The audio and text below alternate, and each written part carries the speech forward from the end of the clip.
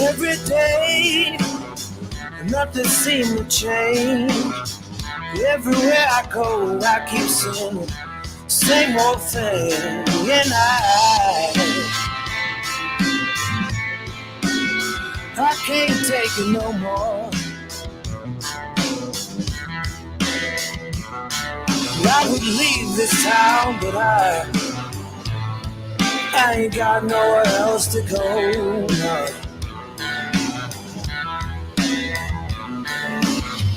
Wake up in the morning tomorrow, more bad news, and sometimes I feel like I was born to lose, and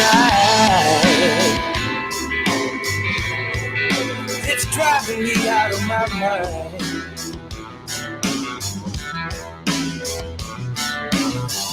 Gonna catch the next train and I'll move on down the line. Yeah. Well, I'll be ready now. I'll be ready when my train pulls in.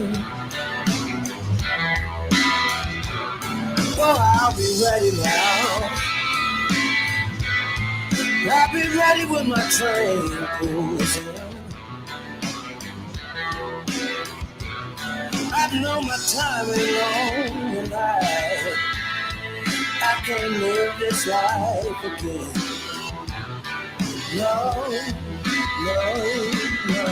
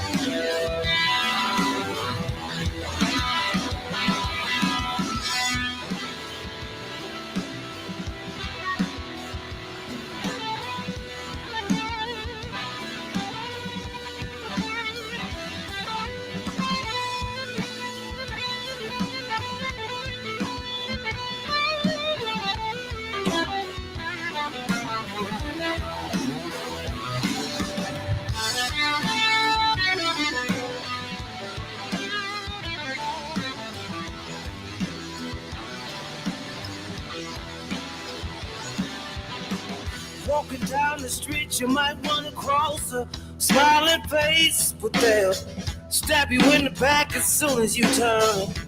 Walk away, and oh Lord, it's bringing me down.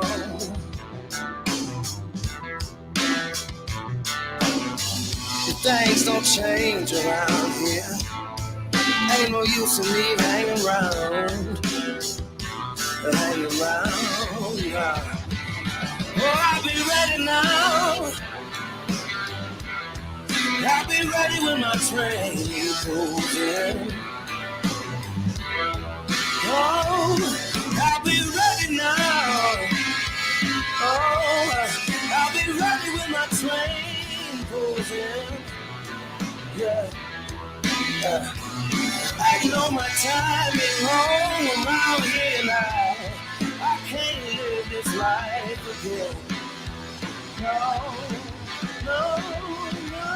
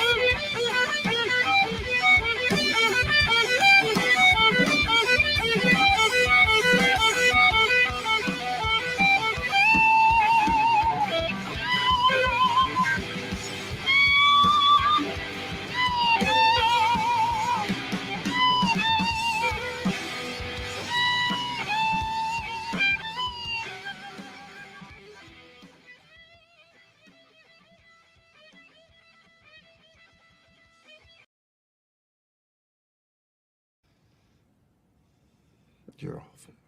Me? I'm awful? Oh, yeah? How am I awful? Playing my video. Inviting me on the show. You just wanted to make fun of me. You're just like the rest of them. You don't know the first thing about me, pal. Look what happened because of what you did, what it led to. There were riots out there. 2 policemen are in critical condition. You're laughing. You're laughing. Someone was killed today because of what you did. I know. How about another joke, Murray? No, I think we've had enough of your jokes. What do you get I don't think so. when you cross I think a we're mentally done ill with your loner jokes. with That's a it. society that abandons him and treats him like trash? Call the police, I'll Gene. tell you what you get. Call the police. Get what you fucking deserve.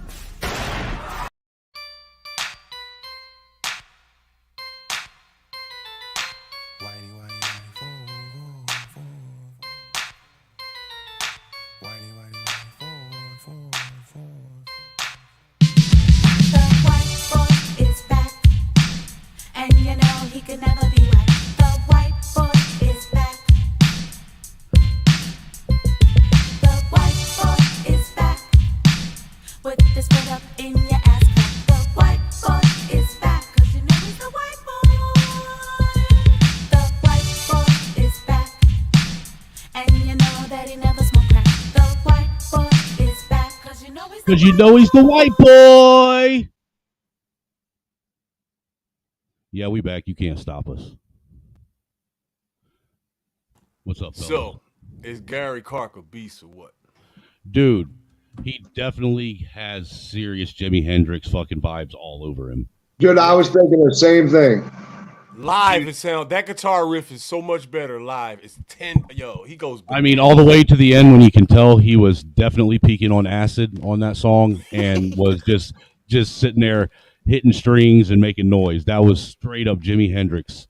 He does that with his eyes closed and his mouth open with his head leaning back. So what's that telling you? When he does that guitar, he's his eyes closed. He feeling it. That's what he's doing. He feeling that shit. He lost in the music, man. He's a monster. I'll tell you what, that's the first thing I thought was Jimi Hendrix. He's one of my favorite artists out there. So, Yeah, he was a So yeah, problem. man, the link's out there, man. We're going to try and finish somewhat of a conversation, see where this takes us. Hopefully this one doesn't turn in. Hey, man, the title was right. The last one turned into a complete and total fucking dumpster fire at the end. So Dumpster Fire Fridays is a win. Everybody give yourself a round of applause. Hey, I know you got applause on that damn button machine there, Reese. What's that? I got it. There we I go. can't share my audio because my computer isn't powerful enough. I gotta get a stronger one. That sounds like a personal problem. Yeah. I'm buying a mixer. Hey, white supremacy did that to you.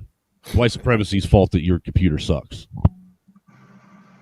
White supremacy is only real because people made them supreme through rhetoric. Dude, Ain't nobody made them supreme but themselves. the only people that give white people supremacy over them are the people that speak it into existence. That's what I just meant by that. Yeah, I know it is. I just Yeah. wanted to reiterate that. You are correct. We talk about that all the time. You know, if you ain't never heard of them, you ought to check out SKC. Have you heard of SKC, the Supreme King Coon? I watch that shit all the time. I've never seen you over there, bro. I'm always like doing something. I'm gonna get on there though. I'm gonna get on there. Lou, my guy. I'm My gonna get on the guy. Hood Conservative too. What's good, brother? What's good, fellas? What up, did yo? what did you think of that dumpster fire, bro? Man, y'all was going crazy, man. I was gonna hit the link, but I didn't even know where to get in. I was like, let me see how this plays out. we're rebooting. Yeah, man, y'all was getting busy, man. Hey, dude, Walt went crazy, but we owe him all the credit for the show. For Freak Out Friday, whatever you call it. Dumpster Fire Friday. Dumpster Friday. We owe him all the credit. Yes, sir. Yes, sir, Yeah, man. I want him to Fridays come is back. now forever going dude, every Friday, Dumpster Fire Friday. I want him to come back. But yeah, man. As you Not can with see, chaotic. Lou, the new channel and the new brand is starting to grow pretty well. I like it, man. I like it. Now I need definitely like it. now see what was it? Survival got a hold of me, and I watched SKC's stream 3 days ago. Uh-huh. The Just Pearly thing started this conversation. Mm-hmm. I'm 100% down. Needs to happen. It does. I told Needs to happen. dude, I told Reese and Reckless Ray about it the other night. The all white panel, and a minimum of 4 white people on a panel doing nothing but talking about black stuff. Y'all gonna get in trouble. You gonna get in trouble. No, It's dude, lit. it's gonna be the dude. That is going to be the biggest money maker on YouTube if we actually do it. It just You have takes. to be real careful though. But dude, no, it takes white people that have the balls to do it. Listen, there's always going to be haters, and you're right. It's just the balls. That's all it takes. Look, when you stop caring what people think because about what your opinion is, then all of this other shit goes out the window. That's what is actually hindering most of people from doing anything that it can actually make a movement and get people's minds to change. Is they're too worried about what other people's opinions are going to be. I wanted to cut in when his boy was speaking, just when he was talking about, non-progressive Black Americans, and I wanted to just start spitting history at him because there's been so many Black Americans in history who have achieved things that no white person could, and he just kept on rambling and rambling. I didn't even get to get a thought in. Well, it's interesting you bring that up because one thing that I find absolutely disingenuous and really it's really downplaying your own culture is while most of the community wants to talk about all the problems and the issues and the ilks of 400 years ago, you never hear them bring up the Black revolutionaries of I was 400 years just going to do that. You were reading my mind. You never hear them. Some channels does. Walt would talk about that. He'll talk about that. The majority, but I'm talking the community at large. Oh, right, yeah. Right. They never bring up the Black revolutionaries that actually were part and parcel and just as integral into building this nation, because there were quite a few of them. Why? There was actually like I don't even know, brigade or platoon that were phenomenal. I read a lot about them. They were just phenomenal in what they were able to achieve during the Civil War. And I think it's a discredit to that's one of them things that is an actual part of Black history that doesn't get taught that should be taught. Yeah. There's a whole century of Black progression that never gets talked about. If we're talking about from, let's say, 1860 to 1960, there's a whole century. That nobody talks about. Like it never existed. They go from slavery to 1960s. Why is that though, Lou? Because the rest of that time goes against the narrative, bro. Because but if you look at from 1860 to 1960, you look at what was going on with the Black community. That was when they were actually the most prosperous. They were actually doing shit for the community. They were, in some cases, doing better than Black or white families. They were living longer too. Uh-oh. White settlers were coming over here and struggling to live past 50. Hey, we're back, everybody. Thanks for coming through. We appreciate you. Sometimes you just have to do a hard reset. But you can't stop Chuck. Chuck is here. Chuck Black is, here for good. He's here to stay, and he has no fear. I love it. Hey, dude. The whole Chuck Black character came from, I wanted to do a toned down version of a white Charleston White. That's how Chuck Black came around. Honestly. Because nobody had the balls to do it. Oh, yeah. But you know what? I have the balls to do it because you know what? I'm already despised. I'm already hated. I'm already talked about. There's hate stream after hate stream after hate stream about me. Hundreds of them. Seriously. So I don't care. You can't look. You can't fucking say what hasn't already been said, and you and you can't say what I haven't already said about myself. Dude, I give you all the props in the world, man, because I was crucified. I mean, mind you, I was probably before my time, but you know I was crucified. Oh yeah. Hey, Free Zone, tell this man about how bad this dude was crucified. I about broke the black manosphere. Yeah, you listen. I was crucified by our own movement. Yeah, damn. I mean, when I tell you crucified, I mean being at the top of the movement, doing more things than any patriot can do in the United States, and literally crucified for a unity rally when I brought everybody together to speak on constitutional rights. I mean, when I tell you crucified, I was crucified. I wasn't back. Listen, I helped influence and start 3%ers. I was around since the first two groups of the 3%ers in the United States, okay? Look, and I'll tell you what. The quickest way to tell what people are made of and what kind of man someone is to do some shit that goes against the grain. Watch what happens and see who's still standing there. Yeah. Hey, I'll tell you what. Nobody was going to stop me. No one. Trump knew we were coming. Ted Cruz knew we were coming. Jim Jordan knew we were coming. And I knew why we were coming. And I believe. Listen, originally that was supposed to be a war zone. I ain't gonna lie. That's why a lot of the feds showed up and shit like that. It was originally when Chris Hill originally had a hold of it before I took it over. Yeah. It was going to be a freaking war zone because you know Chris. Security force. Yeah, fucking idiots. Anyway, when I took it over, my wife and I just believed in what we were doing, and no one was going to stop us. No one. You know what I'm saying? I mean, dude, I had the head of Jexit there. I had every race, color, creed, freaking religion, everybody speaking on constitutional rights. Bro, I ain't gonna lie to you. And That's when you do stuff like that. That's when the federal government. That's when they start to be afraid, man. Because look at someone like Fred Hampton, right? Fred Hampton was the youngest Black Panther, but he started the Rainbow Coalition. They took him the fuck out. He was uniting too many people, bro. You know what I mean? They don't want that, bro. They want us to be divided behind. I'm going to tell you guys a story. Hold on, because you know what he said is true. You know, and the thing is most.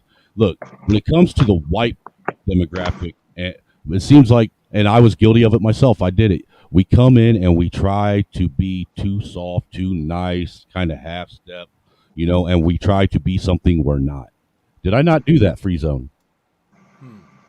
Was I not a white ass Pookie in here, basically just being like a bitch? Yeah, straight up like a bitch. I was the white token bitch on black panels. You can't be. You want to know something? You don't even know about this. When you do that, you don't know about this. No, like I was visited probably by more feds than anybody in the movement, right? So I don't think it's really about how many. It's the fact that it's happened. I don't. No, but I'm gonna get to my point. Besides them being afraid, right? They actually called us and tried to be friends with us and played us a tape of Chris Hill and all those guys plotting to kill us at fucking Lobby Day. Damn. That's funny because you know what? Chris Hill was crazy. Chris Hill was, and Chris Hill and the guy that he had running 3% security for us here in Indiana, they tried to get me to go down to Lobby Day by myself and meet up with them. And it was just something weird. Look, I didn't feel comfortable. First off, I had a car that was littered with Patriot tattoos all over it. Said "We the People," bold print right on the back windshield. Yeah. And being that it was Lobby Day, the last thing I wanted to be was a patriot on my way to Virginia for Lobby Day by myself, knowing that they were going to have state police, feds, Homeland Security, and everyone else out patrolling the fucking major highways and picking off what?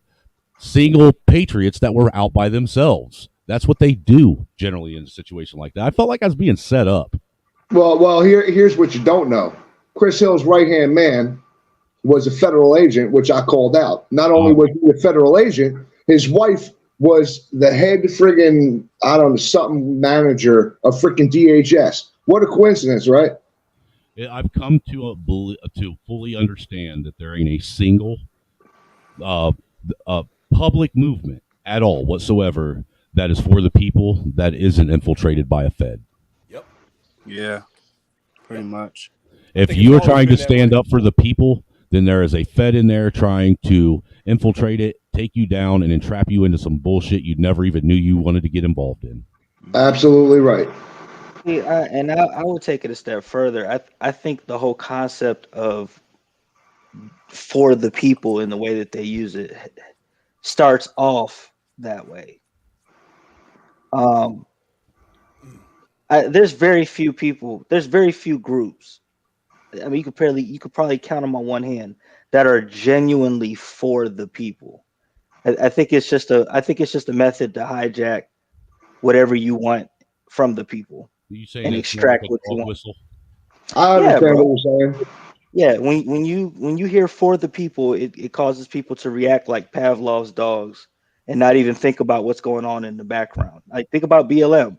That was advertised as for the people. But we know what happened on the back end. Right.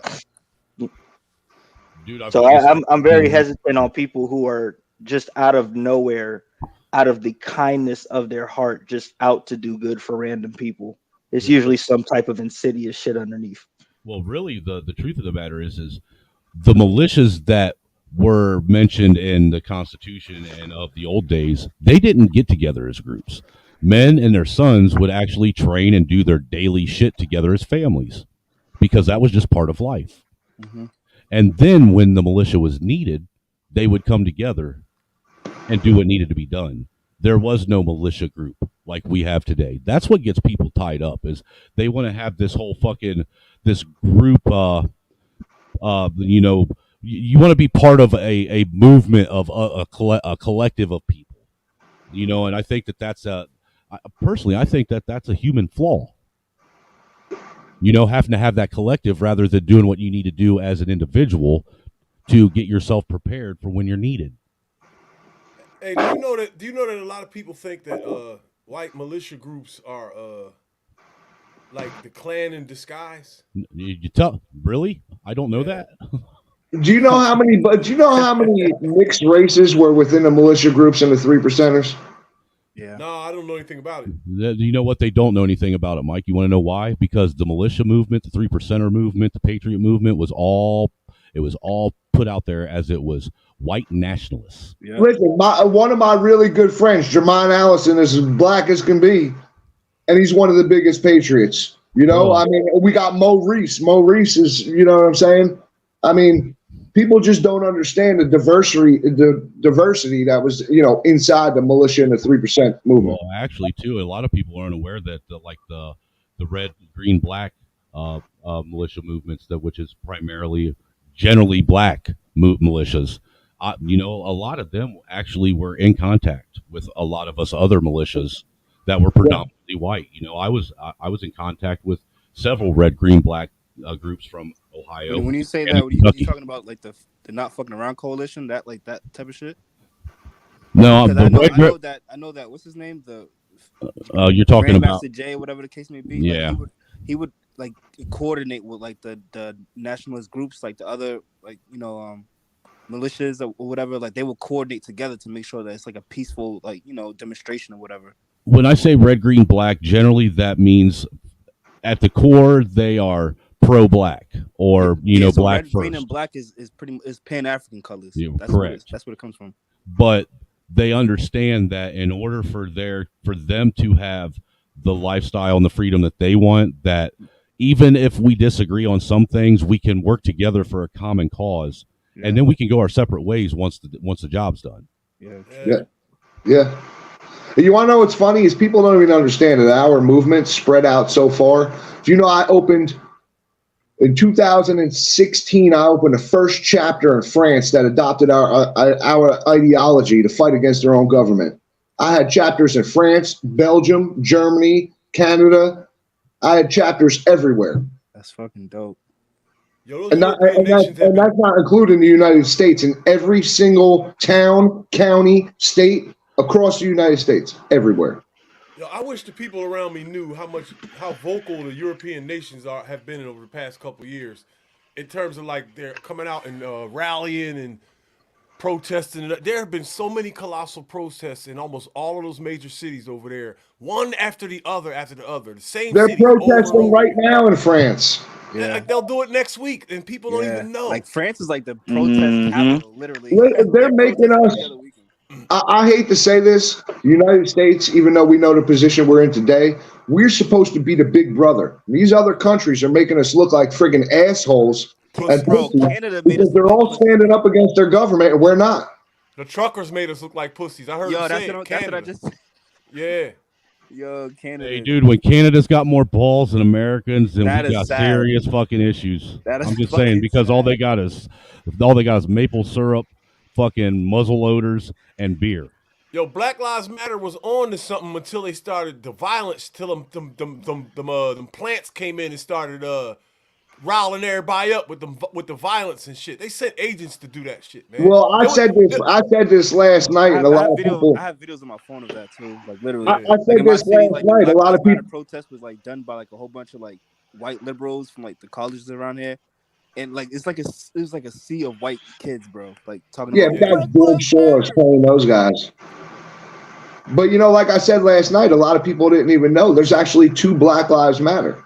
You know what I'm saying? And the main Black Lives Matter, when I was in the Patriot movement, I used to communicate with the second in command all the time. All the time. Me and him used to communicate, and we would find things we agree upon. And I used to talk to him all the time until the Democrats took over and created a whole nother sector of Black Lives Matter that just destroyed everything. Yeah. So see, at first they had a purpose, and although we didn't agree on everything, it's just like this panel today. We can always find things to agree upon. Yeah. Yo, you The could way like to get things accomplished is to disagree, though, and you got to be able to handle disagreement. I don't like sayings and shit, but the one I do like is the enemy of my enemy is my friend.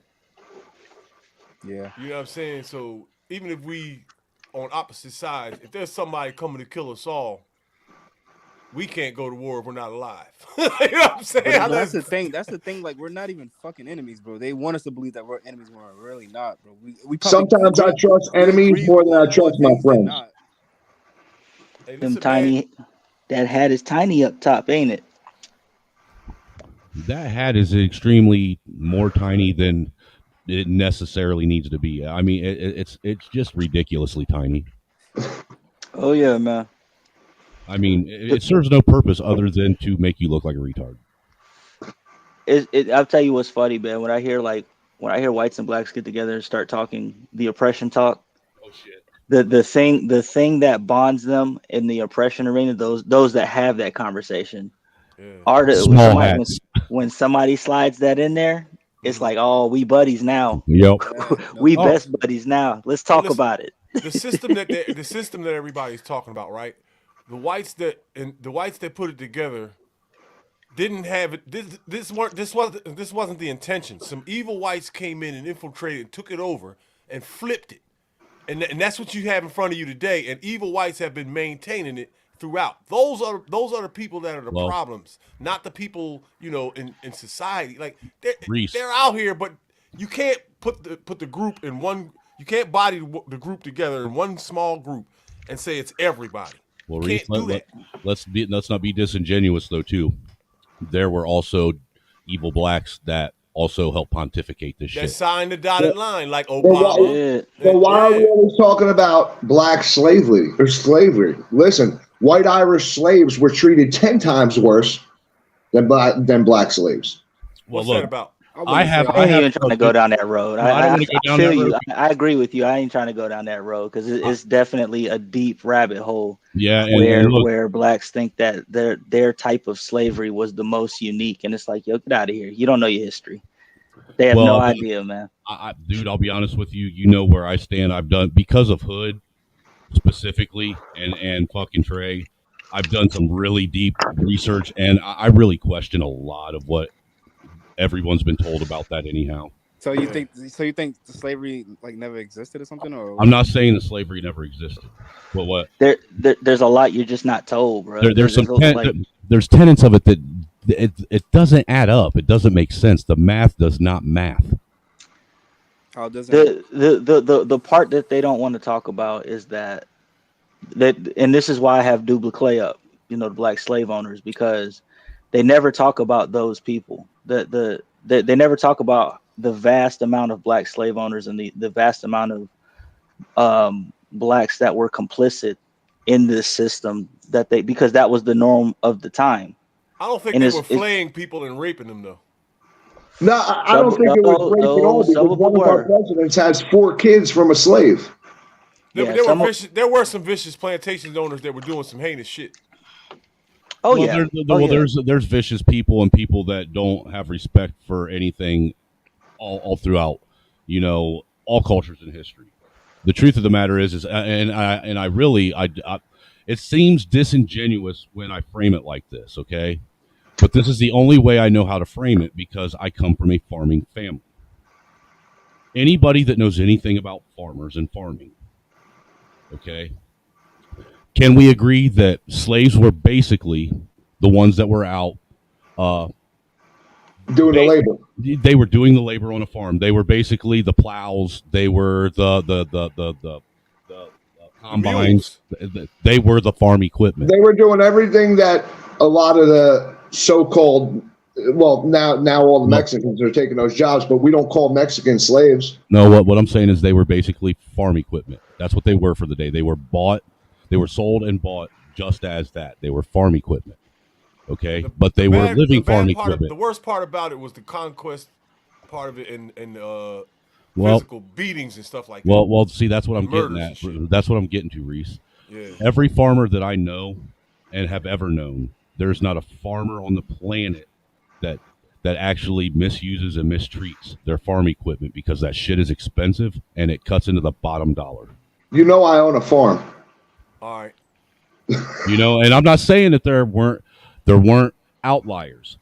Okay, that we know that there are farmers that don't take care of their shit, but as a whole, most farmers, they baby their shit.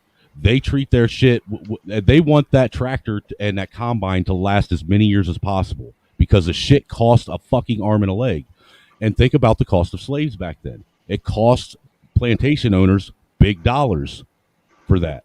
Why would you mistreat? Why would you malnourish? Why would you beat on and make the very object or person you bought that's making you money? Why would you make them unable to produce the income that you bought them for? It does not make sense. That's a great that's a great argument. I'm gonna tell you. You want to hear the argument that will come back after that?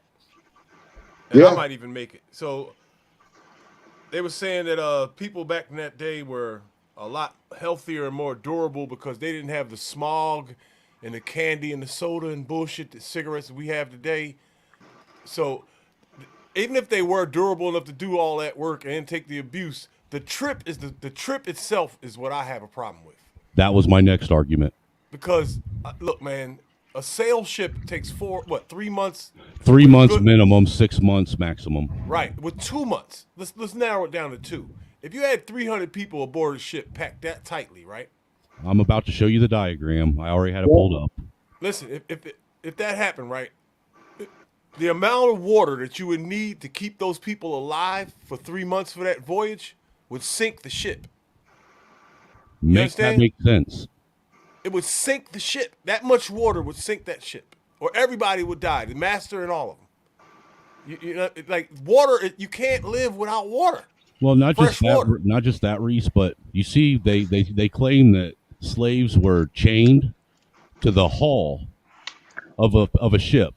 Where is most of the cargo that it kept? The food, the supplies, and all that stuff. Stop. You said chained to the hull? Yes. The cargo bay. Let's do some physics. So, in a 3-month trip, if you're chained to the hull of a ship for the entire voyage, right? That ship is rocking and swaying back and forth 24 hours in the day around the clock, right? Mm-hmm. Those chains would gnaw your fucking hand off over time. Well, not to mention you're forced to lay in your shit and piss water for 3 to 6 months. That'll kill you in a week.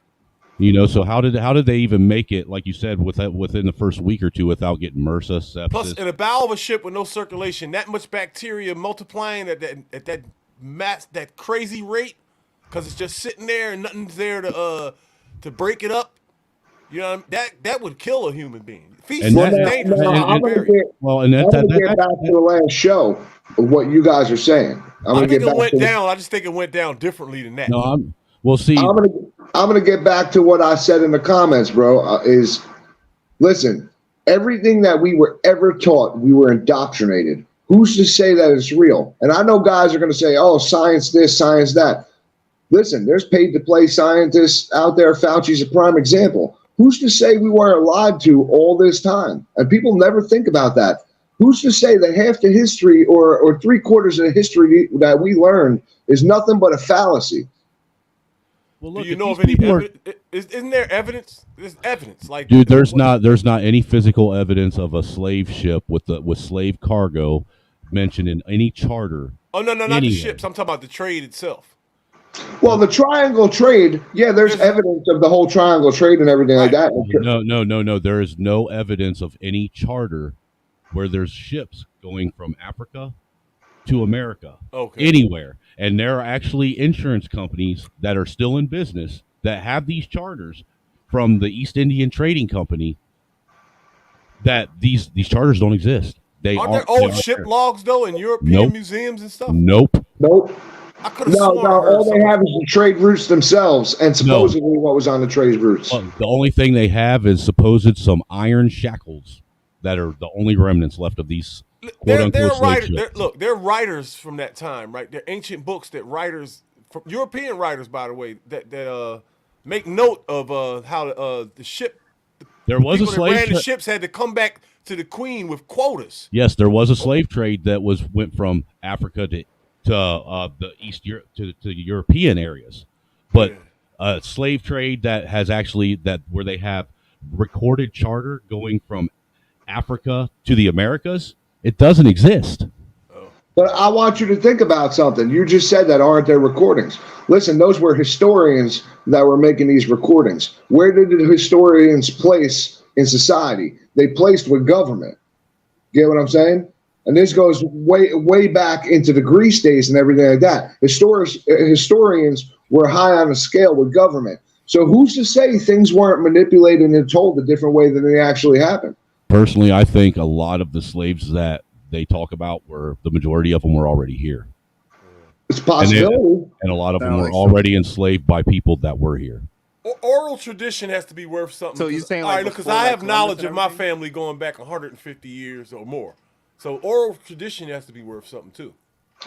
Well, that's the truth. But I want to bring something up because actually I was just so you guys were talking about pyramids and everything earlier, right. And now they just they have these new huge pyramids. They're not new, but they have these pyramids over in not Guatemala. What's the other one? Anyway, down past Mexico. You're talking down in Peru, Ecuador. Peru. So there's no evidence or no history of this, right? So long story short, they did a scan of the whole entire area and everything like that with that new laser. I forget what it's called. Long story short, they found out that the supposed 20,000 people that they thought was actually over 100,000 people, spanned a few pyramids, and they had roads and everything like this, right? So we're finding this scientifically. This is what we're being told. But here's the thing. How do we not know about this? No one from that era ever carried down the stories in their family that it would exist today. And that's what I'm getting at with your family. You have history going back 150 years. Well, what about history going back 200-300 years? There's no stories told. We don't know. These are just what historians have wrote down on paper. We don't know if it was manipulated. We don't know how government back then or the people who governed, manipulated documents and indoctrinated their own people. Indoctrination is an ideology. Huh? The first photograph, we looked it up the other night, was actually, I think, in 1940 something. Hey, what are your opinions on Area 51? Like, if you had to guess what was there, what would you think it was there? Area 51 was moved to Hangar 9 in Dayton, Ohio. I'm more concerned with Antarctica than I am Area 51, considering we have whatchamacallit there. Everybody's involved with Russia and everything like that. I'm more concerned with Antarctica and the things that go on over there. I think honestly. they're both control centers of some sophisticated type that we have no knowledge of, like tech and everything. Like I believe that.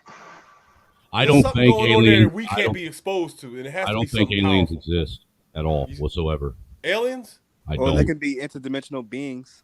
I'm open-minded about that.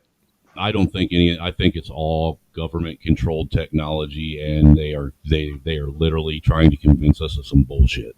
I only believe it a little bit because airplanes exist. So we've already figured out how to go But airborne. do they? Huh? But do they? But do they? Well, you want to know? Listen, Yeah. listen. He's making a point, though. You think about it, right? All right. We're sending crap to Mars and in space, which I think is bullshit. You guys are going to laugh at me, but seriously, we haven't explored the moon again, but we were able to do it. I'm already with you.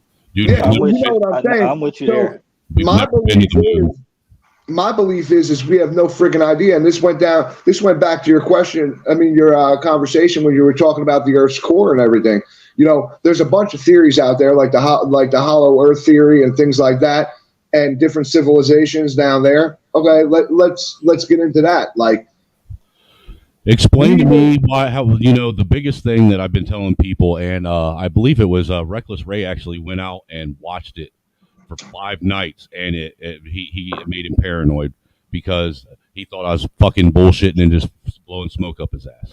Explain to me why a moon, which is supposed to be tidally locked to the planet, which is supposed to be used to help sailors out in the ocean navigate and know whether they are on the northern hemisphere or the southern hemisphere, how the motherfucker is now rolling across the sky like a motherfucking wheel. Like a ping pong ball, because it's supposed to move with the horizon, and it's not anymore. Now it's here, then it's there. It's not even that. It's not even that. It's this. Let me show you something. This is the moon, and like you said, it's supposed to go up and down, but what we see is supposed to stay exactly the same all the time. And unless you're going from the northern hemisphere to the equator to the southern hemisphere, then the moon turns upside down and goes sideways. That's how you know that you're in the northern hemisphere, you're at the equator, or you're in the southern hemisphere. Now what it's doing, no matter where you sit, is it's going across the sky and it's rolling like a wheel across the sky. It's not fixed at all anymore. Explain that. I gotta watch that.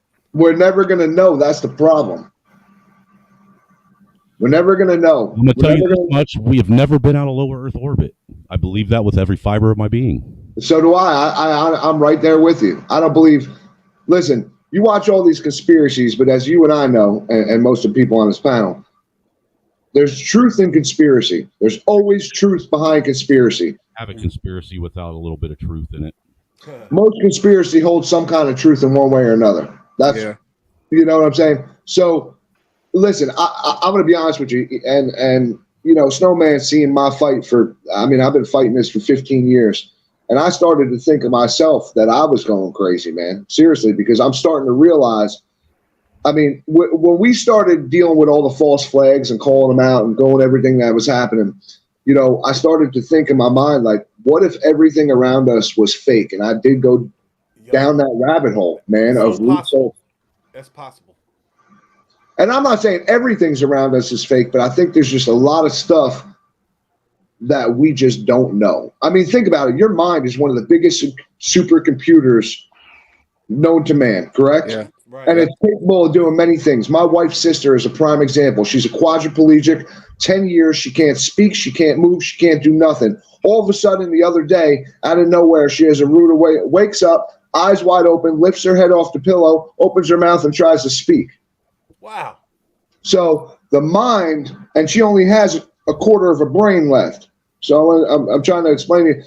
Now, the brain is capable of rewiring itself over and over and over, creating new synapses, you know, over and over, and new firing mechanisms, right? We don't know half of our capabilities as human beings, and we really, I honestly believe that everything our government teaches us, all the history that's around, a lot of it was just indoctrinated and pumped into us. Let me throw this theory at you, because this is something that I actually concocted when my father-in-law was still alive. We were talking about, you know, what was going on during World War II.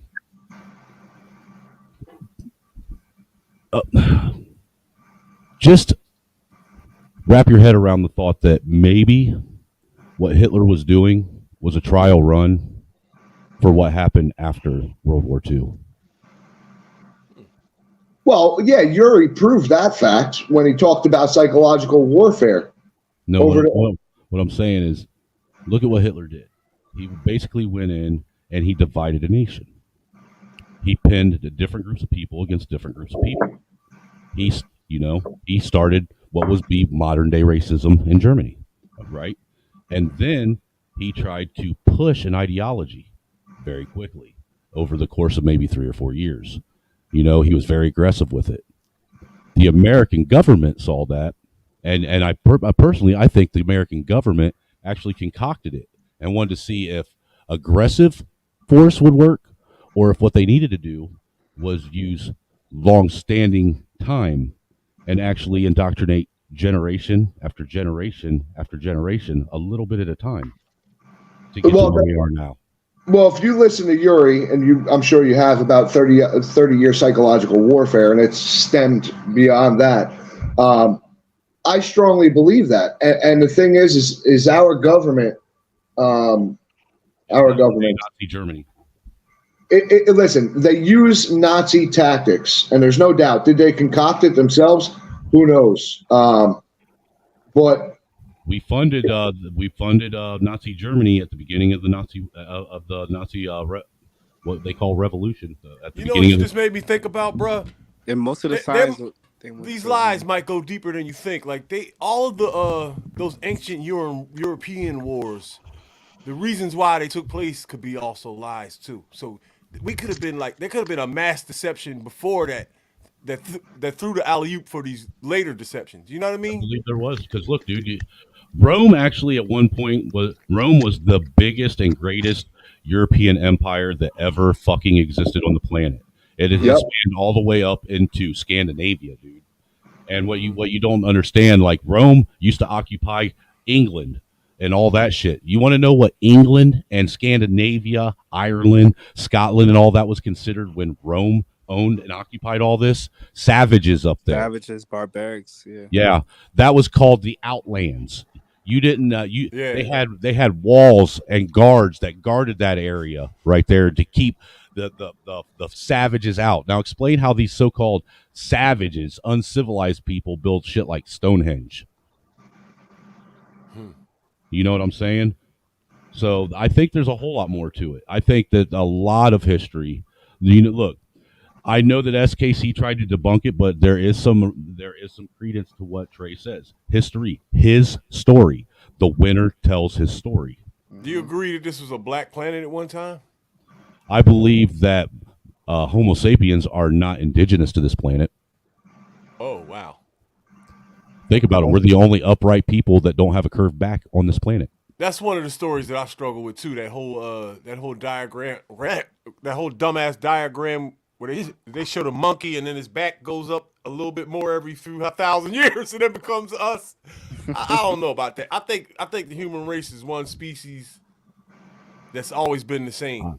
I almost wonder sometimes if aliens do exist. If aliens do exist, or if there's interdimensions, the thing that I would probably be more likely to believe is that Earth is a fucking prison planet. It has to be, dog. It has to be, because everything that's not us works together in symbiosis. You know what I'm saying? Or we're the only glitch. Or maybe humans are nothing more than a crop that they wait until they grow and reach a certain level of maturity, come and pick their crop and let it start all over again. Wow, that's crazy. I don't know. I'm defying it. That's all I know. Listen, I'm too stubborn to die. Look, man, I'm just saying, you take the idea of the Matrix itself, and that really opens up one. If you really look at it for what it is and what it was trying to portray, it will open up your mind to really look at things in a whole different way. And that's where I was getting at with your mind and being a supercomputer and things like that, because right here as physical beings, this is who we are. We don't know what's beyond. We don't know what's beyond story. So long story short, I had a stroke when I was 19 years old. I died. Damn. I died twice. I was literally defibrillated twice, right? Oh wow. And Did you see anything? I remember being in the bed, and this is no lie. And now nothing crazy happened to me like these people say with white lights and stuff. But I remember being in the bed, walking around the hospital, looking at everybody standing over me, trying to talk to me when I was out of it. So there's definitely something beyond or outer from this physical being. You know what I'm saying? In our minds, we don't even know the capability of our minds. There's no way to capture that shit and study it. Like, you can study things you can't see, like oxygen and helium and shit. But that thing, that orgasm, that fear, that feeling, whatever you get, there's no way to bottle it up and get it in a petri dish. So we're gonna guess on that shit. We're gonna guess on it as long as we exist. And Well, now, if you go by science, the new thing is that your heart actually has the same exact receptors and synapses as your brain. What? So they're trying to compare, like when people say their heart hurts or something like that, it's an actual physical feeling, because they're saying that your heart actually is acting just like your brain. It has the same receptors and the same synapses happening down here that it does in your brain. So well, no one it really does knows. speed up. It does speed up in certain situations, and Do you that bel- is a brain function. Do you believe your brain and your consciousness are two separate things, or do you think Yep. they're connected? Yeah. Oh, absolutely. Absolutely what? I think the brain is a vessel for consciousness.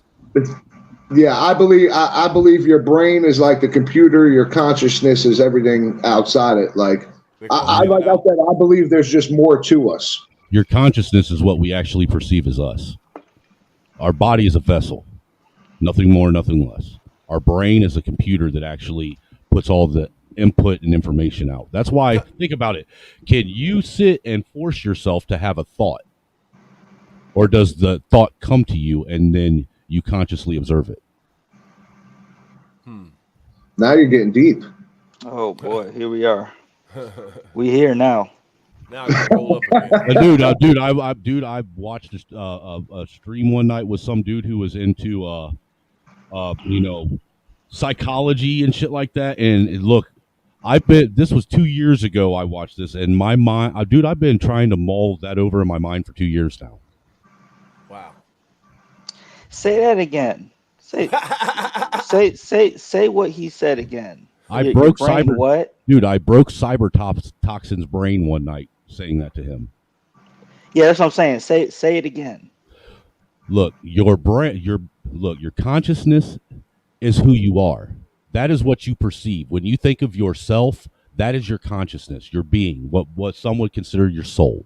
That's your consciousness. That's you. All right? Your body is nothing more than a vessel carrying your consciousness, you. All right? Mm-hmm. Your brain is a computer. It puts information out. It is what actually tells this vessel what to do. Our consciousness actually is really just along for the ride. Our consciousness doesn't make any decisions at all. Because do we actually make a thought happen, or does the brain cause a thought to happen and we consciously perceive it? Well, most of your thoughts are caused by something outside of your dreams. You know what I'm saying? It's Nothing more than electrical impulse, bro. It's brought on by events. But what I'm saying is I can't make myself have a thought. The thought comes to me, and then I consciously am aware of the thought that came to me. I mean, wrap your mind around that for a second. I mean, at the very least, your thoughts they have to be preempted by something else. That's what I was thinking. Right, because you're not making it happen. It's tough in what you say, because remember, see, that's a tough one, because as human beings, we're able to critically think. Mm-hmm. You know what I'm saying? So, I mean, want to get y'all opinion on something, right? Are we thinking or just perceiving what's around us? That's funny. Maybe that's what the definition of what thinking is. So, in our world, right, you look at nature, there's no creatures in nature that have a vertical spine, right? We're the only ones. So something doesn't fit there. There's trillions of things here, and we're just one thing. Everything else here has a horizontal spine, even a giraffe. You know what I mean? Even though it looks like it doesn't, but it does. What's going on there? And all of the other animals like know what they are when they're born. Yeah, but we could have to be just done a taught mutation. everything. We're so sophisticated. We could be taught all types of things. So much so that we're capable of destroying our fucking selves in this environment. And none of the animals can do that. None of them. There's something about us that does not line up with this planet. Well, wrap your mind around this thought. Do we have to be taught everything, or is the reason why a baby cries when it's born is because it knows it's about to lose every bit of knowledge that it's gained? Wow. Yeah, they actually say when a baby's born, his mind, the computer, like his mind being a computer, is actually the most intelligent being it'll ever be when it's born. And then you're right, and then it slowly slips off. A child, it's actually education that hinders children from becoming the greatest they can be. A child is a sponge, literally takes in every single thing it observes, it sees, it hears, from the time it is brought into conception until someone looks at it and says, this is as far as we're going to let you learn, and stops them. That's true. That's true. Think about children who can speak different languages. They just absorb it. I forgot what age it is until they stop absorbing like that. I think it's like 6 or 8. Don't quote me on that. There's 2 periods that you have: early childhood, which is from the ages of, I believe, birth to like 7 years old. And then there's another small burst during adolescence when they're going through puberty, where their mind becomes receptive like they were as an infant child all over again. Wow. Yeah. But see, now my question is, and this is something that I really, I sit and ponder on a lot. Did we not already have all this knowledge before we came into this world, and the world and everything wiped the knowledge we already had? You think anybody has any answers on the globe? Maybe the Dalai Lama. Some people believe that an ancient civilization figured this out. Well, it's a possibility because they say there was more advanced civilizations than we are now. Hey, listen, and I don't mean advanced as an alien. I just mean as human beings. There was more advanced civilizations back in the day. Yeah. Listen, I'm an old man. When compact discs came out, we thought that aliens invaded the Earth. It was a joke. It was one of them running jokes that it was plausible. Because I mean, look, one day I'm struggling with my fucking 8-track tape with a pencil trying to rewind it, and the next day here is a silver disc with the same amount of music on it, and nobody understands how this happened.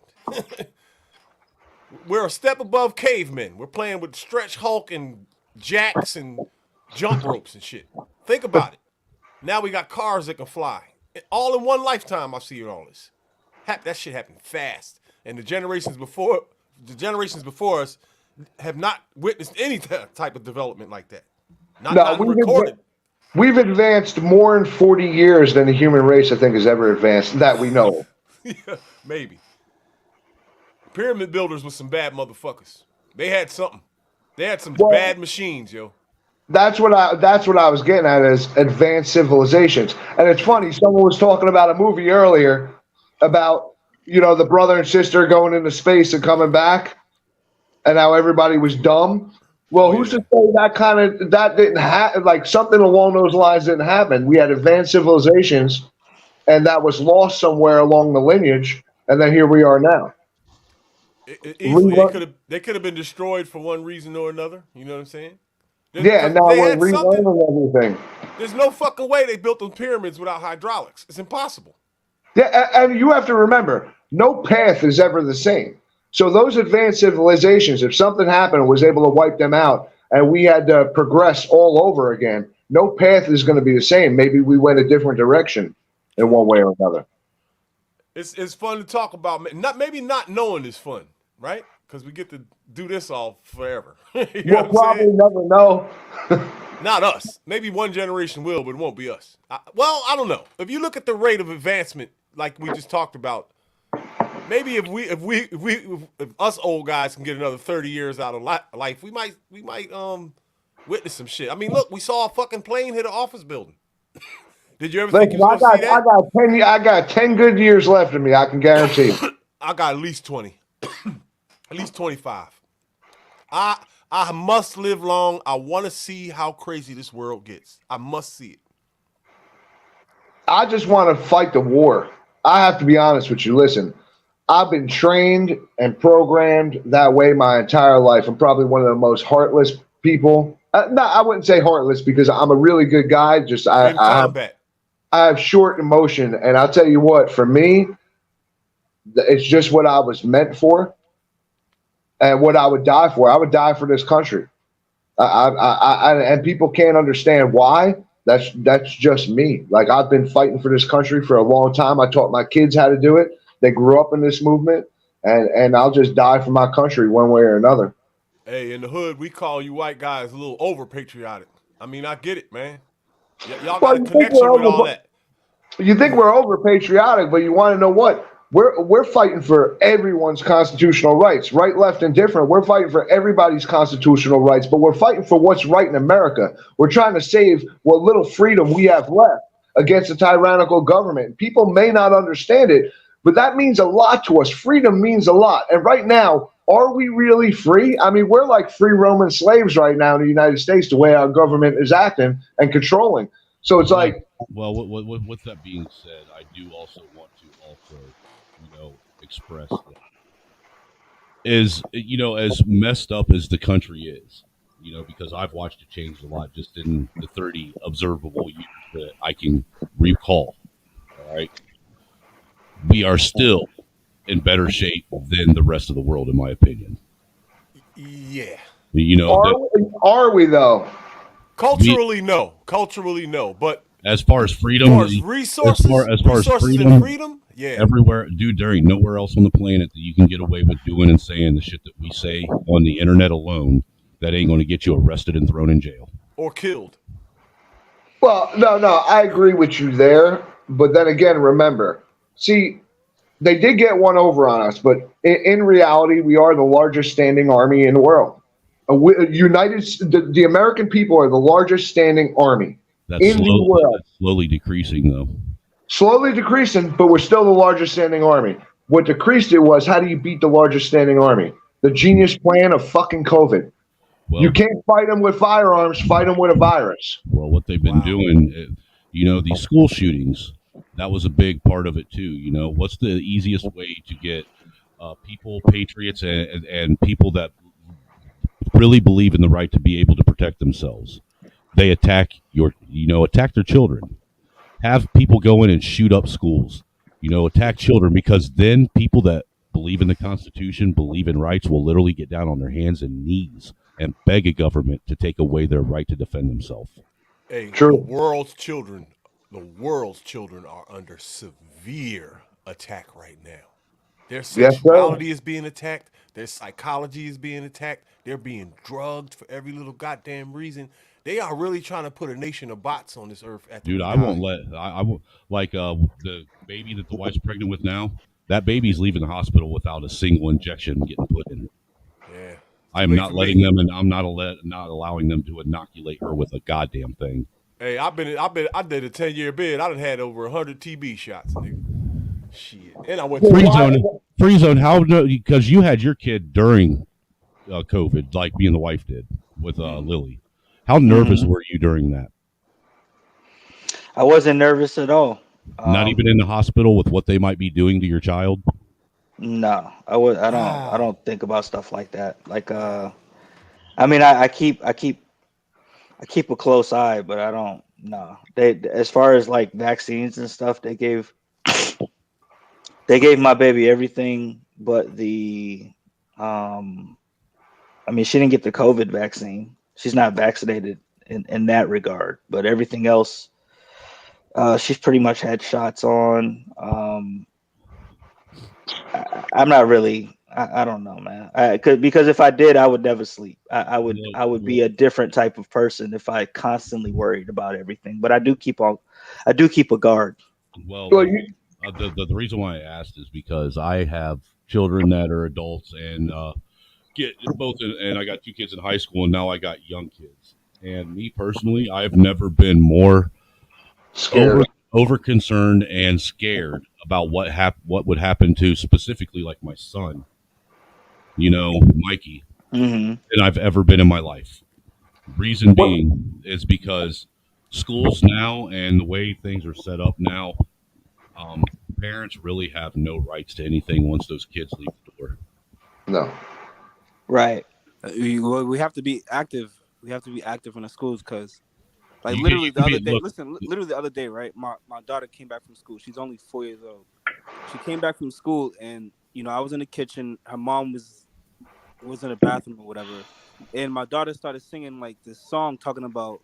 It was like a nursery rhyme, but it was about like race, pretty much. So she was like, "White girl, black girl, looking at me." Something like, "What do you see?"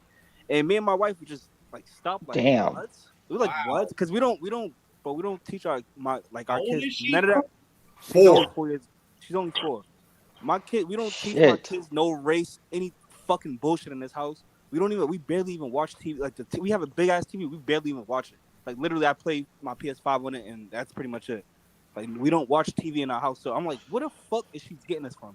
So I literally had to call her school and let the teachers know, like, yo, don't teach my kid like no race, anything involving race. Let me do that. Wait till she get older. You know what I mean? I'm gonna wait till she get older, but do not teach my kid anything about race. I'm gonna be honest with you. Yo, that shit fucking pissed me off, yo. You don't even understand, like. I You do really have to be understand. active in the school. You really have to go up there and really He ain't lying. know who's teaching your kid, because I don't know what the fuck if they're gonna teach her that race shit. Like what they could be teaching about fucking transgender and all of that fucking crazy. I don't want my kid knowing that shit, So Yeah, it's nuts. Got to be active in the schools, bro. Listen, let me tell you something. I had a teacher try to indoctrinate my kid because of my beliefs. And I have it all on recording, and I haven't released it yet. I have Bro, the that shit is fucking crazy. Bro. Listen, I have the police recordings, the school recordings, the principal recordings, because I'm in a single-party state, so I'm allowed to record. Yeah. And long story short, I had a liberal teacher, very left-wing, try to indoctrinate my kid into doing some shady crap to us because of who we were. She found out who we were social media-wise. Mm-hmm. And, dude, I'll tell you what. That's a scary moment when you're a father, bro. That is like, yo, that shit could make your blood boil. Like, dude, I had DHS here. Crazy. Yo, my daughter I had comes home from DHS school, here, I literally cops have to here, check her everything. body for Hey, don't. You got to let him speak, Mike. Oh yeah. No, I'm just saying. I'll be quick.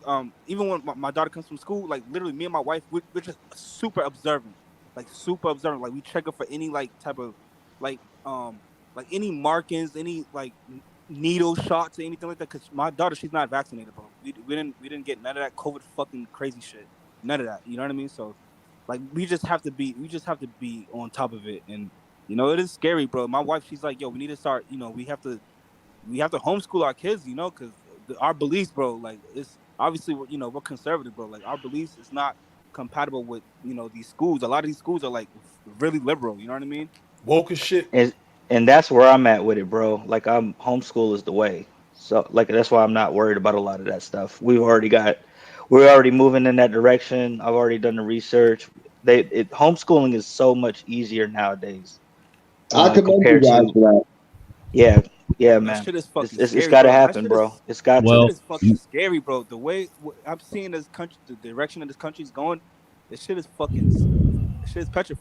This is the first time I've ever been scared. I'll admit, I'll agree with you on that. Like Y2K didn't do nothing to me. 9/11 shook me up a little bit, but this here is real. This is real. Look, can I share something with you guys? Right. This is part of the reason why, like, I am the way I am, and like literally, even though I'm saying I'm scared of like the direction the country is going, I'm saying it in the sense of like, my family. You're scared for your kids. My family and the community. Just even you guys on the panel. You know what I mean? Like I'm afraid for that. But literally, I have no fucking fear at the same time. Like I will die for what I believe in. You know what I mean? I do. Amen. But listen, I had this dream, right? When I was like about like 9 years old. It didn't make sense to me at the time. but obviously, I'm older now. I'm 30 now. It makes sense to me, like literally, like just so in my dream, right? I dreamt that like the world was like it was in chaos or whatever, and it was like where I lived, the specific area that I lived, it was like war torn, right? So I remember looking out the window, and it was like military personnel like patrolling the ground and keeping post. I remember like the sky was like almost like murky and cloudy, as if like maybe a fucking bomb detonated or something like that. I don't know, but I had this feeling, this overwhelming feeling, like as if like it was like an end time type of dream, and we were in the house almost as if it was like martial law, like we couldn't leave the house, whatever the case may be, right? So next thing I remember is that I don't know what it was, but something had caused these military personnel to target our home with me and my siblings and my mom and stuff, right?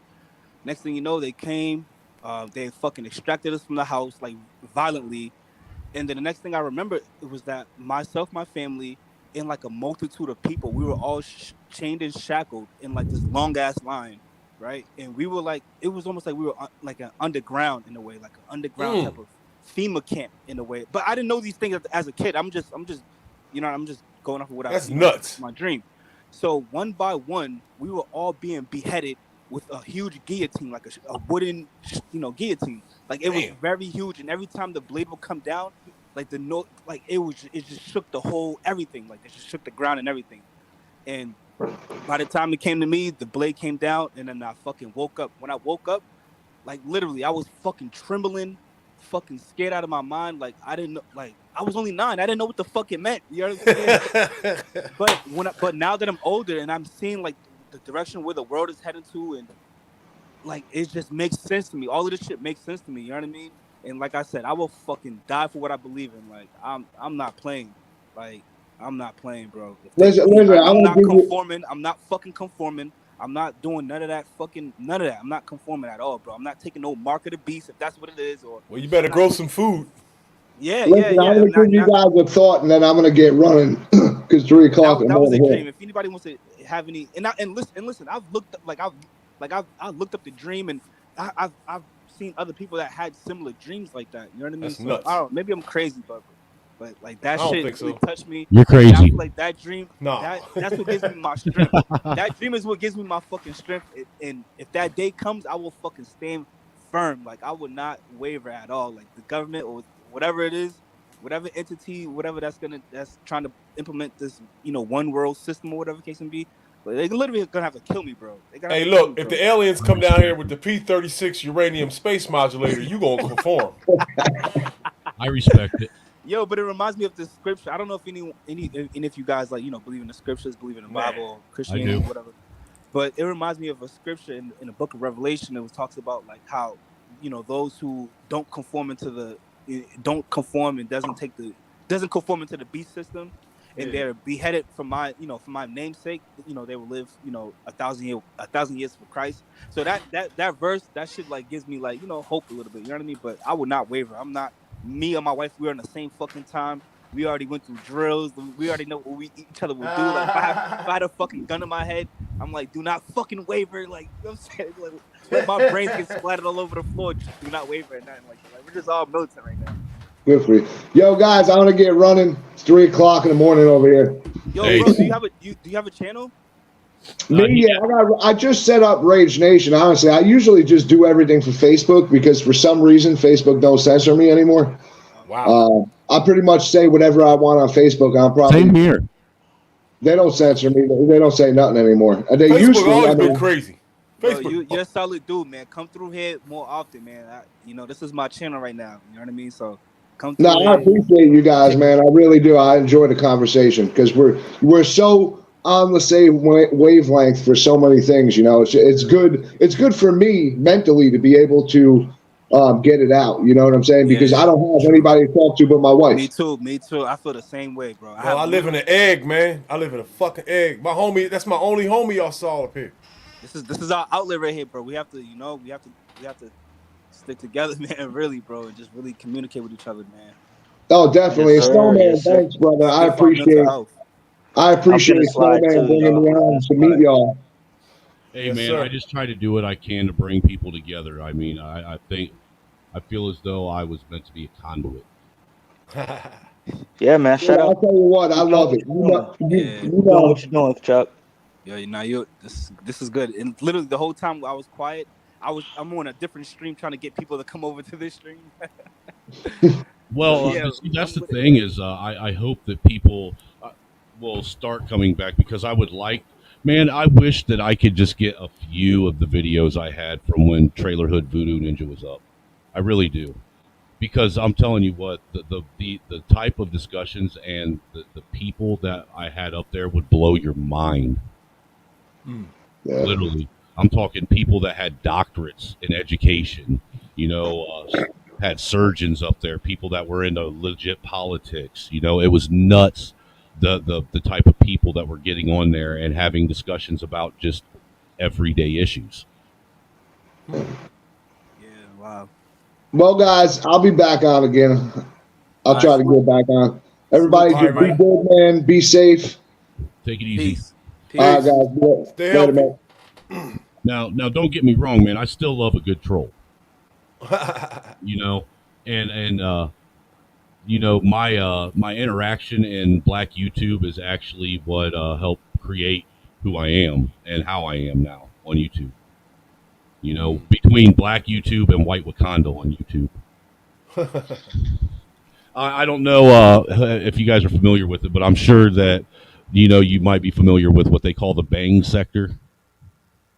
Oh, the beef sector. Yes. Yeah. Basically, That shit's crazy. dude. It's the most insane shit ever. Yeah. And that's that. Look, I was a dude when I got in my feelings when I made the mistake of going over there and motherfuckers started talking shit about my wife and my kids.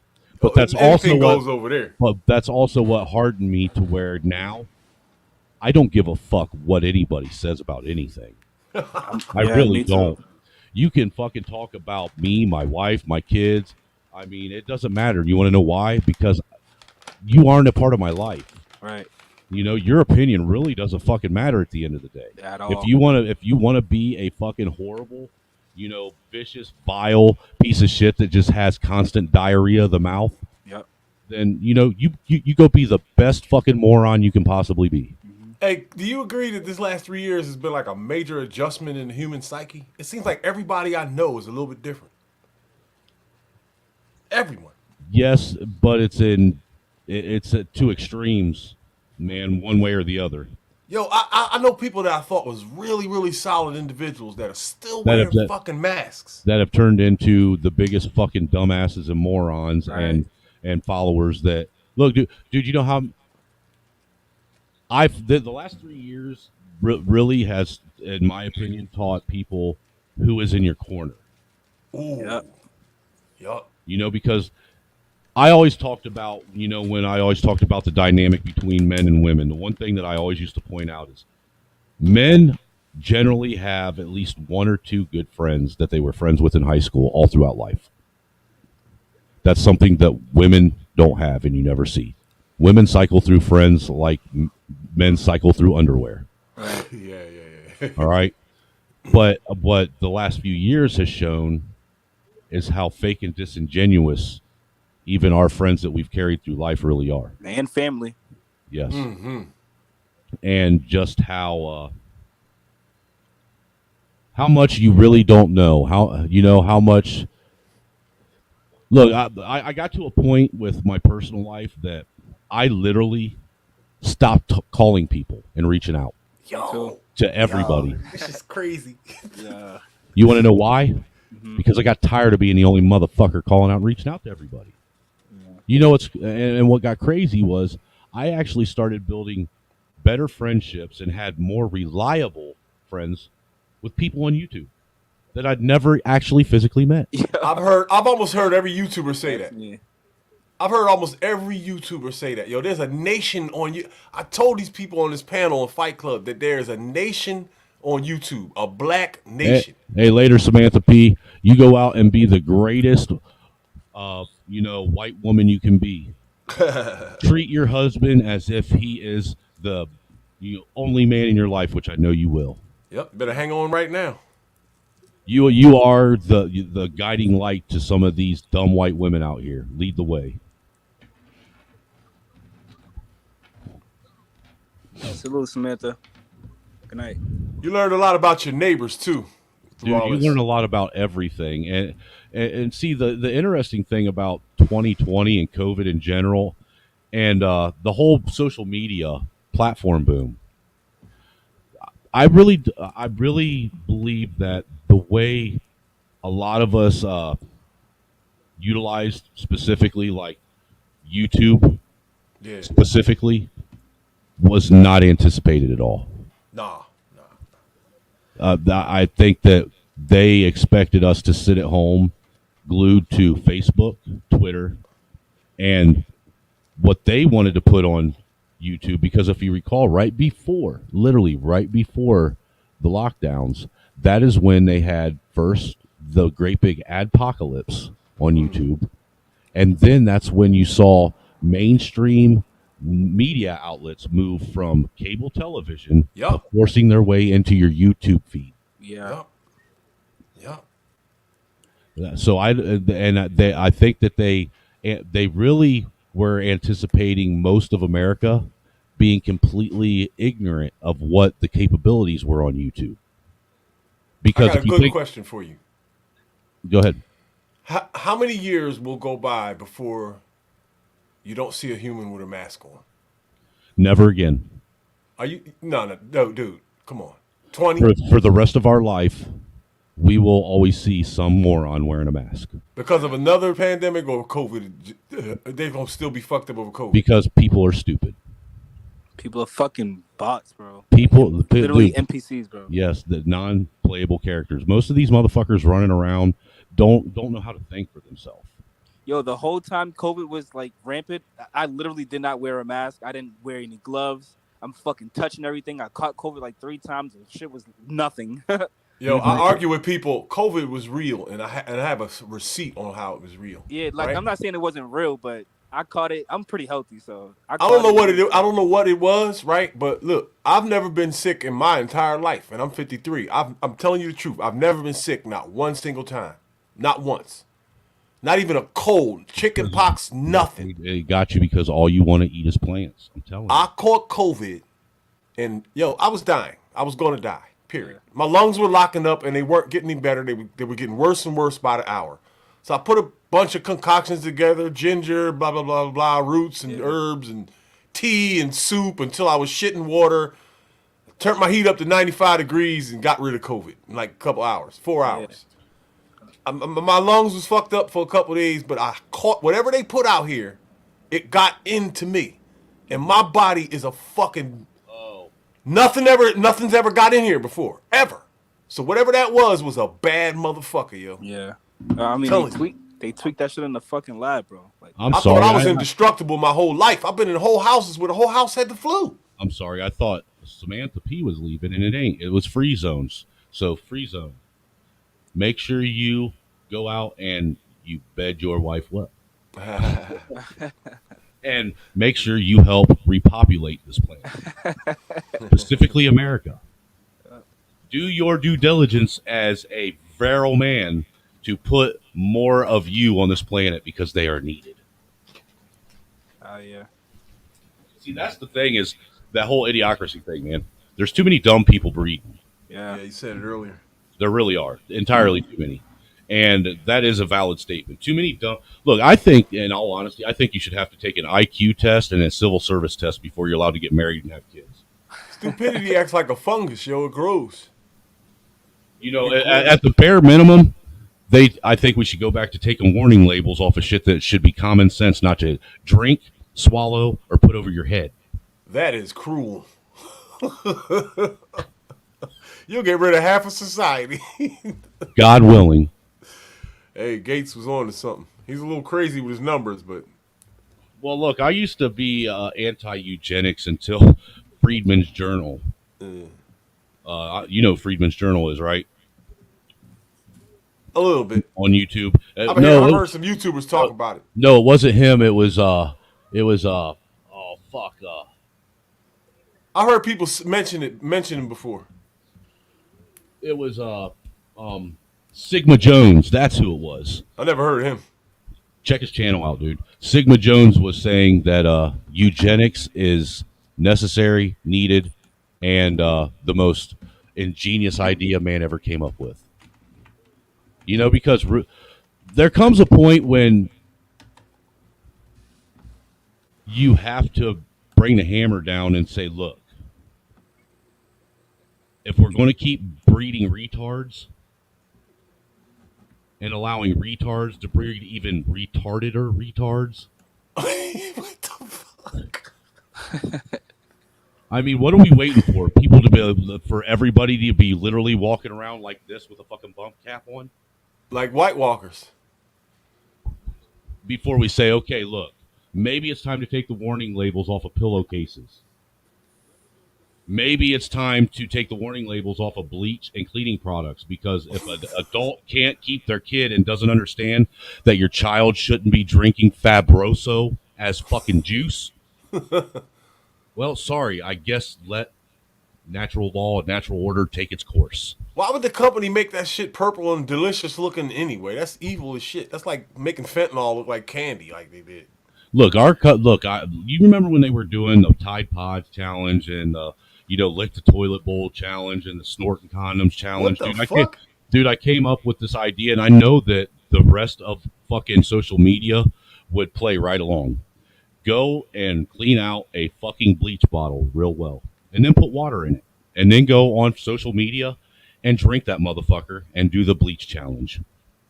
And what? Oh my God! You are going to get indicted for mass murder, terrorism.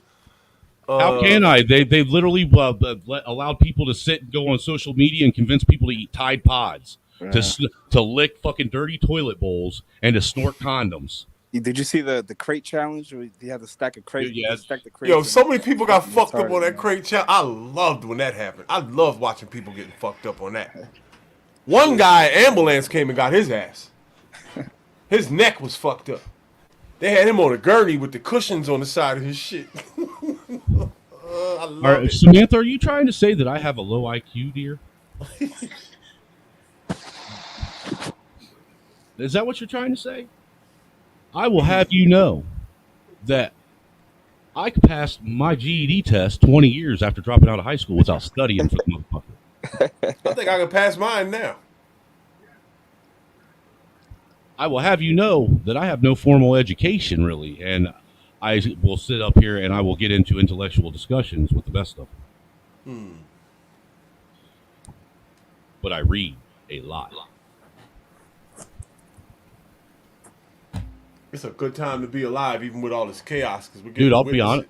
You're right. Honestly, man, if you are a biblical person, of any sort, right now is really an exciting time to be alive. It is. I am a biblical person, and I am fucking ecstatic right now. It really is. I mean, if you look past all the chaos and all the just hate and anger and all the negative being thrown out there, it really is exciting to see. Dude, prophecy has been being fulfilled left and right, left and right, left and right. Yeah. And you know what? The first thing is that the first prophecy that was fulfilled is look into the heavens, because you will get your answers. And there have been signs in the heavens like no other. Yo, literally, I prepared my mind and my heart or whatever for what's to come. Like, I just feel like when shit really starts hitting the fan, when fucking hypersonic missiles are flying left and right and shit, people are gonna lose their shit, bro. Like, people are gonna faint from all of the shit that, like, the craziness that they're gonna see. And yo, I hope it doesn't happen, man. Like, I'm gonna be like, I hope it doesn't happen. I'll be honest with you. I think it's inevitable, honestly. No. I think that we are the generation that is going to see it happen. Yeah, me too. Hey, listen, I wonder if people understand how close we are to nuclear war and like a real world war. Yeah. It's right on the table if you pay attention to what's going on. Look at who just met for 2 days. Fucking Russia and China, the leaders. Yeah. What the hell is that all about? Why is everybody testing nukes all around the world? Well, and just look at the situation in Syria with the drone strikes or whatever. They're trying to say that it was Iran-backed militants or whatever the case may be. They said the drone was an Iranian drone and it killed an American diplomat or something. Honestly, I feel like this, the small hat nation or whatever. It has something to do with them, because they're going through a lot of political turmoil right now. Yeah. And they need an excuse to they need an excuse to fucking. They've been dying. They've been brushing for a war with Iran for a while now. Anyways, like they've been assassinating all their scientists and shit like that. Like they've been dying for a war with them, bro. Samantha P., I would just like to point out that you have never seen what happens when a vindictive bitch sticks your toothbrush in toilet water and doesn't tell you about it. That's all I'm going to say. You can give me all those, little things that they said that, Bill Nye the Science Guy told us, your cell phone is 10 times dirtier than a toilet seat. The average cutting board is 200 has 200 times more fecal bacteria. Look, I'm sorry, nobody shits in my kitchen for one. Yeah, and I don't cut shit in the bathroom when I'm taking a shit. But I will give you that. But look, unless you've had somebody take your toothbrush and stick it in a fucking toilet and not tell you and dealt with that kind of fucking ill that you get, the sickness you get from it, all the shit that you said is all anecdotal. That should be an indictable offense. I agree. Because that shit made me sicker that should and be shit, attempted dude. something. I thought I was dying for real. That's fucked up. Dang. But have you noticed that speaking of what we was talking about earlier, have you noticed that specifically on social media that there is starting to become a bigger movement of like-minded individuals flocking together? Yep, it's been happening. And when I say like-minded, when I say not like-minded, also people that have the same that went through a lot of trauma all throughout their life, almost as if they were being prepared for something. Yeah, that's exactly how I feel, bro. Yo, I've been through hell. I've only had like a few peaceful years in life, maybe 3 or 4. Well, I think there's something to people that actually are forced to go through, trauma in life, and are forced to deal with things that would cause average people to literally fold up and give up on life. Or resort to drugs. I really honestly believe that it isn't so much that they're being prepared to carry the weight of anything, but more so being prepared for maybe the atrocities that they're going to be faced with seeing, and to be able to be mentally strong enough to handle it. Yeah. I don't want to see any mushroom clouds, dog. Because look, man, if you look at what has been, what Revelation says, our mind isn't. Look, my brain isn't fucking, sharp enough to even begin wrapping my mind around what they're really trying to tell us is going to happen. Yeah, because 7-headed dragons and all of that is a bit extreme. Well, I think that some of it may be metaphor. Yeah. Like us, the 7-headed dragon, I believe, is a metaphor for the seven nations. Yeah. The 7 major superpowers. Yeah. The crowns are the leaders of those nations. Mm-hmm. The dragon that comes out of the waters, you know what I mean? Like, those are metaphorical things, bro, But the one thing I've been paying the most attention to is the Euphrates right now. Drying up? Dude, that motherfucker's drying up fast. That's wild. And have you noticed since it's dried up that it looks like that there were it looks like at one point in time there was a fucking civilization under that water. Have you noticed that? What they show you? Have you seen any the Earth images is of it? revealing a lot in the past couple years. Like, there's little. They found a fucking mysterious black box in the middle of the desert, like the size of a fucking hotel. Well, revelation means to reveal. Nobody knows what the fuck it is. It's perfect black box, right angles and everything. We're supposed to have an awakening. Yeah. Hey, I want that shit. I want to know what the fuck is going on. I've been an asshole all my life. What do you guys think about like what's happening with CERN? Like, what do you think that's about? Dude, I have multiple mixed feelings about it because I just don't know. Look, first off, we don't know enough about what the fuck they're really doing down there. Yeah. But I do not believe it's anything that is nefarious. No, I think it's very nefarious. Oh, okay. Yo, do you think the words particle and collide should go together? No. My brain tells me, okay, we should not be colliding particles. I think they're trying to open up a gateway to hell, personally. Yeah. They created, last time they fired up that. Go ahead. It coincides with the book of Revelation when it talks about the deep, the dragon that was cast from like heaven or whatever, and he has like the keys to the bottomless pit, and then once he opens the bottomless pit, that's when like all of these fucking, I guess, demonic fucking beings, like they start from what I get from it, like our dimensional, it starts to merge with another dimension, Oh, well, see, that's the thing. That's seeing shit that we've never seen before, and like Well, I don't know if you have, but I've already started seeing shit that I've never seen before. Like it's like you see these shadows and shit running around the corner of your fucking eye. Me too, at the corner. Me too, bro. Are you fucking serious, bro? I dead ass be seeing that shit, yo. That's crazy. And dude, it's not the shadow people from being a meth head. I promise. Yo, I started to think like, yo, do I need like a fucking pastor to come and like fucking bless the house or something? Like I feel like I'd be fucking. No, you need some weed, dog. You need some weed. Weed will solve all that little mystical shit that's going on in your head. But I still be seeing that shit in my peripheral. No, I think that what we would call the astral realm, or where souls go when they cease to be a part of this world. But yeah. I think these two worlds are starting to merge. I think there's only one consciousness, and we all just share a piece of it. Well, dude, that dude that was up. You've seen your cat play with nothing, right? Well, cats are fucking demons from hell. Oh shit! My daughter said that. Dude, I got 4 cats. You want to know how I know this? Yeah. You have a cat and a dog, all right? You die. That cat will eat you to survive. That dog will lay there and die with you. Yeah. Wow. Yeah, cats are fucking creepy as fuck. That's deep. I'm pretty sure the dog will eat you too, right? No. A dog that is loyal to his master will not. They will sit there and wait and wait and wait. Ramsay's dogs ate him. Maybe he mistreated his dogs. You didn't watch Game of Thrones? That's a fucking television series, man. I know, I was laughing. Everything I say is associated to that show. I've noticed that, man, and I can't relate because I've never watched it. Oh, you should have your citizenship taken. Dude, you should have your hood pass taken. You're not an American if you haven't seen Game of Thrones. I never seen it, bro. I'm weird, bro. I don't watch TV at all, bro. I don't have social media, nothing, bro. Besides YouTube.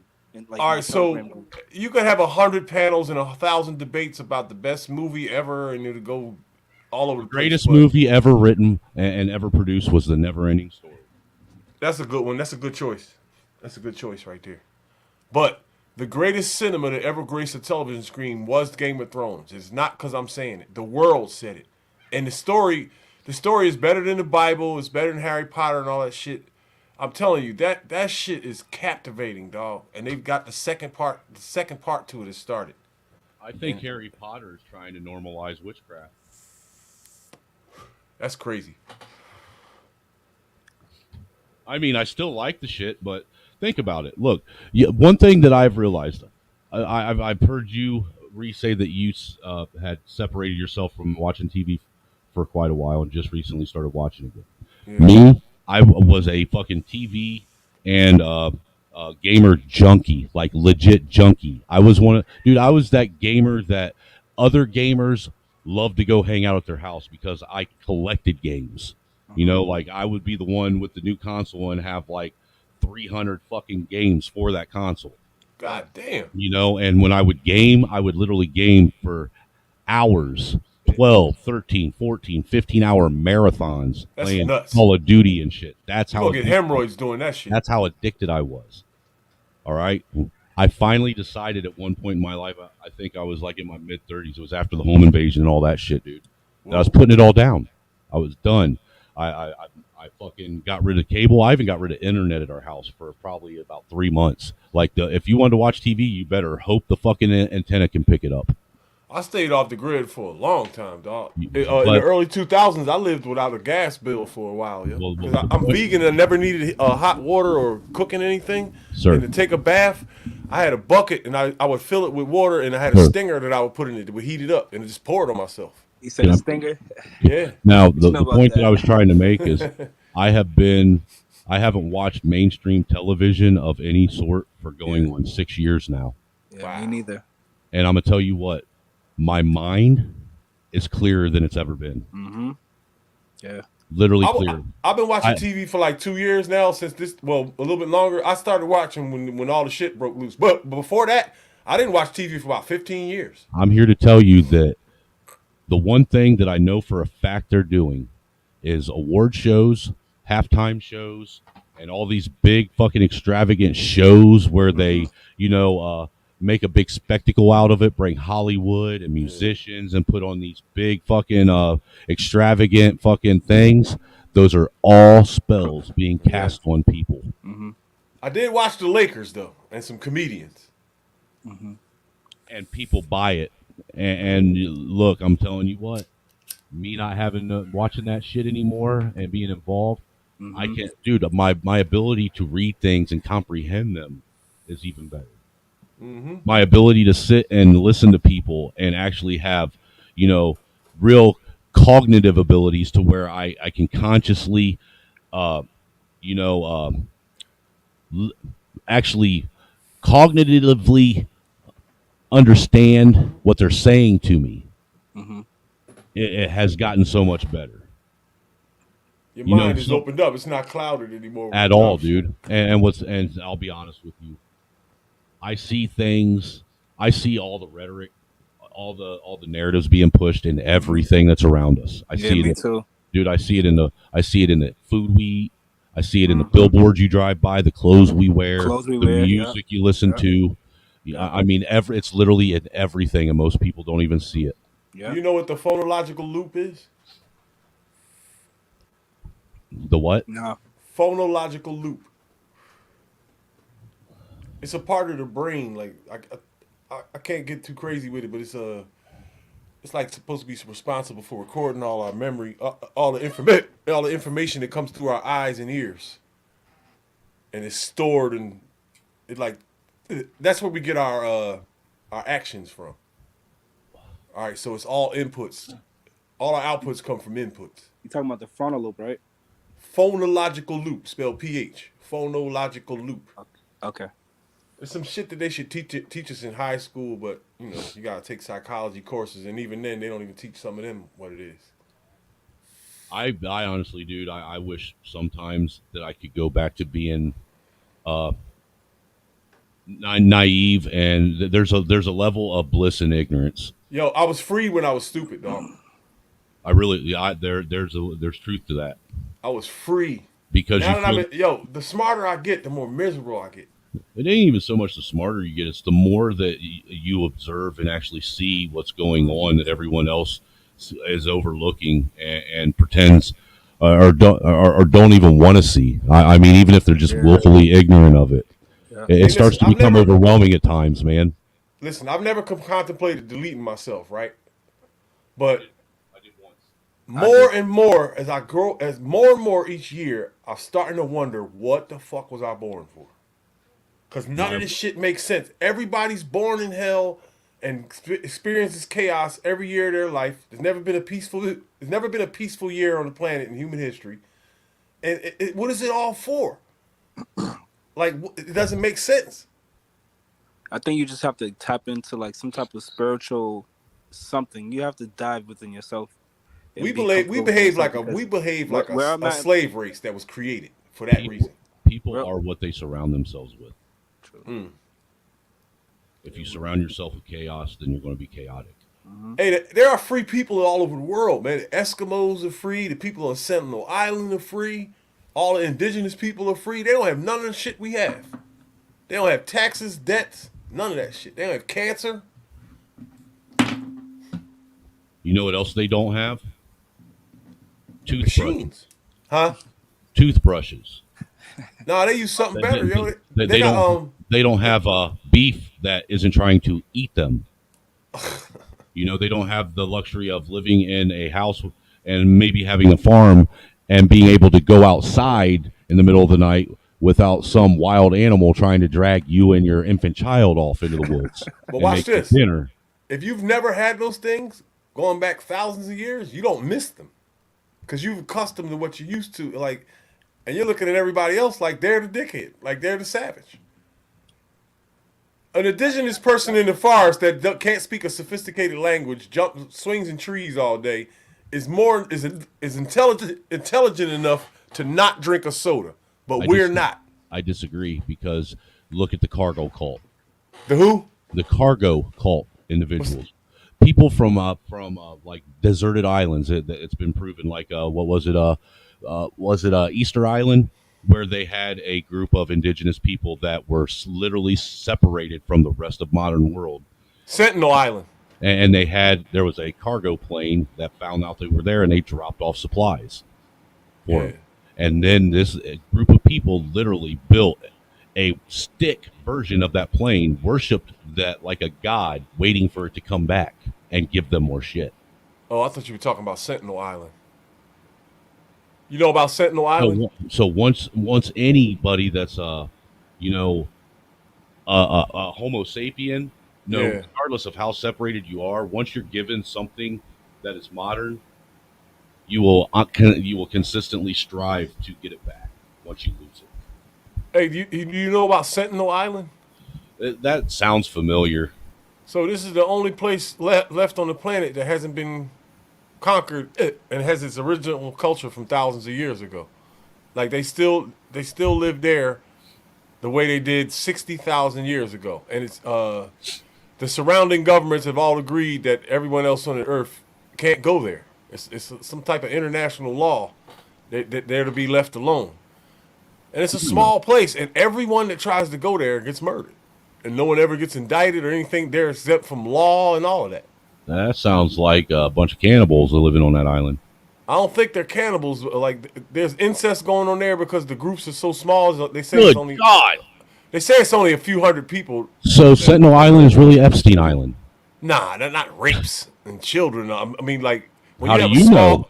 When you have a small group of people, you're gonna fuck your first cousin by accident, whether you like it or not. Soon somebody is there with a few less than 1,000 people. No, they said a few thousand people. Even then, you know what I mean. But it's crazy because there's still people here. That's history. That's living history that we can't go study and talk to them. And I don't think we should. They probably die in a week or something. You know what I mean? We probably carry some pathogen that'll kill them off. That's possible. Man, we've been doing so much shit to ourselves. We're loaded with pathogens. We wearing weave and makeup and shit. We got all kinds of alchemy all over our bodies every day. Lotion and perfume. Dude, I don't know what you're talking about, this weave shit wearing weave. I can grow my own hair. Oh, boy. I'm just saying. I hate it. I'm angry with God about weave. I think, dude, that is the dumbest shit ever. It is. And the biggest cap about it is literally trying to make yourself look like someone else, claiming that the person that you're trying to make yourself look like is trying to make themselves look like you. Listen. I mean, that's how delusional the whole fucking thing is, man.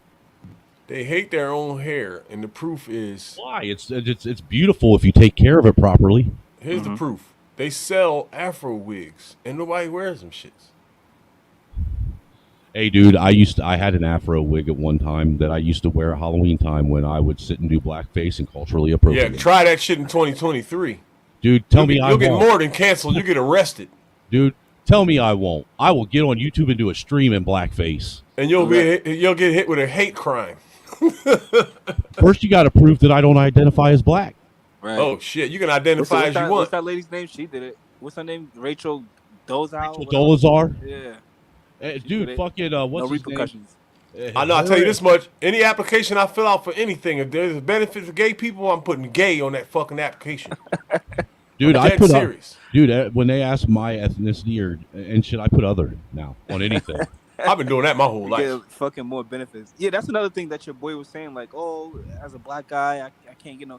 Literally, bro, the fucking system bends over backwards for us, bro. You have no. I know what he means by it used to be like that, dog. There were times back in the 60s, 70s where there were problems.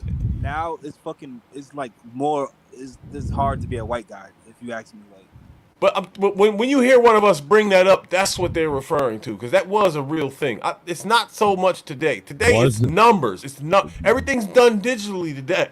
I haven't been to a fucking person-to-person job interview ever. The thing that a lot of us are trying to get people to move away from is the was and stick with the now. Yeah, it's hard, man. It was hard for me to shake it. I still working with it now. You know, I've always Atrocities, been one. man. Look, dude. I told you some of the shit I went through as a child by my own parents, man. Yeah. You know, I would love for somebody that sits up here on these panels saying that, you know, I have some kind of privilege tell me that I have privilege when my dad literally put a gun to my head and threatened to fucking take me out at 7 years old. That story still rings in my head today, yo. Yo, I know you can handle some real deep questions, man. That's why I dig you. So I'm gonna give you one, right? Mm-hmm. Don't you think that just a little bit, that black people have a right to bitch a little bit about what happened to them hundreds of years ago? Because there are residual effects of it. No, I think so. I think no. A little bit. Not all right. Not bitch and complain about it. I said that wrong, but mention it when they feel like it. I think every individual has the right to speak on anything that they want to. Right. And if it's part of their past and that they want to speak on, then yes, speak on it. But I think that you're being disingenuous to any fight that anyone that came before you to try and reduce and alleviate these things. You're reducing what they did to basically nothing. I'll make the question more fair. Any group that's ever been conquered should have a little bit of a right to resent the group that conquered it, but I think it should fade away in a shorter period than 400 years. Because look at how many generations. So you're saying that everybody on the planet has the right to be pissed off because at one point or another their people were invaded by another nation. Not half a millennia though. Not that long. They shouldn't be angry that long. You know what I mean? I'm just saying. Look, the Jews have been persecuted for fucking 2,000-3,000 years, and they made some powerful moves. You know, and now they control everything. I mean, there comes a point where. And sometimes this might sound disingenuous, but there comes a point where you gotta stop, you know, saying that. Look, I've told you that my biggest epiphany that I had personally that changed my life and the direction my life was going and literally opened up doors that were never there before. If I would have never had this epiphany, I would have never met my wife. I would never have my son and my daughter on the way. I would never have the life I have now if it weren't for this epiphany. I believe that wholeheartedly. And that epiphany was I had to take personal responsibility, even for shit that I didn't do. Exactly. Because I was the one that made decisions, made moves, that put people in my path and allowed them into my life. Everything that I did and chose in my life is what brought people in my direction. That was that's what changed. And jail changed me, yo. And as a man, that is the hardest thing to do, is to actually take that level of accountability and realize that all this negative shit that you bitch and complain about, you're literally responsible for. But I did it all by myself with no help, with no therapists or family members or nothing. I did it all. I did my intervention all my alone. I quit smoking and all of that all on my own. And I did it. I cleansed my entire system, all my bullshit, in a week, dog. In a week, I made a complete change. Diet and everything.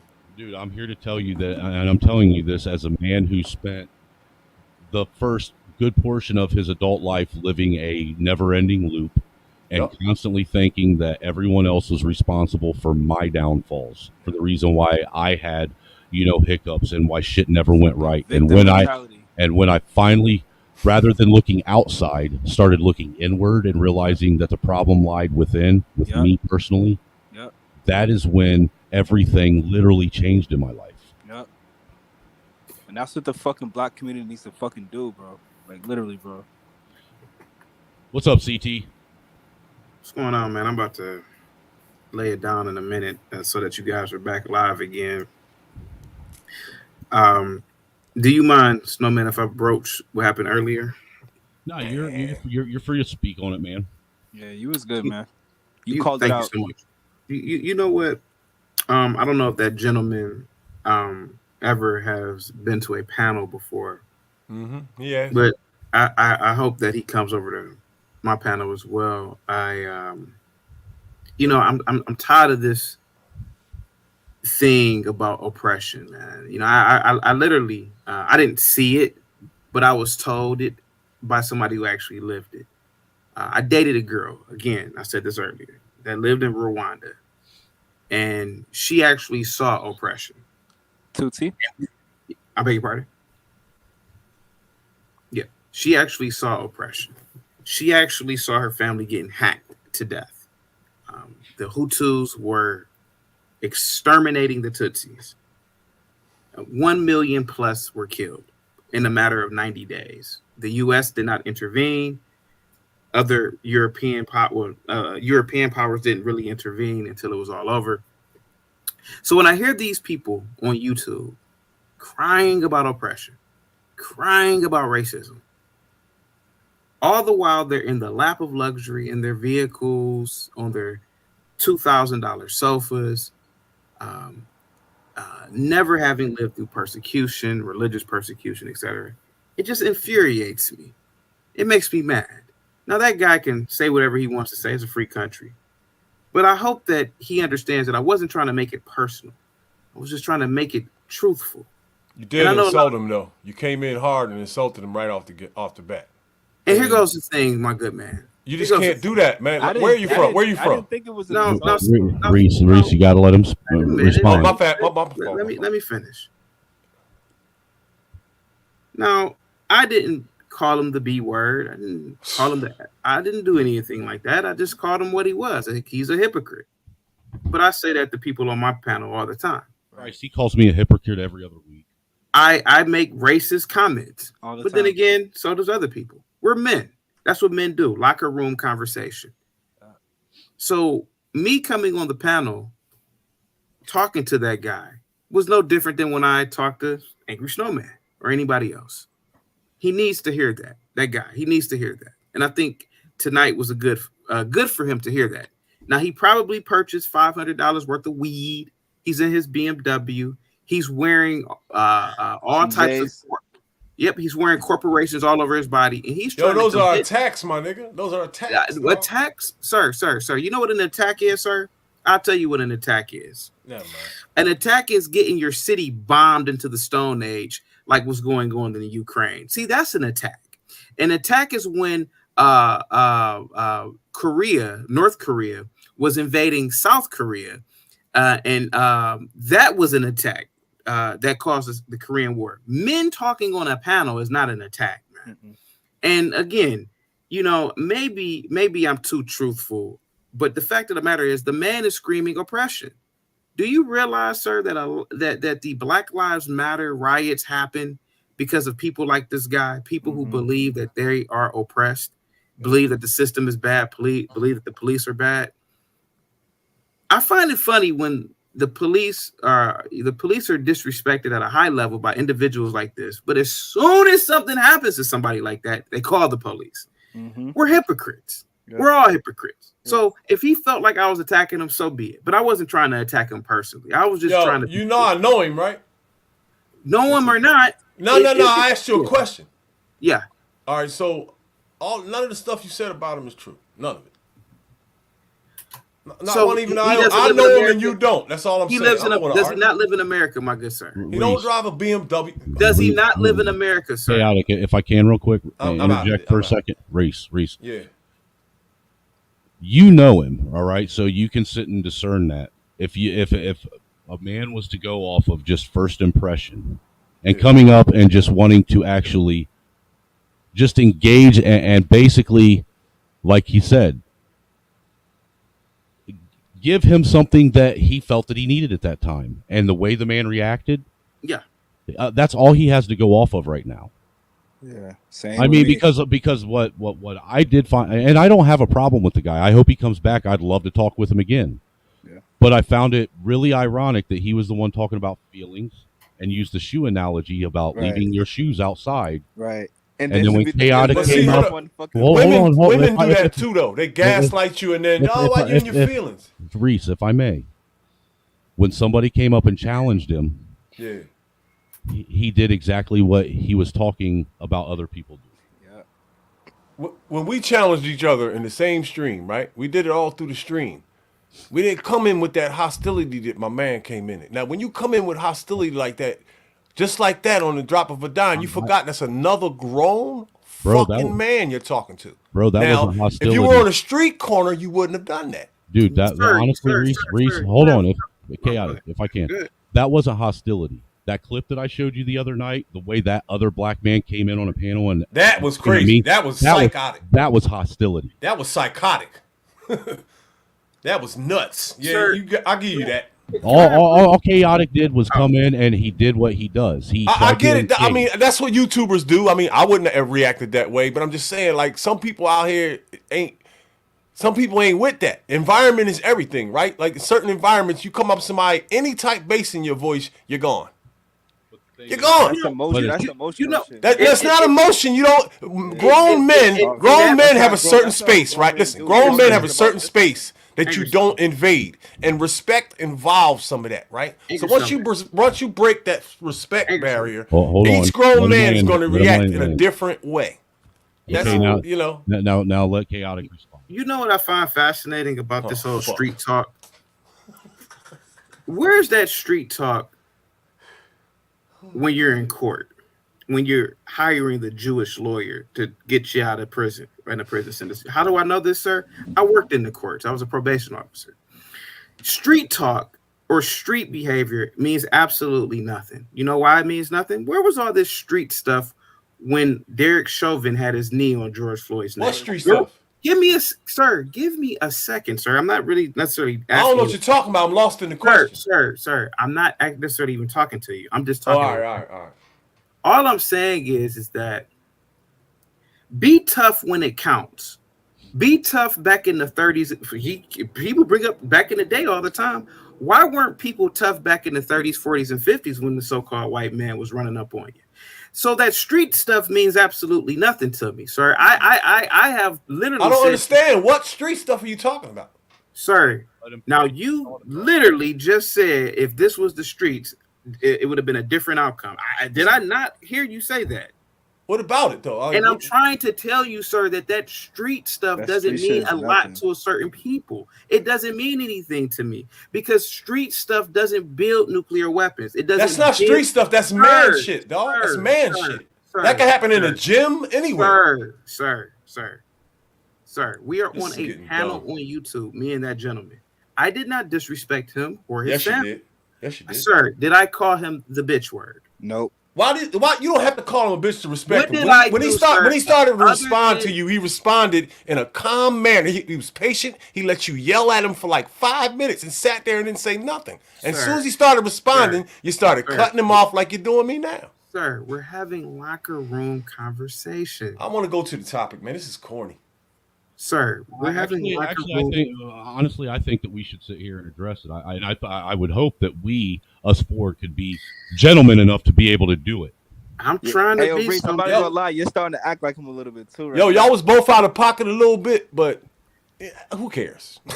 All I'm saying is, sir, is that what that man is doing is what black people are doing, sir. It is leading to an environment where people don't want to be around us, and I can understand. Yo, you wouldn't believe y'all actually like agree on that.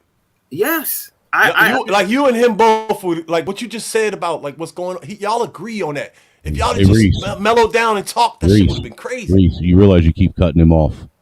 Yeah, all I'm saying is that me coming in and I wasn't necessarily yelling at him. I was just being, loud and obnoxious just for the hell of the stream. But if that's the case, if you know him, tell him I'll apologize to him. I didn't know that he didn't like that. I just thought that we were just having a conversation, man. To be completely honest. I mean, because look, the way we were laying it out, really, in CT's defense was we were men that could handle that type of shit. Right. I get it. I mean, so look, I'm a firm believer of if you're going to talk the talk, you have to walk the walk. You can't just talk about it; you have to be about it. I mean, he wasn't perfect. There was some error there. I texted him and told him. I texted him and told him. Look, and I'm the first person to look. CT's managed to get me out of pocket. He's done it. I'll admit it. It happens. But the thing is these that look, it's these situations right here. These are learning situations. Yeah. You know, and rather than being angry about it, we need to sit back and look at what we can take from it. Hey, y'all heard about these 11 deaths in Mississippi from the tornadoes? No, let me look that up. Yeah, tornadoes ran through there and fucked shit up. Hey, CT, did you ever look up that thing about that the runner losing her trophy to the trans athlete? Yo, that's crazy. Yeah, I didn't look that up yet. But Did you see that? Did you see that smug smile on that motherfucker's face when he won? Yeah. Yo, Yeah. that was evil. I think they're banning like trans from even participating in like athletic type of things. Like, Hey, these They woke need to- motherfuckers march for shit like this, so they get They what need the to fuck ban they it at a deserve. federal level, and then hopefully most of the states will follow through. But yeah, it's a tragedy what's going on here, man. Look, the women of America stood in line with the trans people and the LGBT for their fight, so you get what you ask for. They sure did. All my aunts and everybody, and daughters and all, argued with me about this. Oh, gay people are angels, and okay, you'll see. And look, I just want to let people know for future streams. Look, CT's always given me an open platform on his platform. I'm gonna come over there. You know, and he's never told me that I cannot be myself or address people how I see fit. You know, and I feel since he's always been man enough to do that to me and respect me in that manner, even if he never didn't agree with what I had to say, I have to give him the same respect as a man. Thank you so much, man. Guys, I gotta get the hell up out of here. I'm falling asleep, man. But salute to you guys, man. Thank you so much for having me up on the panel, man. Hopefully, I clarified that with you, Reese, and your friend, man. Yeah, I'm gonna come check you out. I'm gonna try to bring him over there. Hey, Yep, CT, and, yeah, thank you. Yep, what's up? No, I appreciate you hey, trying to CT, help. don't let Gary get a hold of him. No, I just want to let you know I do appreciate you helping me build my channel and put me. Oh yeah, no problem, man. No problem. Josh, salute to you. Angry Snowman, salute. Reese, salute to you, man. And, Peace. Yep, peace. Hey, All right, homie. brother. Good night. Peace. Yeah, I think this channel is going to pop, yo, because we have some good ones over here. Even like even that little back and forth was like some good therapy to let off some steam with all this madness and shit going on. You know, we got shit bottled up in us, man. We all do. Yeah, and like I said, they're learning experiences, honestly. Yeah. You know, when you think about this, I'm gonna leave this up. I'm gonna leave the other one up. You will be able to sit back and go back and literally watch in real time. When you sit back and listen to your old streams, sometimes you just realize how dumb you sound sometimes. Oh, I laughed at myself a couple times. Dude, I'm gonna tell you what. When I first started streaming, I had a bad habit of saying fuck every other word. Fuck this, fuck that, you know, fucking fuck. Fuckity, fuck. Dude, so much so to the point that it made me cringe. Yeah. And it made me, be aware of what I was doing and actually, change that to where, I try not to use foul language that often unless you could tell when I'm getting really pissed off and really heated about shit. That's when my sailor mouth comes out. Hey, did you get angry with a lot of people like this first year of madness? Dude, I'll be honest with you. The first year I spent more time listening and trying to understand why people were so delusional. and honestly trying to, understand the dialect. Because like I said earlier, there is a very big communication barrier between white and black America, even though we use the same language. Yeah. And it's all in the slang of it. You think so? I really do. Most of white America doesn't understand half of what black America is. Oh, no, I'm talking about like this communication. Yo, Yeah. You know what caused a lot of unity before 9/11? Hip hop. Hip hop bridged the divide between the Spanish and black community in New York. Hip hop actually was bridging the divide between the white and black community, man, because white people loved hip hop music, still do. Yeah, I'm a bartender, dog. Every wedding I bartend, you're gonna hear the rock and roll, but you're gonna hear an hour of rap music and some of the classic raps, and the kids know them shits. So that means the shit's been playing in their house. If you want to get down to the real root, music itself is a universal language. It bridges barriers. It brings people together. It does. It always has. We've witnessed a couple marriages now because we're from the same generation. We witnessed a marriage between R&B and rap. Remember Jody Watley and Rakim? Yep. Remember Aerosmith and Run DMC? Right, yo, things were happening, man. Things were happening, and we were on our way somewhere. So they re-injected this race shit. Well, and see, that's why there's so many people like myself and Chaotic that push that racism really isn't what people want to hold on to it being.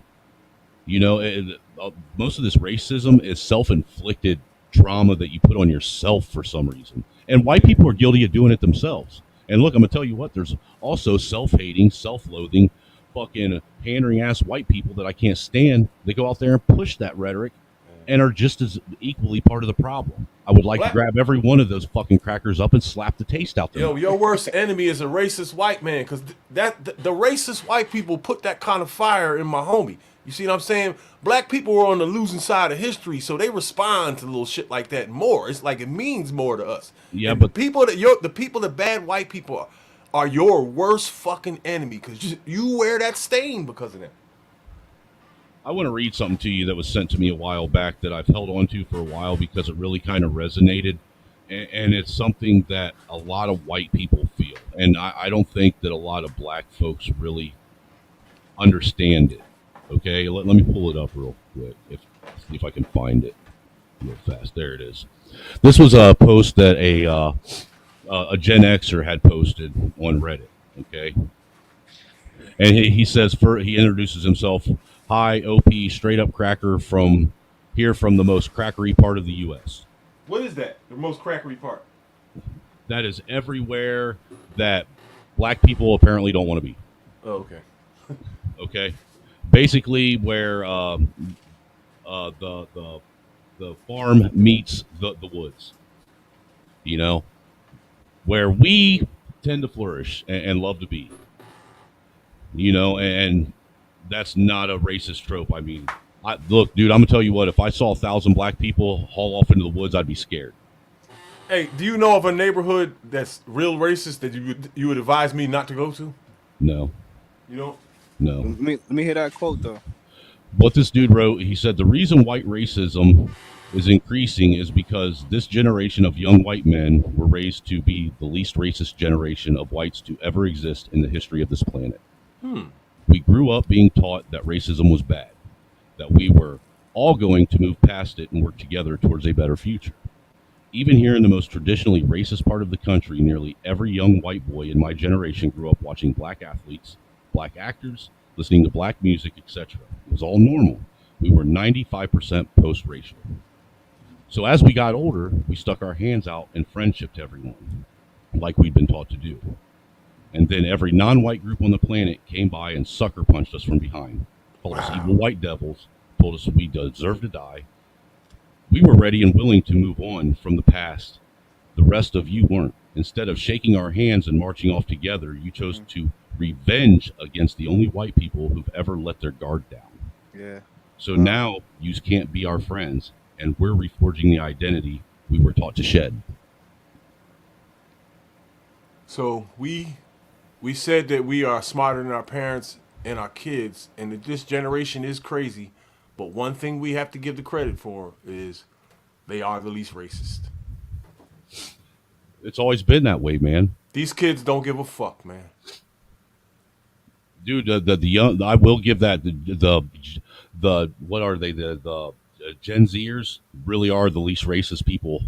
They don't see race like any other. Look, they think the idea of race and shit is stupid. They think the idea of gatekeeping words is ridiculous. Yeah, you know? that's a fact. I mean, I've be literally patient and stay healthy, man. There's gonna be some developments in the near future. I'm just saying, I've literally watched kids my son's age, you know, that are in high school, you know, groups of white and black kids all sitting there calling each other the N-bomb. Yep. Oh hell yeah, hell yeah! I picked my kids up, my daughter up from school before and seen shit like that. You know, blew my mind because it was the first time I ever heard it. But dude, I'll tell you what, the YouTube streets is the only place I've ever had pushback. Every place I've ever went, because I hung around with so many brothers that were like family to me, that just one day came right off my tongue because it was part of what was around me all the time. Mhm. It wasn't meant maliciously. It was meant the same way that they directed it at me. You know, and I really think that some people think I'm crazy, but I think that that word right there is going to be the key to our generation actually shedding the racist identity.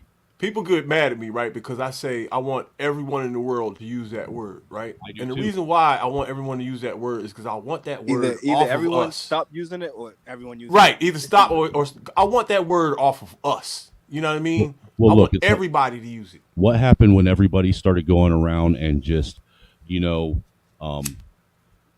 willfully, with no regard to anyone, calling anything and everything racist that white people did? It started losing all its meaning and all its weight. White people really could care less if you call them racist anymore because it doesn't mean anything. It's just another word. Yo, That's where that word needs to go. It needs white to man's become, language is numbers, dog. His language is numbers. It needs to become just another word that has no weight to it. Yeah, I agree. Yep. Gatekeeping it is holding on to some kind of, you know, self-inflicted post-traumatic trauma. It really is. You know, you're literally saying, I want to hold on to this because I want things to stay the same. Mm-hmm. You're right. You know, the world appreciated it though. Once You're it was fucking right, once it was man. flipped into a term of endearment, the world appreciated it. You know what I mean? It did. Nobody complained too much. You know what I'm saying? There were some black people that complained. You know, the righteous people back then were like, "Yeah, you shouldn't be saying that to each other."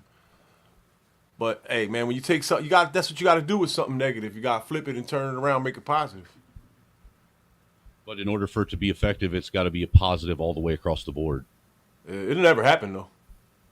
You don't Not while we're alive. The kids will do it after we're dead, but we're not going to allow that. Our generation. I'll actually be honest with you. Earlier, I was digging through photos because I wanted to show you guys a picture, and hopefully I can find it before the next stream.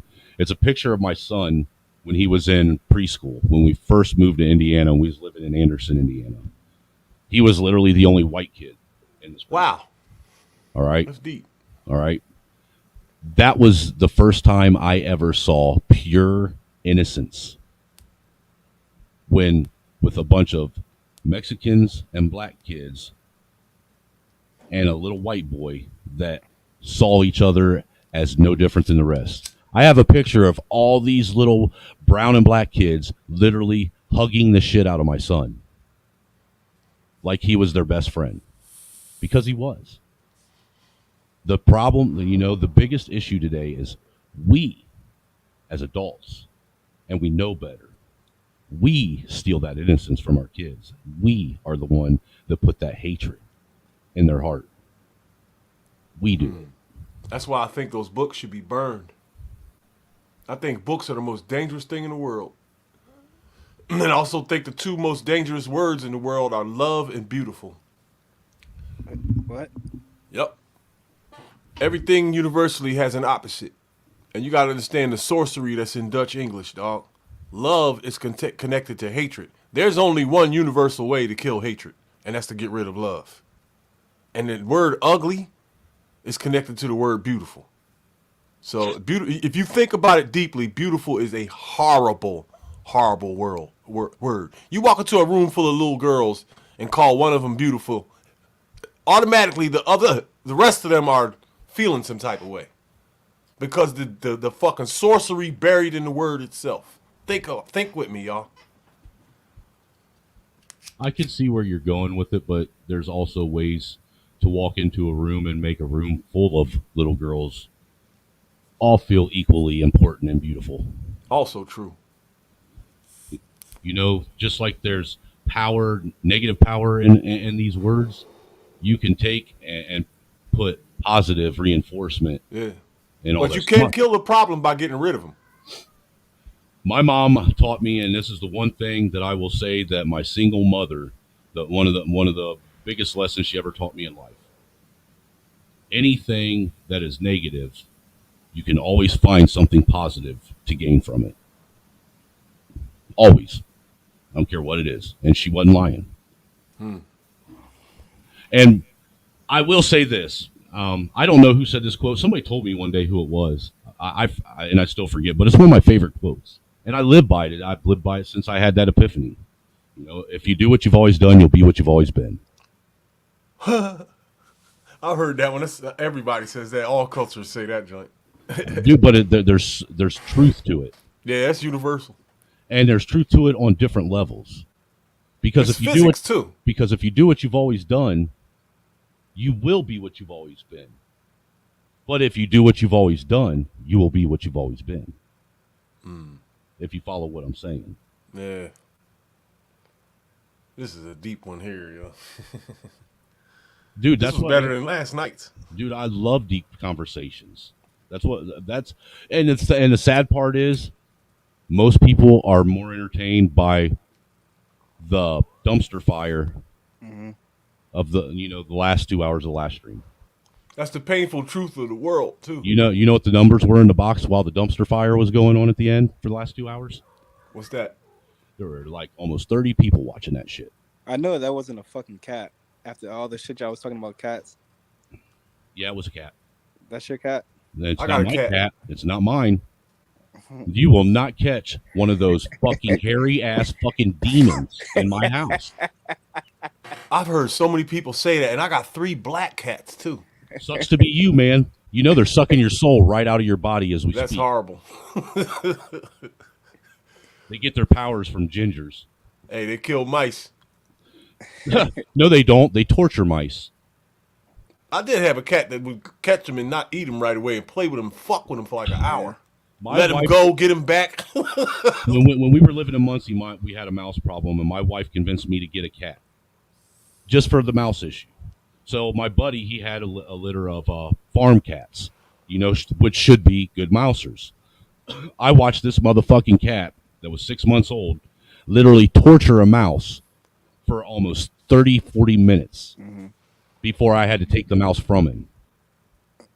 Because, look, dude, the cat would literally jump and lunge on it like it was a tiger, sit there and smack it upside its head till it was fucking half loopy, and then he would sit and back off of it and let the fucking mouse get its bearings straight and then take off. And then it'd run back up on it and then it'd smack it like it was boxing it, it'd shoot the motherfucker up in the air, and then you'd see it give it like a fucking 6-piece combo. Bah, bah, bah, bah, bah. You know, domestic cats, they're like the most proficient like killers in the animal kingdom. Yeah. Yeah, they fucking kill everything in sight, bro. Yo, the acrobatic shit that they do when they're playing is amazing. Yeah, cats will sit and contemplate how they're going to kill you. There's a reason why they say not to let cats around an infant child. Yeah, cats will literally kill an infant child trying to get the fucking formula or milk off of their fucking. You ever heard that before, Reese? Wow, no. You never heard that before? Yeah, I heard that when I was a kid. We had mom. We had a cat or whatever, and named Mittens. And when I was a baby, the cat got in the crib or whatever, and I guess was trying to suck the air out of my lungs or whatever the case may be. And my grandmother kicked the cat out and everything. So. What the fuck? I don't like cats. That's like a thing. People really say that. It's like a, My mom always had cats. She had this fucking slutty ass fucking Siamese cat when I was a kid named Fluffy. He said slutty. Dude, she was literally how was it named Fluffy? It's a Siamese cat. Because it wasn't a hairless Siamese. It was a Siamese cat that had all the markings of a Siamese with hair. Long hair, right? Yep. Longer than normal. Yep. Okay, because when I think of Siamese, I think of like. And it was blue-eyed. It was blue-eyed too. Wow. But look, have you ever seen not just 2, but 3 or 4 tomcats fight over a fucking hoary ass fucking cat in heat? It sounds crazy. Yeah, it sounds crazy. The sound effects are nuts. Dude, all you see is a ball of fur rolling around. Yeah, it's nuts. You've seen the cartoons where you see, how they draw fucking a dog and a cat going at it? Dude, that's real shit. Yeah, nah. We got raccoons over here in the hood that go around murdering cats. Dude, raccoons are fucking devils too, man. No, I like raccoons now because you ever seen the video of that guy in Canada? He feeds 20 or 30. Oh yeah, he has like hundreds of them all over him on his lap and everything. Yeah, I mean, he he has. made me like raccoons after that. Yeah, he has a fucking death wish. Because raccoons are basically baby panda bears with human hands. Yeah. Baby panda bears. What's the deal with the panda bears? Dude, raccoons are trash pandas. Are pandas bad? They look like pandas. Oh, yeah, they do look like pandas. They look like burglars. That's why they're called trash pandas or dumpster pandas. Dumpster pandas. They do tip over the trash cans around here. And, dude, when I was a young man, we had a fucking... I was living in... I don't know how familiar you are with Indianapolis, but I was living down off of like 46th and fucking Caroline, which was right in the fucking heart of the hood. All right. And we lived in this, dude, I swear this house we lived in had to have been a garage turned into a fucking house because it was like a cinder block house. Like the house was built out of cinder blocks. That's how they make mansions. What the fuck? All right. But there was a raccoon that got in the fucking, the little ass crawl space up at the top and had a litter of fucking raccoons. Wow. And we had to fish that litter of raccoons out. Damn. What is the deal with raccoons and ceilings? What is the deal with raccoons and fucking with people, period? Right. Look, most people stay the fuck away from the areas you're in. Stay there. That's simple. And look, there's plenty of there's plenty of tree huggers out there that will gladly give you free food. Why you got to tip over my trash can? Well, it's because you got food in it, and the smell lingers through the fire. See, I'm the type of motherfucker that I'll put a fucking trap up. I'll catch you. I'll fucking skin your ass. I'll turn your meat into some fucking chili, and sell your fucking pelt to some guy that collects the shit and makes hats out of it. See, you got that hunting shit again. You ever played Red Dead Redemption? Yeah. I fucking love that game. I still play it to this day. What's it called? Red Dead Redemption 2. Dude, I come from an area where every year they have what they call the coon dog trials. Yeah. Video games are demonic. Dude, the coon dog trials, you want to see some of the most toothless backwoods inbred hillbillies in America has to offer? I'm looking that shit up. That's where it's at. You can find guns. You can find ammo. You can find some dude probably dating his cousin and chewing tobacco. There. I saw a funny thing when I got pulled over the cops in Pennsylvania, Western Pennsylvania. I saw a redneck. And when I say his neck was red, his neck was red.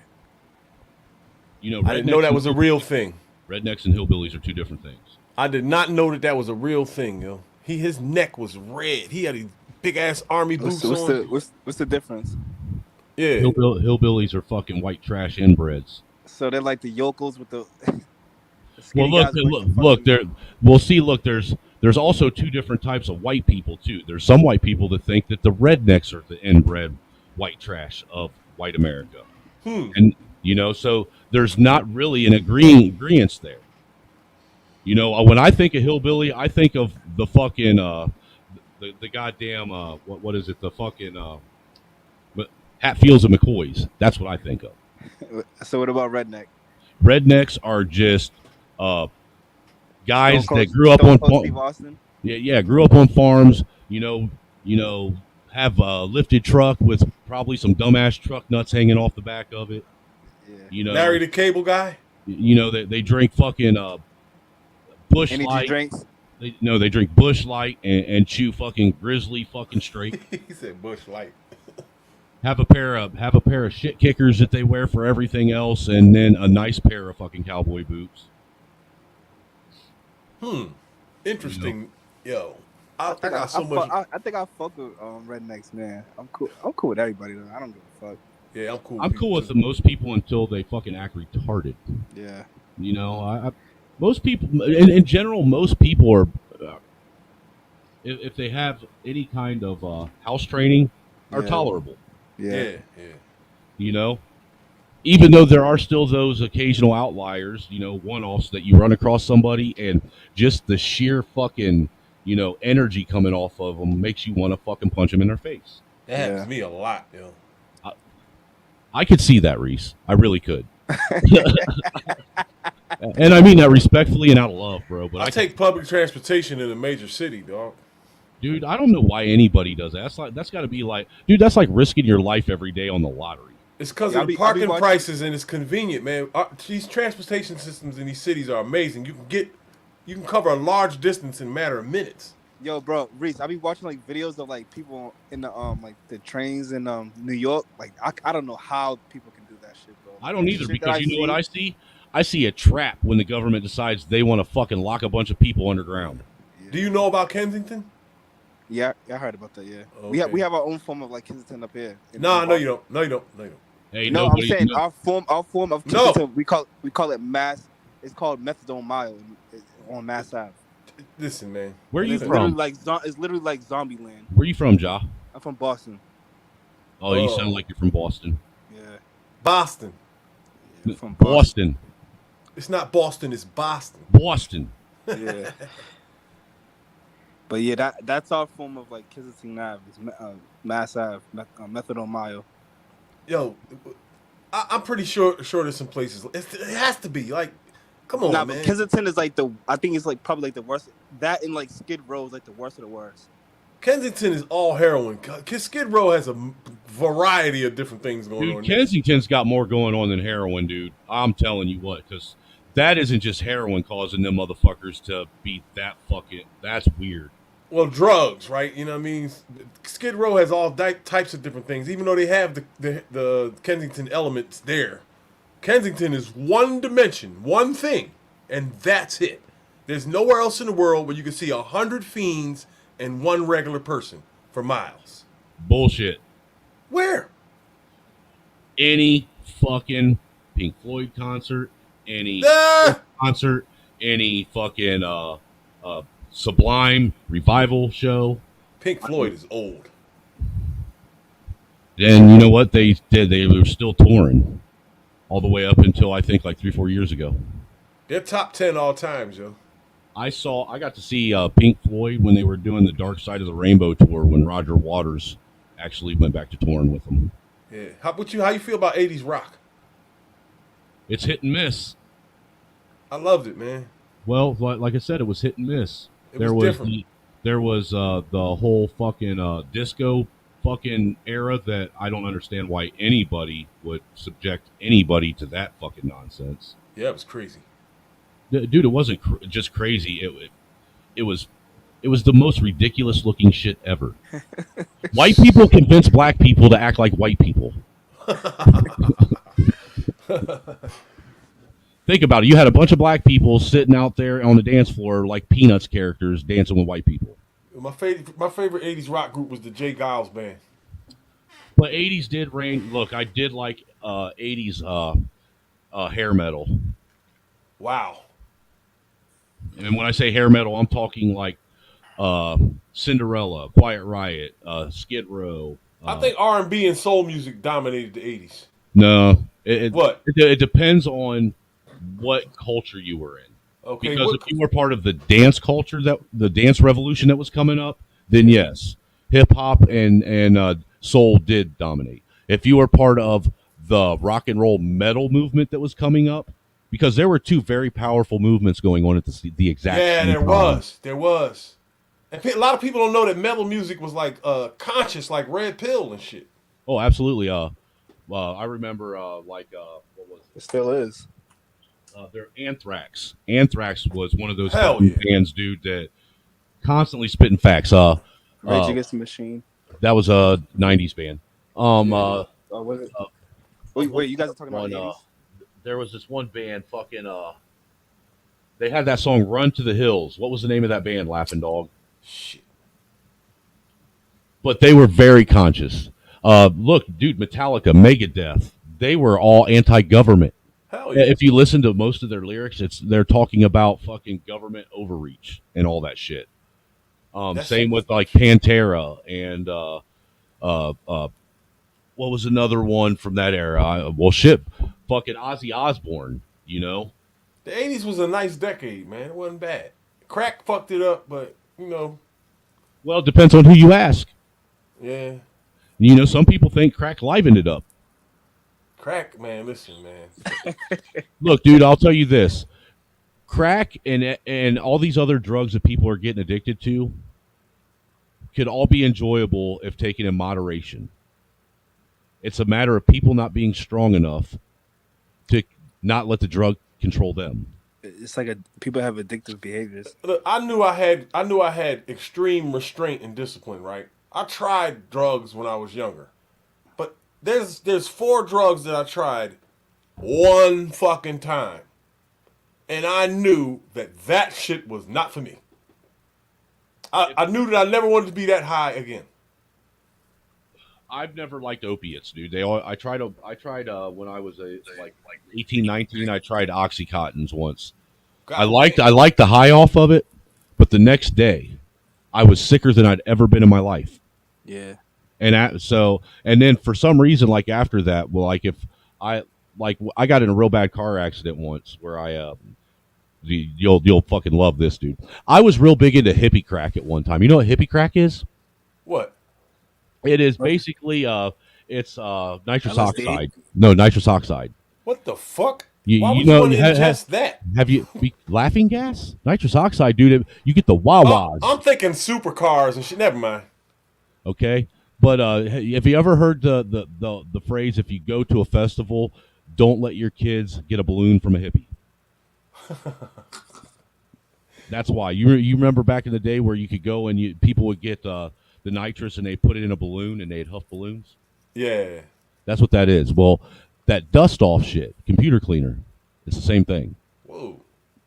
And one day I was driving down the road. I was dude, the numbers on this is ironic because this literally happened 3 days before my 33rd birthday too. All right. I was driving down the road. I was huffing hippie crack and I fucking nodded out. Like I wah-wah'd right into fucking darkness and didn't even realize it.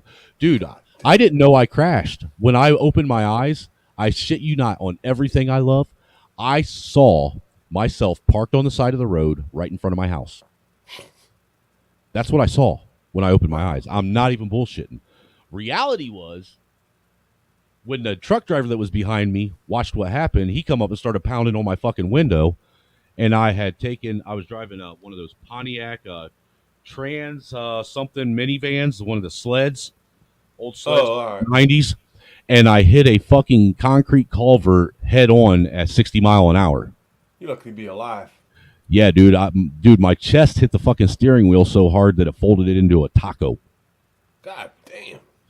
Broke the knuckle right at the bottom where it connects to the fucking your steering at the bottom of the steering column. Damn, your chest must have been big as shit. No, well, look, the State Highway Patrol, when he came and he saw the steering wheel, and not only that, it was an old enough van that it wasn't one that had an airbag in it. It was the old school fucking horn where it was just a square cap with a metal insert plate. And he said if he wouldn't have saw me walking around himself, was seeing that whole the horn head was popped up, the fucking steering wheel was folded like it was. He said every single accident he's ever been and saw a steering wheel like that, the person died. Well, what's the most gory thing you ever seen happen to a human? Right, I was driving down the road the day my daughter Grace was born. I was coming from the hospital after seeing her born. I watched this van come down the road on the other side of the highway. It got cut off by a car. It ended up losing control, hitting the median, and it was one of them big hill grass medians. And at first, I didn't even realize it was a car. That's how far away it was. It looked like a blue grocery sack floating in the air. All right, and I watched this thing roll for 2.5 miles down the road, and by the time it got to me in the semi, it shot 2 grown men out the doors of it. The one man hit the ground. The car bounced over him, shot the other guy in the driver's seat out, and landed on top of the other guy right in his spine. And as it hit him, it shot a fucking it couldn't have been but maybe a 2-year-old infant child in a car seat right out the side door of it. All right. I was so fucking shocked when I saw this that I just sat there and stared for a minute. But I watched a man lose his life. I watched the life leave his eyes, lay in a puddle of his own blood, scared to death. Yo, I'm kind of used to gore. I'm always somewhere where something real crazy is happening, man. But see, the dude, that's another one of those ironic things. How many people can say they witnessed life being given and life being taken all in the same day? Huh. Yeah, that's true. That's deep. You've had a lot of wild shit happen. I think there's a reason for it. Because look, dude, I'm really hardened to a lot of things. And that's why I don't have a problem being so open and transparent and about things. I will answer questions. I will, it doesn't, I have learned, and I learned this from my dad. My dad's the reason why I can't stand liars, because my dad's a fucking compulsive liar.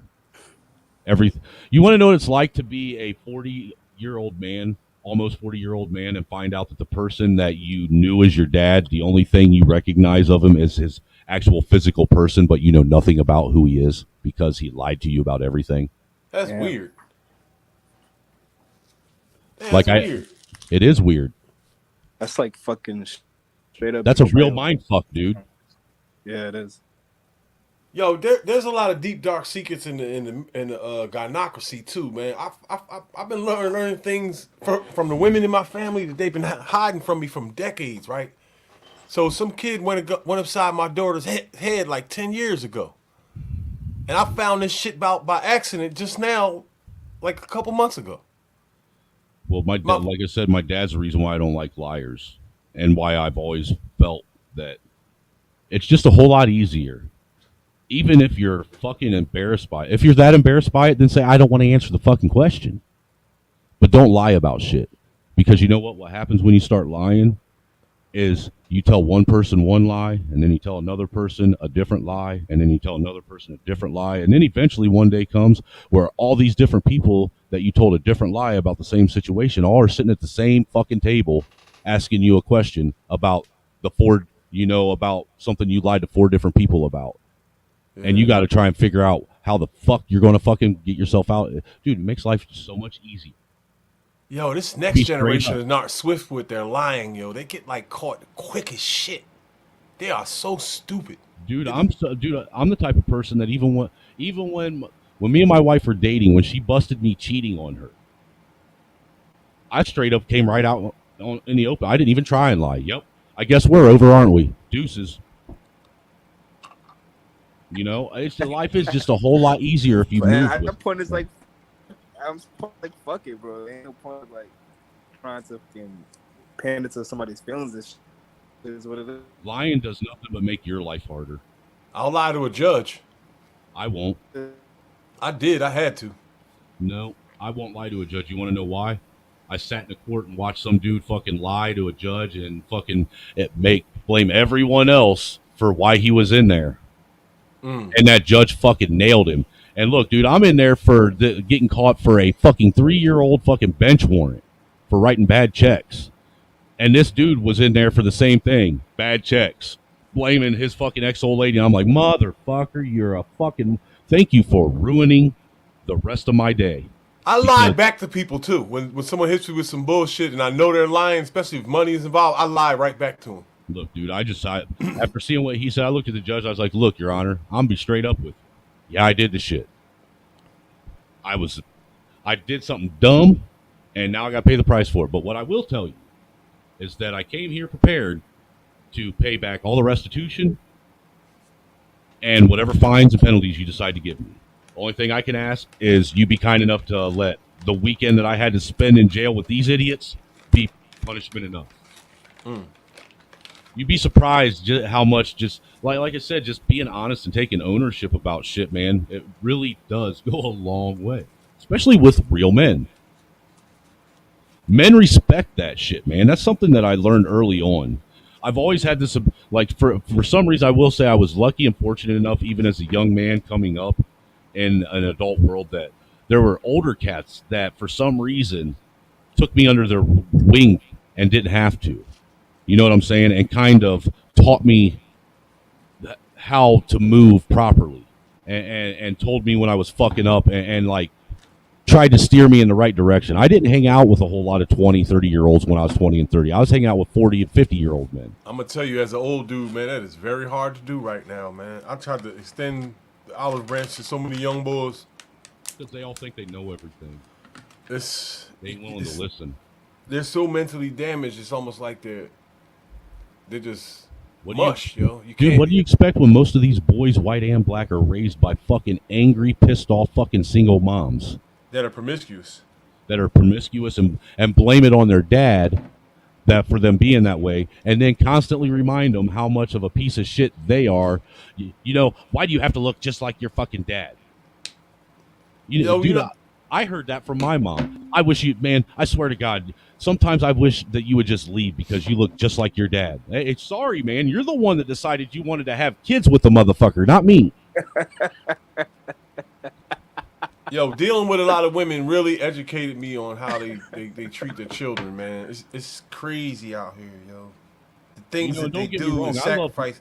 I loved my mom to death. I really did. You know, my mom, she passed away 7 years ago from stage 4 small cell lung cancer. Oh, wow. You know? What, at what age? How old was she? She was 57 years old. Smoker? Yeah. I'm quitting. Dude, she was diagnosed, and 8 months later, she was gone. Wow. That fast. And one of the hardest things I had to do was I made a promise to my mom that when the day come that she would leave the earth, that I would be there with her, that I wouldn't make her do it on her own. You know, I mean, I understand that part of it, there is an aspect of it that I can't share with her. She has to do that on her own. But I could be there to help in any way I could find comfort.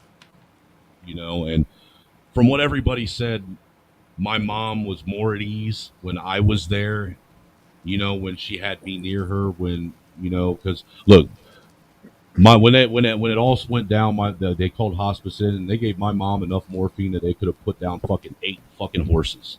Damn. It was the wildest thing ever. But you know, because of where I was while that was going on, everyone else, like my brothers and sister, man, they have this vision of my mom that I don't have. Are you the oldest? Yeah. Oh, you're the oldest? Yeah. Hey, do you think the hospitals are like orchestrating all these like unnatural deaths? I don't know so much as that, but I do think that there is a truth to older people who get terminal illnesses and don't have insurance being actually taken out and not giving the best care. You know, I'm convinced that all of our diseases come from our lifestyles, from our diets. But when I want you to kind of expound about like what you were saying about the image. The image of your. I'm saying like how you view your mom. And well, see, my brother and my sister, they got to see my mom as she was slowly dying. So the last image they have of her is the way she looked when the life left her. The last image I have of my mom is when I walked in the door that day and she looked like she was still going to be all right. Because I literally sat there with her. Dude, my mom's. I laid in bed with my mom for probably 10 hours, taking breaks here and there, and basically let my mom, you know, wipe my mom's, wipe the drool off her face. If she wanted to sit up, I'd help her sit up. You know, when she would get antsy, and just want someone to hold on to, I'd wrap my arms around her and let her. I did to her what she did for me when I was a sickly child. Yeah. Oh man. That reminds me of like the Tupac song when he was talking, Dear Mama. That song makes me cry every time I hear it. Yo, bro, that shit hits. I don't like that song from Boys to Men. It's so hard to say goodbye because my brother got shot 35 times. Damn. But see, me, like I said, I still have an image of my mom when she was still had life in her, and my brother and sister. I know the last image they have is my mom's eyes grayed over. Hey, does it seem to you like the good people die horribly? Do what? Does it seem to you like the best of people die horribly? I think my mom was actually given a gift because, look, dude, at first I was very angry because I felt that my piece of shit fucking sperm donor of a father should have been the one who died. Wow. I really did. You know? But then 2020 hit. And you know what? My mom was given a gift. She didn't have to go through this shit we're going through. Dude, I couldn't imagine it. There's no way I'd be able to handle the level of fear my mom would have been at during 2020. Then on top of it, it was like 2 years later, my wife lost her dad. And her dad My father-in-law. I got to have him in my life for about 5 years. That man was more of a father to me in 5 years than my dad ever was. Your dad's still alive? Yeah. Any people mysteriously dying around y'all, yo? No. My dad is going. Look, my dad's personal hell is he's going. My dad is also a paraplegic. He lost both his legs at the knees. Wow. But what's interesting is he was in the Army, so the VA paid for him to have prosthetics. But because he's a fat, lazy, worthless piece of shit that wants a fucking check from the government, he was too lazy and too much of a fucking weak-ass piece of shit to actually put those prosthetics on that were given to him and get up and walk again. He made himself in a wheelchair. I have no respect for that. None at all. You know? My dad is going to die a sickly, lonely individual with everyone he ever cared about dying, wishing death would come for him, and it won't. Dang, That's his personal hell. Well, you did break it my down. dad is a fucking evil, horrible individual. My dad, look, dude, my dad is the only man that I ever saw evil in his eyes. Like, like legit evil, dude. You know anything about his past, like some trauma he experienced or something that might have caused? I know that my dad is a compulsive liar, and that everything that ever came out of his mouth was something he heard from someone else. Damn. Because as I started getting older, the stories that he used to tell me of his past traumas, a couple of them his best friend told me happened to him, and I was like, you know what? That's funny, because the old man said that that's what his grandpa did to him, word for fucking word. Damn. You think you'll ever get over the resentment you have for your father? I don't have resentment for him. I forgave him for what he did. Still doesn't change the fact that he's a piece of shit. Right. Bro, I literally, I'm listening to you, bro. I'm asking you these questions because I feel like literally on the same boat as you. My mom, like, I'm the oldest of my siblings. My mom, her health is declining. When you was talking about how you see this, I guess the best years of your mom and like your siblings seem like, you know, her health declining. That's how I feel about my little siblings. Like, they only see her as, you know, they don't have the same memories as I have. You know, my father wasn't there, you know, but he's like, right now he's like living his best life. He has like the best like Mercedes and everything and shit like that. And my mom pretty much had to raise us like by herself and shit. And she didn't have much, but the little that she did have, bounced out, shared, dude. You know, she, you know. Well, I was 7 years old. Bro, I'm just listening to you. That shit's kind of dude. like, When I was 7, look, lie. dude. You want to hear something wild? This is what I told Reese the first night I met him. We sitting comparing fucked up childhoods. Right. When I was 7 years old, okay, me and my sister came home from school. When we got off the school bus, we walked in the house, and my dad, because he was a lazy piece of shit that never held a steady job. He was always that guy that would sit on the fucking couch waiting for the welfare check to come in the mail. I shit you not. Okay. My mom actually worked at this time for the landlord at their miniature golf course to try and supplement the rent. Okay. I remember we got off the school bus, we walked in the house, and my dad was already a half a fucking gallon into a half gallon of fucking wild turkey. Damn. Already halfway into it. And the motherfucker, he was on the phone cussing at mom. I remember that much. And, you know, me and my sister at that time, we're only 18 months apart, so we were like peas and carrots. We were best friends, you know.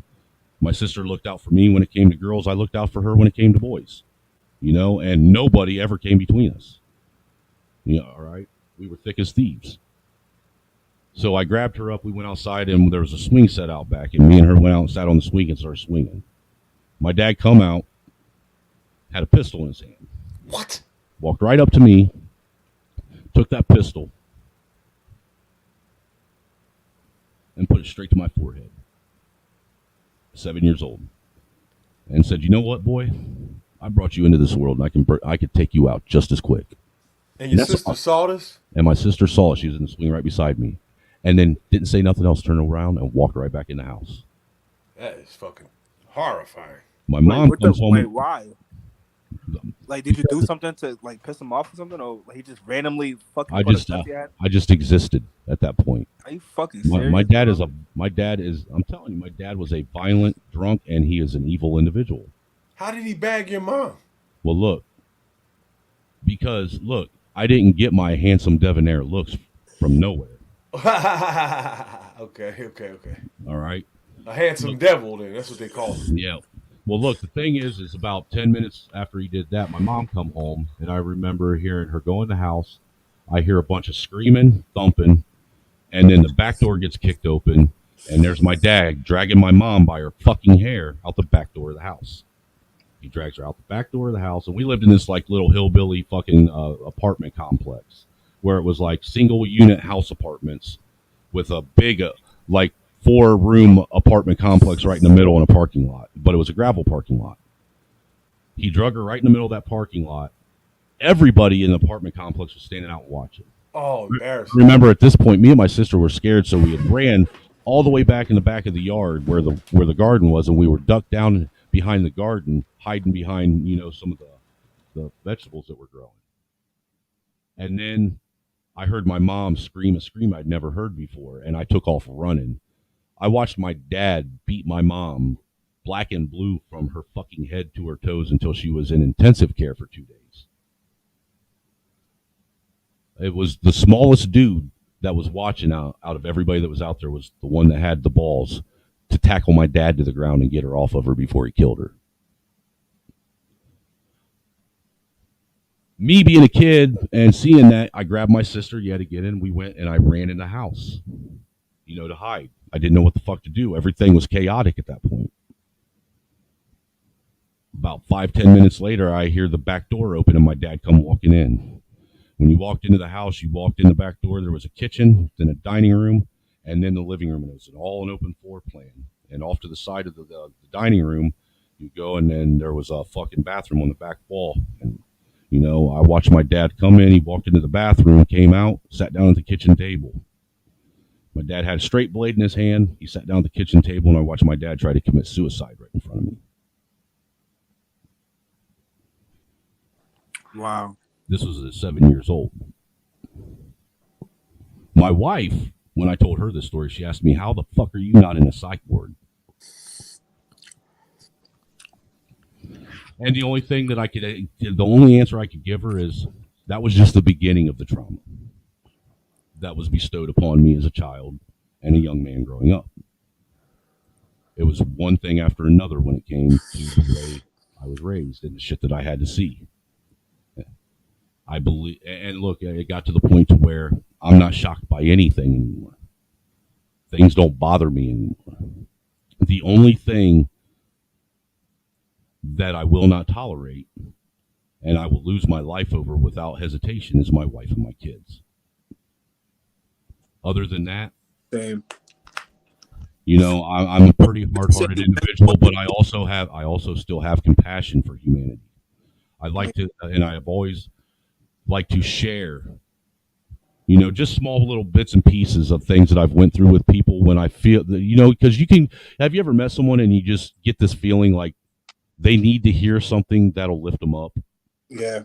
Hear something that, hear a story from someone that said where they can tell them, look, I've been through this and it's not going to be bad forever. I use bits and pieces of my life throughout my life and I've run across people, and that's what I do. I just share my life with people when I feel that it's necessary. Bro, to let them know that. Right now, I'm just absorbing it right now, honestly. And sometimes it backfires, man. That's how I ended up, first on YouTube, with people talking about me letting 6 motherfuckers break into my house and tie me and my wife up and gang rape my wife in front of my kids. Are you fucking shitting me, bro? No, I'm not. Wow.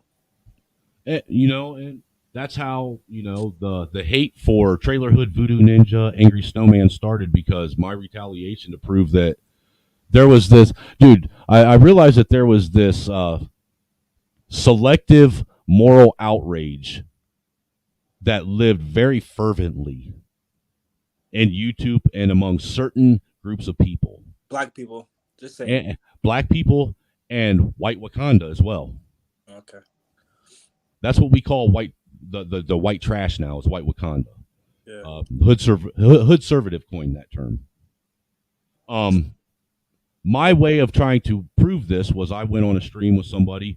This dude, there was 2 white dudes that was doing some satirical racist shit. They were pretending like they were two old white plantation owners in the 1700s. And it was actually, if you took it for satire, it was fucking hilarious. Mhm. You know what I'm saying? But somebody made the comment, they're telling jokes and this, that, and the other. Somebody made the comment, why don't you ever hear pedophile jokes? So me being who I am, you know what? I can prove something here. And jumped right on it without thinking, got on there and sold some of the most nastiest jokes that you've ever heard in your life. That were pedophile jokes. And you know what? It caused the entire fucking black manosphere to come unfucking glued. I became a pedophile overnight for telling jokes.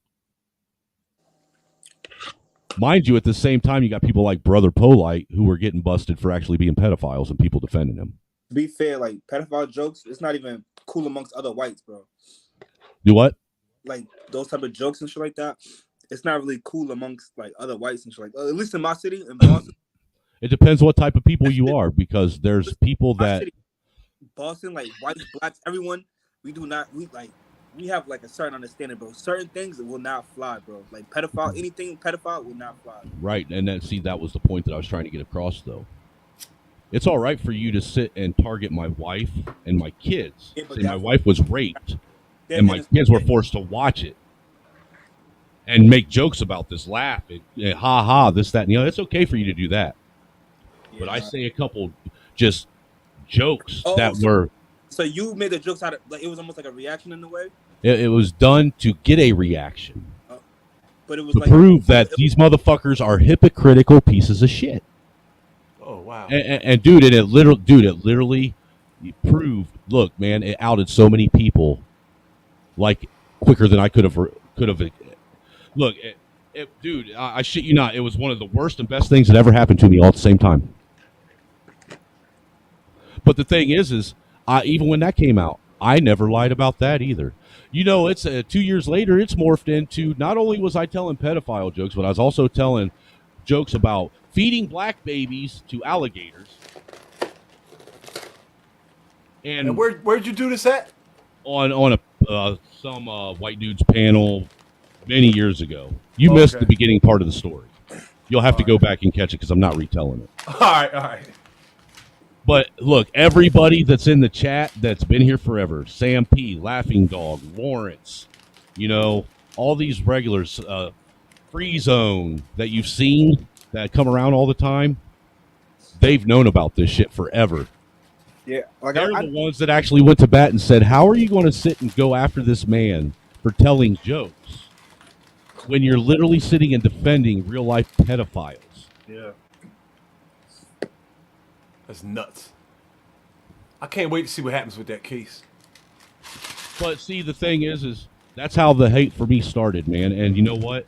Because the black community does what it does best, and they play the telephone game better than no other group of people I've ever fucking met in my life, dude. They know how to take a situation and make it worse than it ever was. You ain't telling no lie, bro. They know how to take something and turn it into something that never even happened. Yep. Some of my folks do that. And you know what? At this point, I lean into it so fucking much that they get what they have actually created who I am now. They are responsible for me being who I am. You wanted the white guy that you wanted the white guy that if you want to dangle that fucking hard R carrot in front of his face and see if he'll say it just because you want to say he's racist, well, guess what? I'll be your fucking Huckleberry then. Now, I heard you say that before, bro. And I've triggered many of people doing it. Because you know what? To me, it's just a word. I'll literally sit there and let you say whatever the fuck you want about me at this time. You can, dude, Reese has heard some of the shit. I had this one dude say some of the most cringiest shit I've never heard before in my life. And then all I had to do was drop that hard R, and he folded up like a cheap, rusty $3 lawn chair. I guarantee you his whole fucking week was ruined by one word. Yo, that fucking hard R is like, it's like fucking programming, bro. It's kryptonite, dude. Kryptonite to weak motherfuckers. Exactly, bro. That's what I'm talking about, Lawrence's action potential.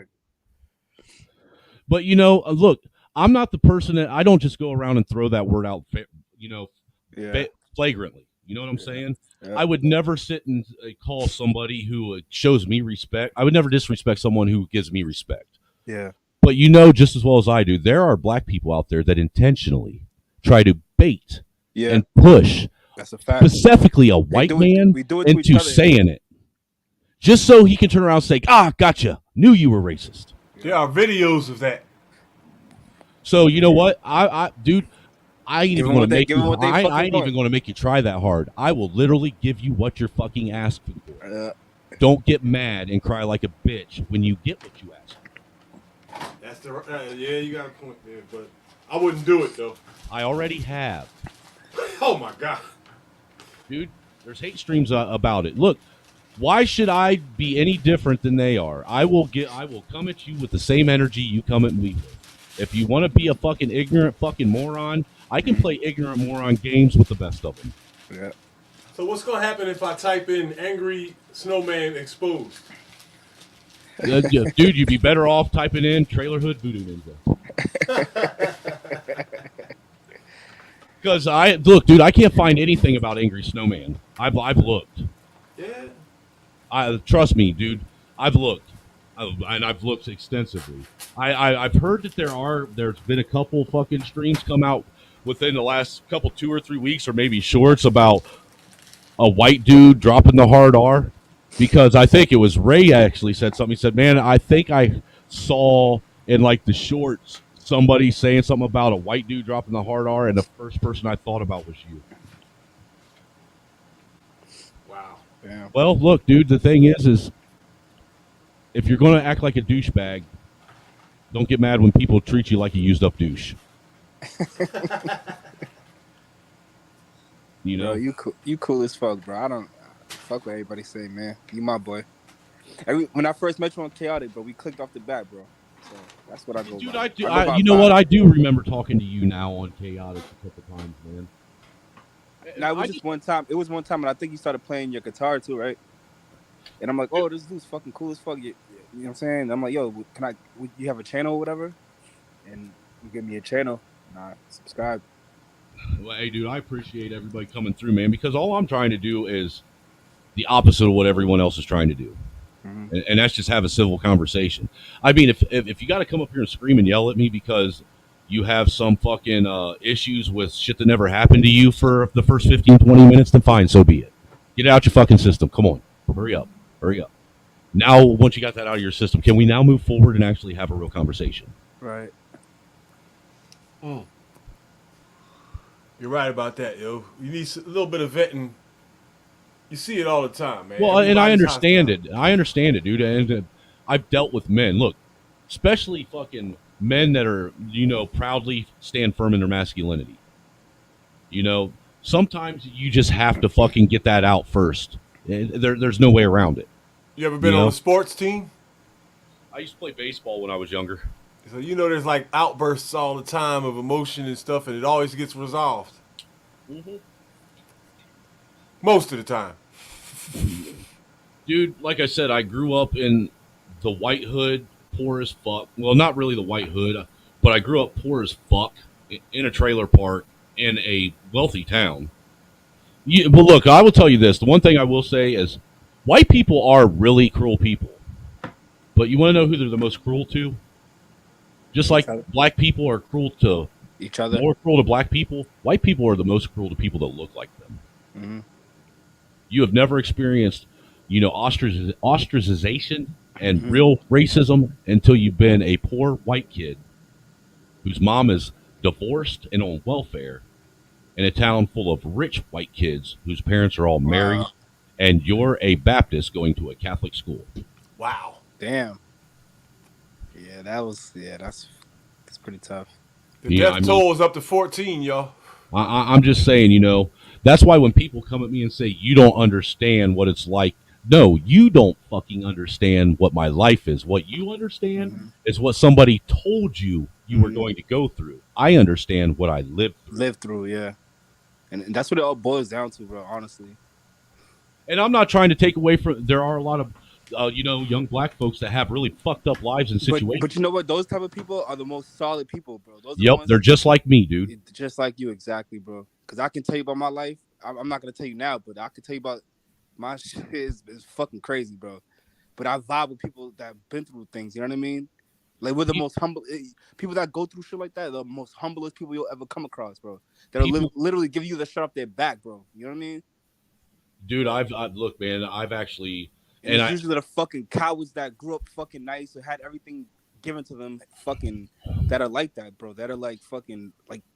I understand what you're saying, bro. I understand what you're talking about. Well, you know, I made a, you know, I had mentioned something on Chaotic Stream earlier today that, you know, a couple of the black folks on this panel did not like or agree with, and I still say it rings true. Most white folks in America are completely oblivious and naive to how much they're hated by Black America.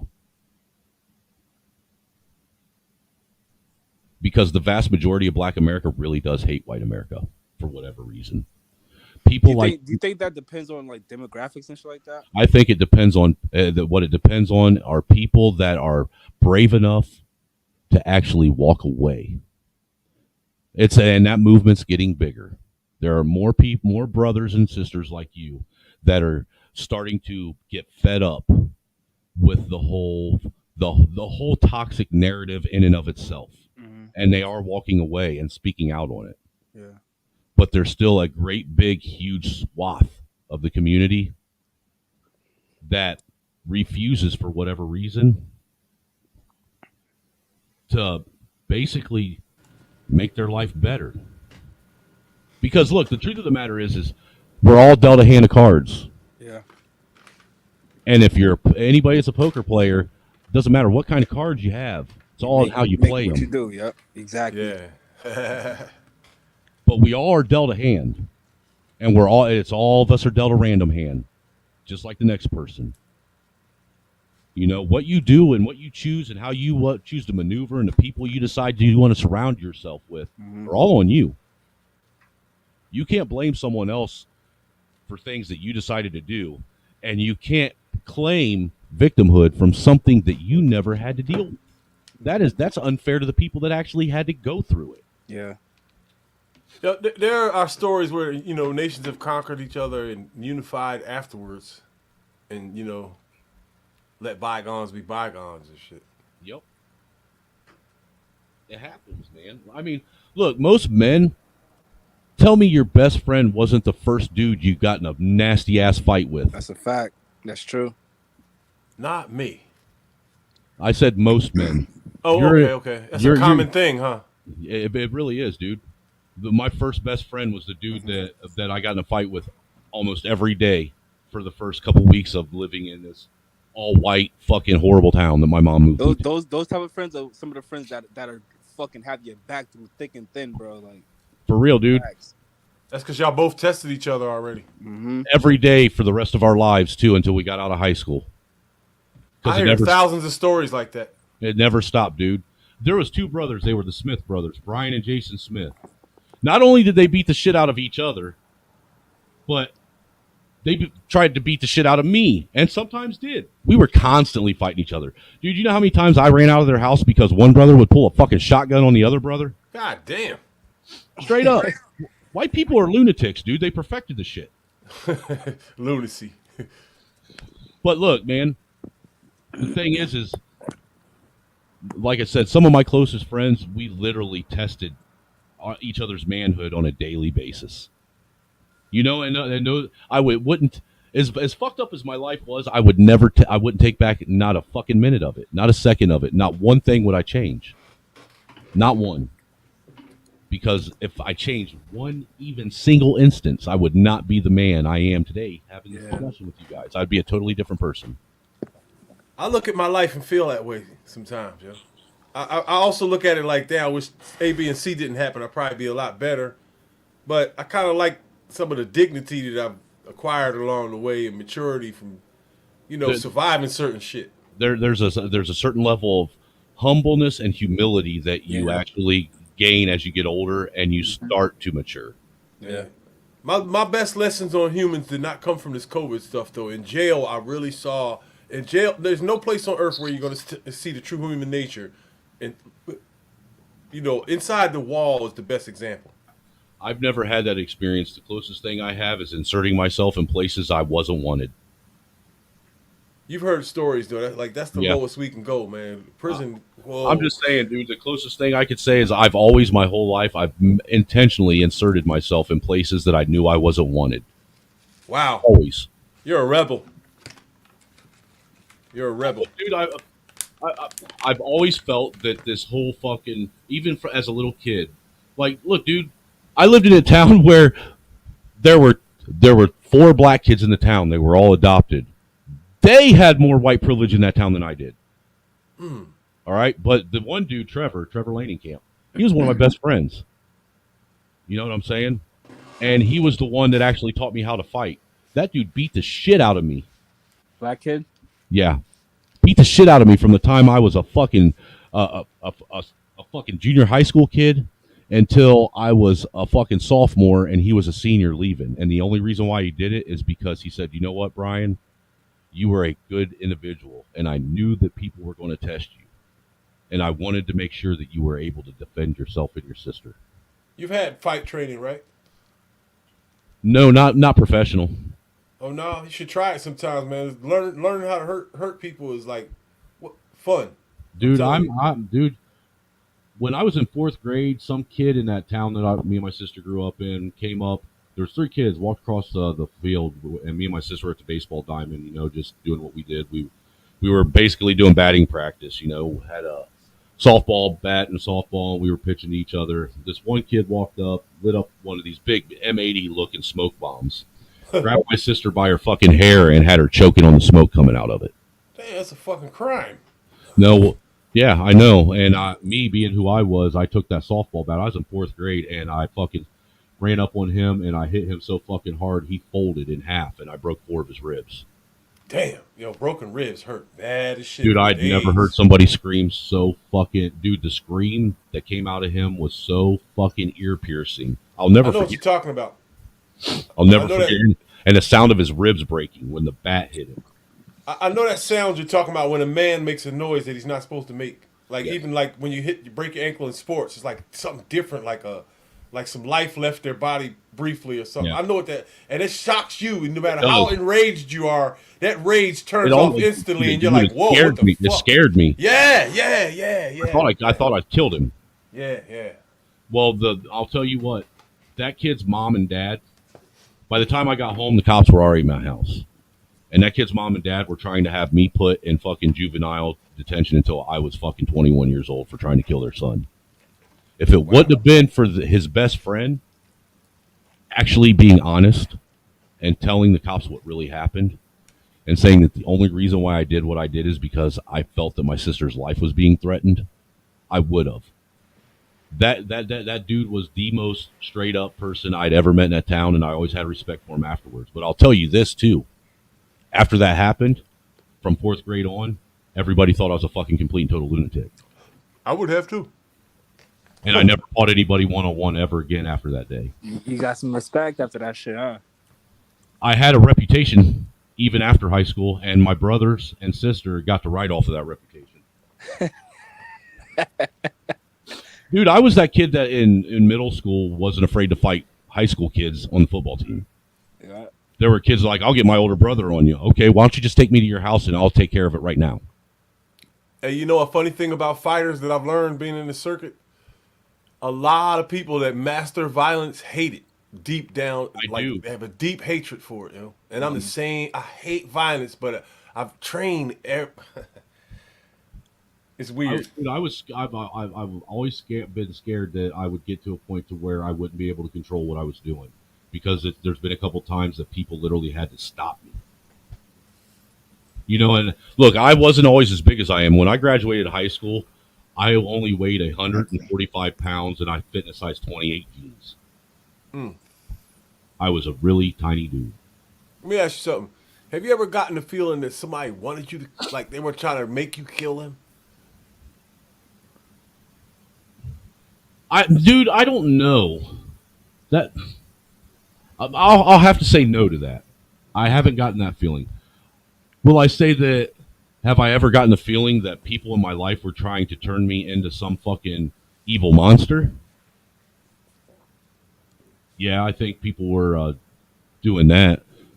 You know, There was a guy who used to give me dirty looks daily and bump into me in the store over and say little dumb shit to me. This shit went on for like a year. I didn't never react to it because he never like took a shot at me or nothing.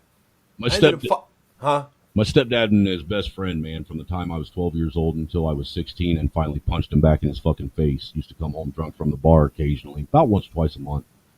Wake me up at 2, 3 o'clock in the morning and make me go out in the front yard and fight him. I fought this dude because I caught him off his block. Like when people try me, I don't engage them when they're with their group. You know what I'm saying? I'll wait till I catch them alone and then You don't surprise understand. These are two grown ass men my age doing this to a 12-year-old me. Fuck crazy. And you want to know what the reasoning behind it was? Because I was soft. I was a mama's boy, and they needed to teach me how to be a man. You want to know what they taught me? How to endure lots of pain being inflicted on me and take my mind somewhere else. That's what they taught me. They taught me how to not care when people were hurting me. That's a good athlete mentality. I'm still like that, dude. My brother, he is a trained mixed martial arts fighter. All right. And he's built like me, only shorter and a little bit stockier. He was taught and he trained in what was it, Brazilian jiu-jitsu and something else. Me and him got into it one day, and my brother thought he got me, dude. And I thought, dude, anyone else, he probably would have. My brother, dude, he came up and he caught me off guard with an uppercut, dude. He brought it from all the way down at his hip. Damn. And hit me right up underneath my chin and lifted me off the ground with it. He's a dangerous dude, man. He can kill somebody easily. Dude, I took a step back, shook my head, and looked at him and said, "That's all you got, motherfucker?" Wow. I said, "You better come with something better than that." His eyes got as big as fucking saucers, and he ran in the house. I've always had a hard head, dude. Always. I don't know why. Damn, a chocolate factory blew up around my way. Oh, well, not around my way, but over here in Pennsylvania. You know, and I'm not one of them guys that say the stuff to be braggadocious or anything like that. It's just, I've just always had a hard head. You know how people have a glass jaw? Yeah. You know, they have that easy reset button. I love people do 2 reset buttons right at the bottom of their chin, right on the side of their fucking temple. And then you always got the ears, man. Have you ever punched someone in the ear and watched them cry like a bitch? I've been hitting the ear a couple times. That shit hurts bad as shit. Don't it though? Yeah, it's an air pocket that goes into your brain. It's like something. It's different kind of hit. Dude, it's like flying. It's like someone hit you, and now the fucking air pressure changed. Yeah, that shit's crazy, man. Even with a glove on, that shit sting you a little bit. But my favorite thing to do though is just punch someone right square in their nose. You wanna know why? Because if you punch someone in the nose, they can't even see after that. They get the raccoon eyes and everything. You hit someone in their nose, they instantly their eyes start watering, and the fight's over. Because if you can't see and you can't breathe, you can't fight. Hey, could you play a video from my channel on here? It depends on what kind of fucking shit you are luring me into. It's me hitting the bag for like 30 seconds, I think. I can do that. I'll play that. I'll do that. You play that video, and then actually, I want to play this. Have you guys ever heard of Dax? What's that? He's a rapper. Oh yeah. So, yeah. Dax the rapper. I want to play this song, man, that I love. You know, that intro song was hard as a motherfucker. Not this one, the first one. Oh, the one that I played earlier? Yeah, that shit was hard. The one to my intro I made. That's actually that dude's name is Mises. Okay. And dude, when I heard that, dude, I had to. You know, that whole the whole I don't give a fuck how they react to this. You know, I was like, dude, that's what I'm on right now. I really don't give a fuck. I want you to react. I want you to react. I want you to get mad, and then I want you to come and address me with it. Please, for the love of God, because I'm not afraid. You know, I'm over this whole tap dancing around shit. People fucking trying to, you know, be quote unquote fucking considerate. Nobody's considerate of anybody's feelings. Let's keep it real. Nobody. So why don't we just keep it a buck? Keep it 100. I'm going to say some shit that's going to trigger you intentionally because I know that's the only way I'm going to get you to fucking confront me. Yeah, I mean, yeah. Sometimes you have to. Sometimes it takes. Look, tough love works on everyone. Hey, not to change. Hey, listen, not to divert, but you guys aware of who Black China is? Yeah. No, not until the other day. Yeah, she took like her fucking ass shots out or something like that. I think I'm hallucinating. I think I just saw an advertisement for Black China to be on Fox and Friends in the morning. Hey, and everybody in the chat, I haven't been ignoring you guys, man. It's just we've literally been streaming on two separate streams now for going on like about 9 hours. Yep. And these two cats have been rocking with me since almost the beginning of it. So right now at this point, I'm just talking. Yeah. I learned a lot about y'all culture on the stream, though. Dude, I see. That's why I came and started having a discussion, because I wanted to actually learn about Black culture.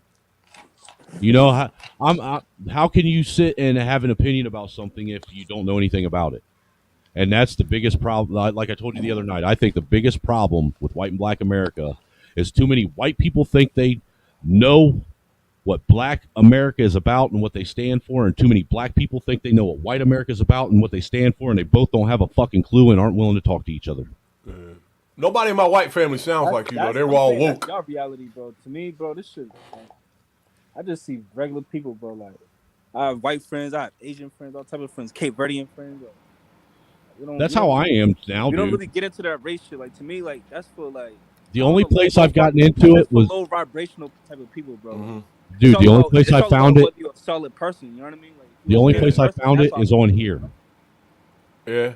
This is the only place I've ever look, dude. In real life, the encounters that I have on YouTube and the discussions and shit that people throw at me doesn't happen in real life. Yeah. I can go anywhere in real life and sit down on any stoop and have a discussion with anybody. Yeah. I don't have these issues. It's just this here. YouTube shit, this internet shit is not real, bro. Like, people like different, bro. But nah, man, I want you to hear this. This song is called "My Last Words." Just listen to what he's saying, man. Because when I heard this, dude, it hit me hard. Like, dude, it made me think. It's very profound, and it hit me like right in the feels. Because I could get it. What would your last words be if someone put a gun to your head and said you had 2 minutes before they shoot? You were mine. Wish I could go and revisit the evil I did through the course of my life. Wish I could go back in time, pick the wrongs that I did and reverse them to right. Wish I could take all the pain, the hurt, the struggle, and keep them inside. Wish I could say that I'm sorry to people I broke you before that I died. Wish I could go back in time to my father, I didn't really mean it. Wish I could go tell my mom that I loved her and all of this money I got, I don't need it. Wish I could go to the church and I call for the Lord and the nephew to conquer my demons. I'm begging them please, I'm down on my knees, who's ready to shoot, and I'm practically bleeding. So it's my destiny, how can I get destiny? Somebody please, hey,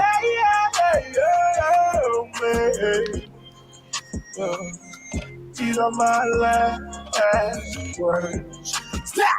Wish I could go back in time and revisit myself just to make me believe. I had these goals and these dreams in my mind that were mine that I'll never achieve. All of these gifts and these talents were given by God I was blessed to receive. I was too busy worried about riches and money and all of this shit that you people would think needed help with depression. All of my passive aggression, I should have confessed. I learned my lesson. I didn't get nothing but sadness and fucked over all of my blessings. Fucking perfection. I should have walked on my own and I traveled in time and direction. Just to be trending. Just to be trending! Wish I would have not held back. Wish I would have not felt bad. Wish I would have hugged my dad. Wish I would have fought that bitch when I had that tag. Wish I would have sold my soul just to get famous on. Should have played basketball. Nigga was basketball. Right! Wish I would have never put my time into those people who were never trying to give it to me back. Wish I would have never put my heart into a woman that would break it and allow it just to have a second chance. Wish I would have let them see what I was really dealing with instead of trying to hide it on the mother track and go a milli just to prove that I'm a legend and to make it just to show them what it looks like when I get it right back. My last word. Dear God, I'm not gonna lie, I might need your forgiveness. I knew that no one was watching, but in my last minute, I now know that you were a witness. So I'm repenting, now that it's sinning. Why? Because I need to make it to heaven. Born as a sinner, die as a winner. Period, just like the end of a sentence. I swear the devil is watching me. He tried to make me his prodigy. This is my fucking apology. I don't want nothing but honesty. Heaven to hell, which is calling me. 30 seconds left. These are my last words. And to the bitch that broke my heart, I just hope that you can sleep, knowing every single man you'll meet will never be like me. You can run, you can hide, but you will see me in your dreams on TV. Facts! Wish I could go back in time to my father, I didn't really mean it. Wish I could go tell my mom that I loved her and all of this money I got, I don't need it. Wish I could go to the church and I talk with the Lord in an effort to conquer my demons. I'm begging and pleading, I'm down on my knees and he's ready to shoot and I'm practically pleased. Sons of my destiny, how did I get destiny? Somebody please help me. These are my last words. Facts! That shit hard. Ain't it though? Yeah, I fuck with it. That's nice. You should have knew I was coming. The same guy? I like Hobson too, man. I'm a big Hobson fan. I don't know who that is. What? Hobson put out this song about a couple. It was he hasn't put out a whole lot of new music, but he dropped this one. It was a couple years ago, man. That really kind of hit, man. Where's it at?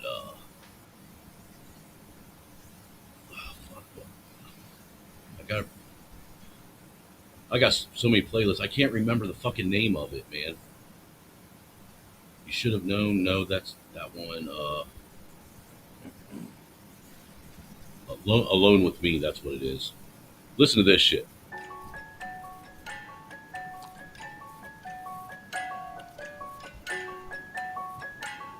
And I like pulling up the lyrics when we're doing this. I want people to Marcus fucking Hobson, my guy, what up? Don't mean to intervene. How are things going? Talk to me. How you living, G? You look so confused right now. Do you remember me? Cause I've been with you since a teen, fucking you up mentally. I love it. Staying inside your head with a rent is free.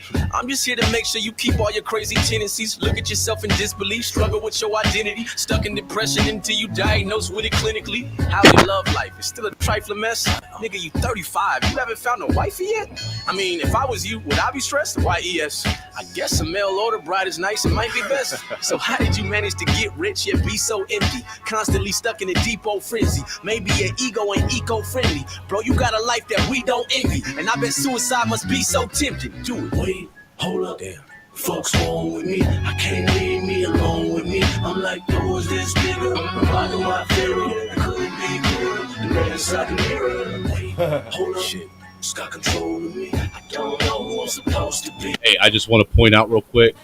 Isn't that ironic he's saying that after I was talking about looking in the mirror? Yeah, that's crazy. You know, that's why this shit hit with me. I'm like, who is this nigga? Rocking my theory. It couldn't be clearer. The man inside the mirror. So how's the rap life? Do people enjoy your music? Or you still spitting that bullshit to destroy the youth with? Be honest, you live in the shadow with Joyner Lucas. Uh-oh. Jealous? I know that you are. My point is proved. What the fuck happened to you? You was spitting so cold. You was the Illmind Hobson on the list with the ghosts. Then you fell off. You should have took a different approach. I hate to say it, but you'll never be like Kendrick or Cole, nigga. It's fucked up. That isn't fair, Marcus. I'm hoping that God will answer your prayers, Marcus. But even if he does, the chances are rare that you'll have hands in the air, headlining Madison Square Garden. Nigga, put the mic down. Don't you fight this fight. Cause you the corny rapper only weird white kids like. So every time the blogs post you, the comments gon' roast you. I would rather be dead than be caught living in your shoes. Wait, hold up, I'm tripping. Folks wrong with me. I can't leave me alone with me. I'm like, who is this nigga? Why do I feel it? It couldn't be clearer. The man inside the mirror. Wait, hold up, it couldn't be clearer. Hold on. We gotta stop this because we got our resident border jumper joining the panel. Border jumper. Fuck you, homie.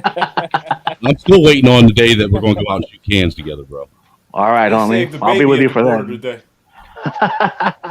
I'm a Chicano, bro. I ain't no fucking Mexican. Dude, he tells me that every time too, man. And I relentlessly try to reculturalize him and tell him he's a Mexican. Well, I'm all boozed up right now, so that's why. What's up, fellas, man? What's good? You guys up to, man? Just chilling over. Just chilling, man. I mean, all the hanging out with our favorite snowman, man. Dude, the live shit. The real live shit was on the other stream. The evil white devil right here, Snowman. Hey, man, you know somebody's got to wear that moniker. Might as well be me. Hey, Snow, you're all good, bro. Hey, man, dude, you don't get me all worked up, homie. It's all good, man.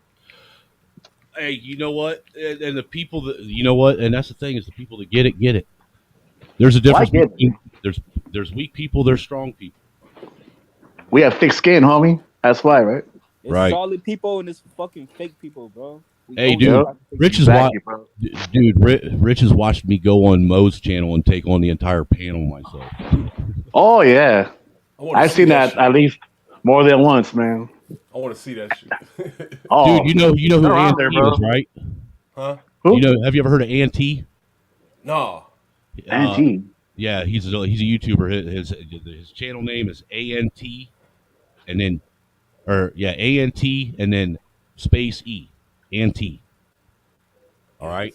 Oh, he had me up on a panel where I literally had nothing but pissed off black people coming at me about the whole pedo joke thing for 3 hours, all by myself. 3 hours? God damn.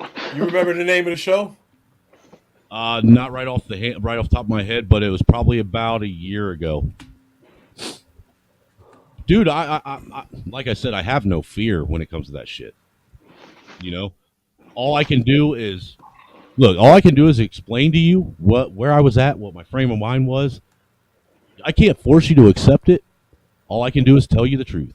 Whether or not you want to fucking, take it for what it is or make it something bigger than what it was, that's on you. Honestly, I don't even give a fuck. Exactly, man.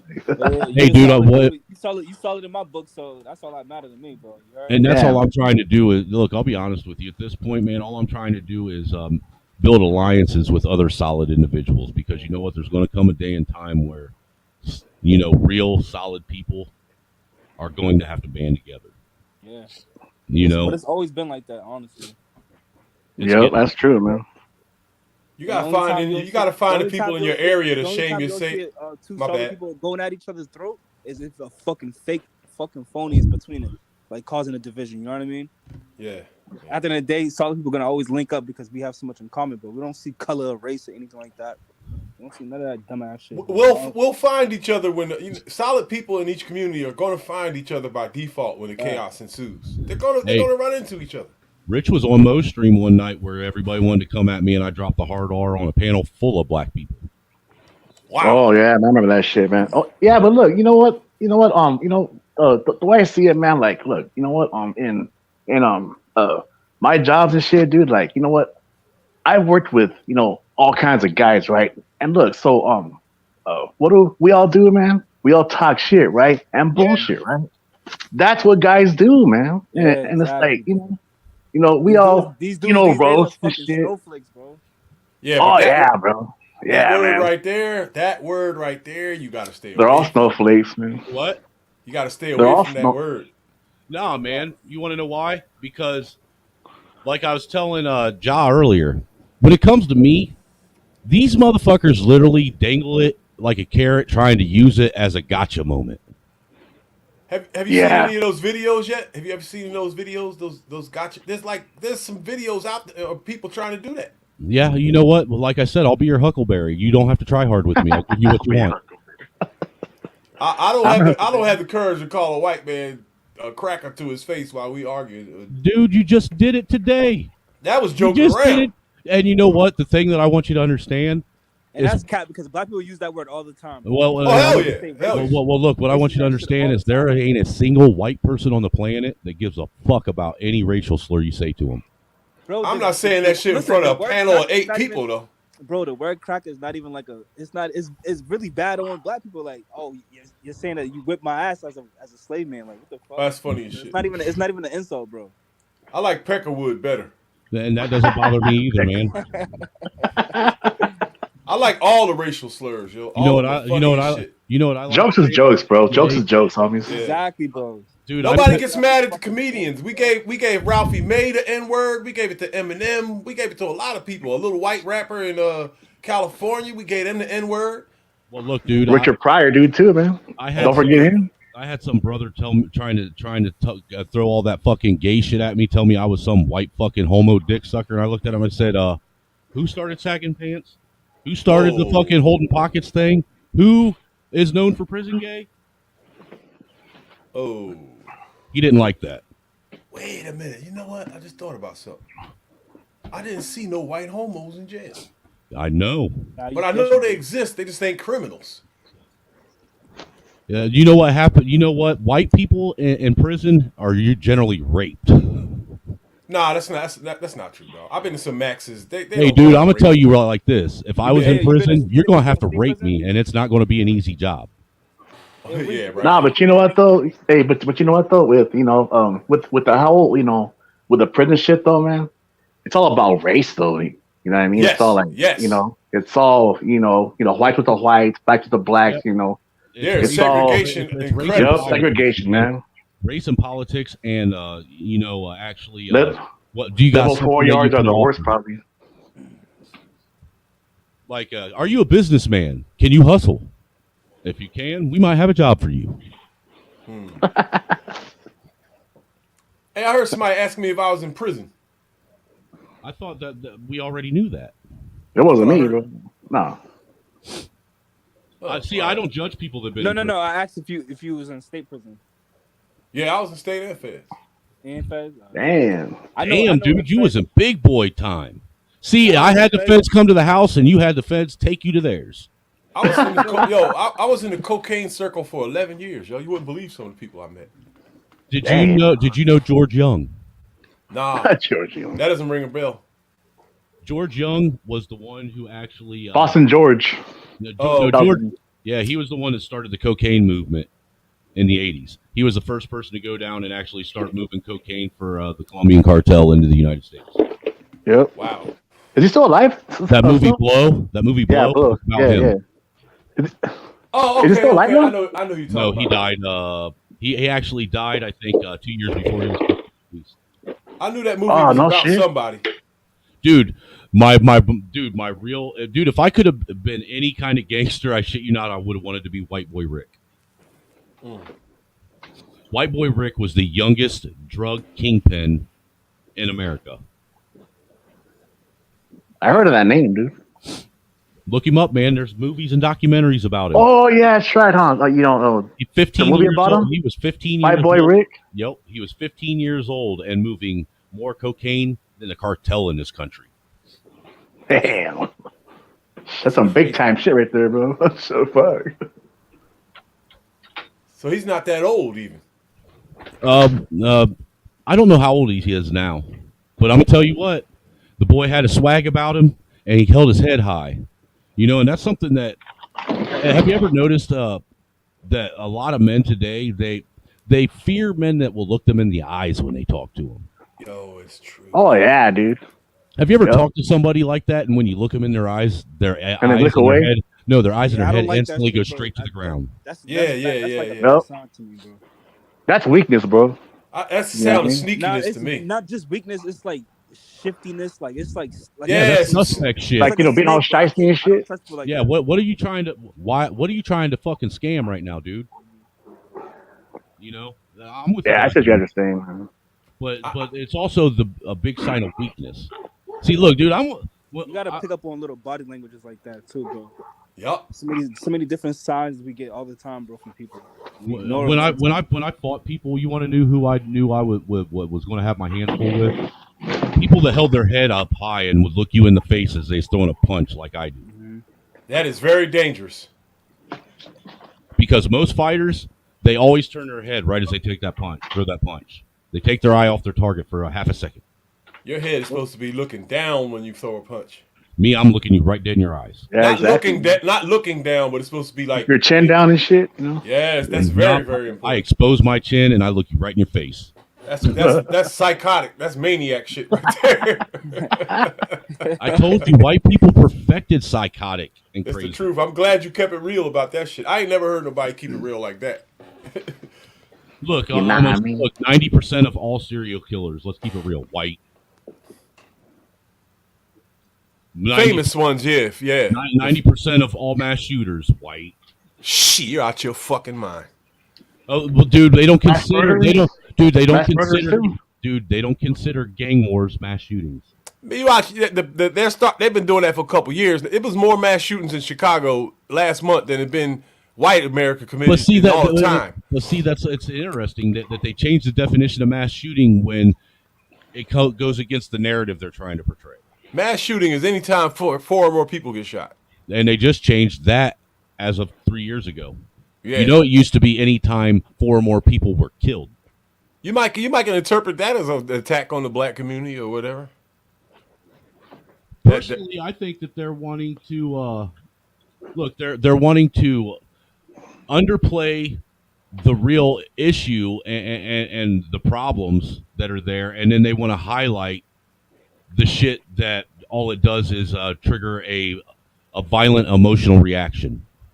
They do that. The news you're talking about, right?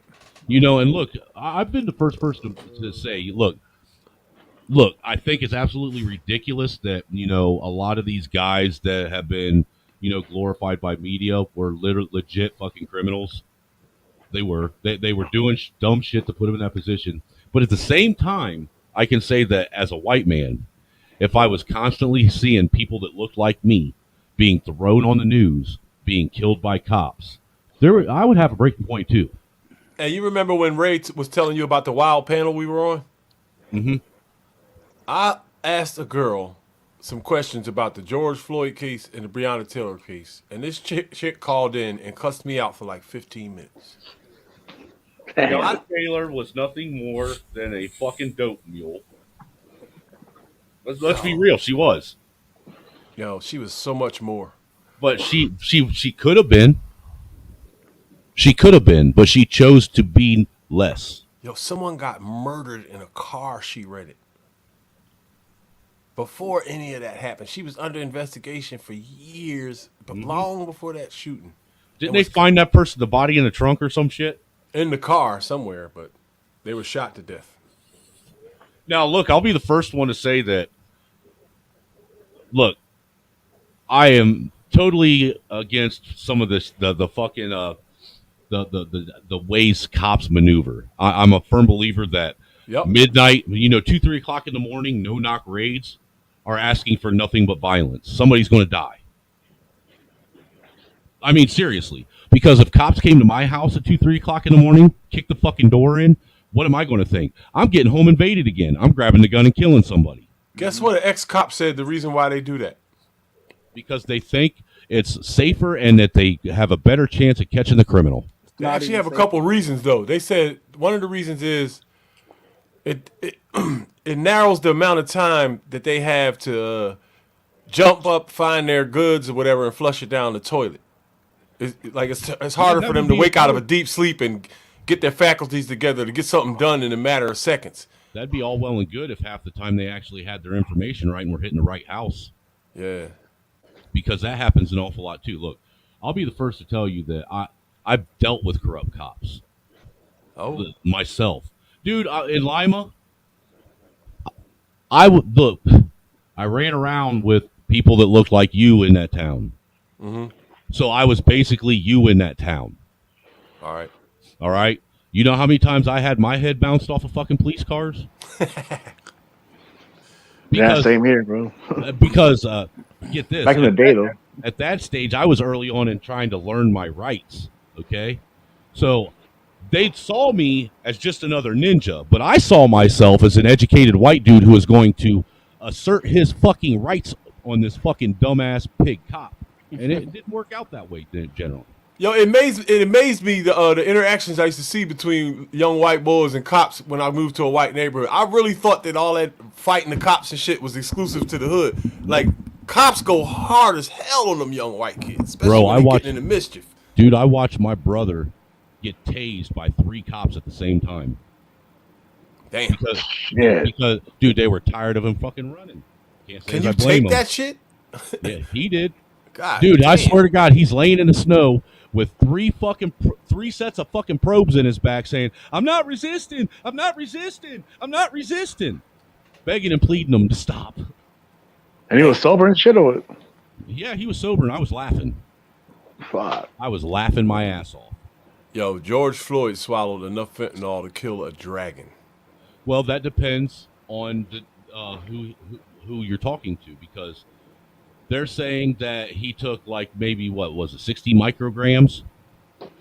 My dad took 150 micrograms of fentanyl in patches every 3 days. When I got in that car accident, they shot me up intravenously with 100 micrograms of fentanyl. Oh, that's hospital fentanyl. This shit out here is something else. I'm just On the saying, streets and shit.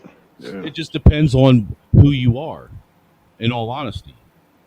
You know, I'm not saying that George Floyd isn't responsible equally for his own death, all right? But I can't sit and say necessarily that it was the drugs that killed him. Did it contribute to the situation? Absolutely. Look, we can see when the cops first come to that van that the guy that he bought his dope off of complied with the cops. You see it right there in the video. Yep. While George Floyd is fucking, resisting, bouncing around, acting all fucking suspect. He died and his dope dealer lived. I feel bad for that guy, man, George Floyd, man, because he had a drug problem and the shit cost him his life. You know what I mean? Nothing really malicious happened in that whole situation in the beginning that warranted any of that other shit. It was just his erratic behavior and the cops' reaction. Like, if he wasn't an addict, none of that would have happened. I agree. It's just misfortune, man. I feel so fucked up for that dude, man, because I don't think he was... Well, wait a minute. Now, he did commit some malicious crimes. Yeah, he did that's what threaten makes to me shoot a not baby. He did threaten That's to what shoot a makes me- pregnant that's what woman makes in her me belly. do two shits Yeah. about it, honestly. And some crimes are like, even if you get your life together and like, you still got that stain. Like, you attacked a woman, dog. Come on.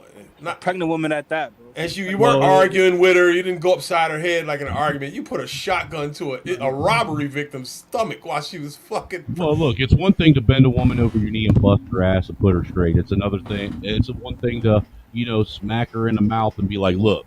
It's another thing entirely to put a gun to her stomach and threaten to shoot her baby. I can't see me robbing a chick, man. And yo.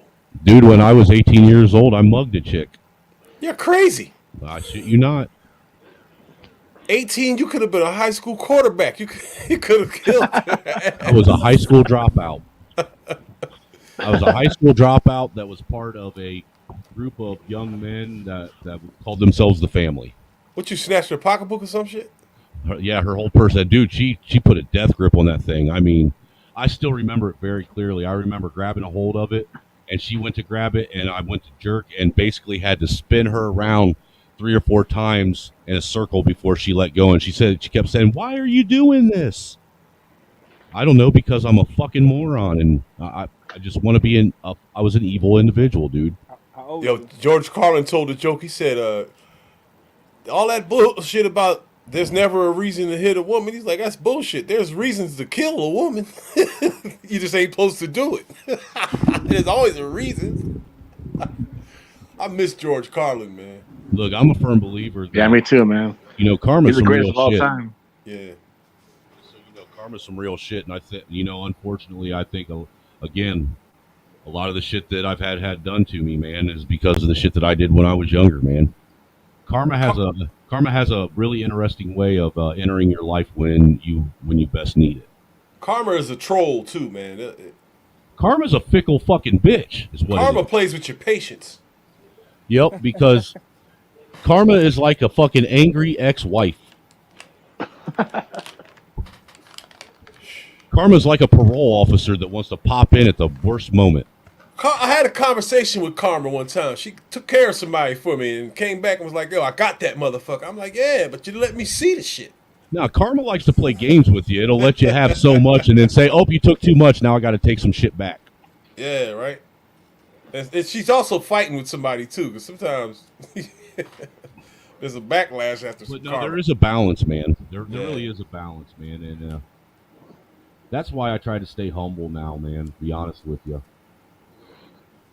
Like, look, remember the other night, was you here the other night, Ja, when somebody said something about, has anybody ever, somebody in the chat said, be honest, have any of you guys ever taken stolen shit in the self-checkout aisle in Walmart?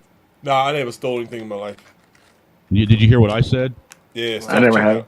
I said that's why I'm currently getting ready to have to go to fucking counseling over it. Oh, that's right, you did. That's funny as shit. 44 Grown-ass man. 44 years old and got to go to counseling for petty theft. A grown-ass man. You'll be sitting there with kids and addicts. Hey, maybe they'll learn something. Yeah, maybe you'll learn something shit. Hey, dude, you're never too old to learn. If you stop, look, I'm gonna tell you what. If you stop learning, then you're dying. I've got valuable lessons from bums on the corner that talk to themselves. That's a fact, dude. Can learn from anything. Yeah, that's true, man.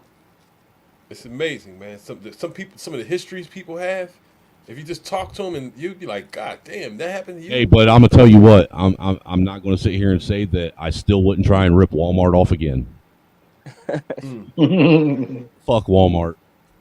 I got a little fun story that might spice things up. I was in jail with a terrorist. Wow. A real live Arab terrorist from overseas. In the feds or Feds, of course. Yeah, so, feds, yeah. A lot of the young boys don't know that the World Trade Center got bombed twice. So that once in the basement.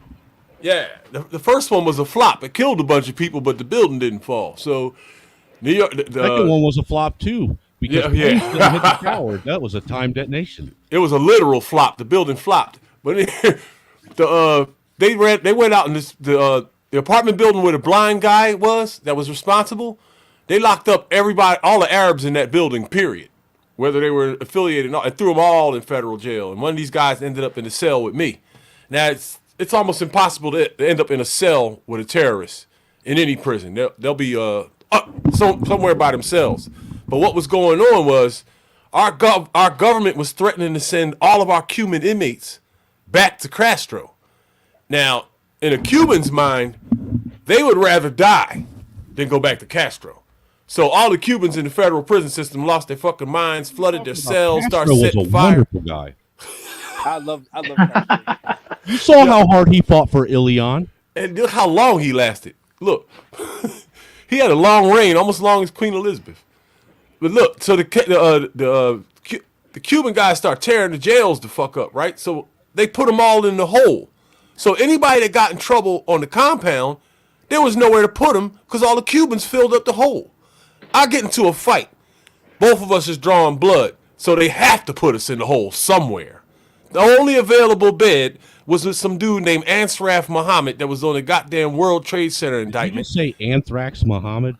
Ansraf, A-N-S-R-A-F. Anthrax. That's funny as shit.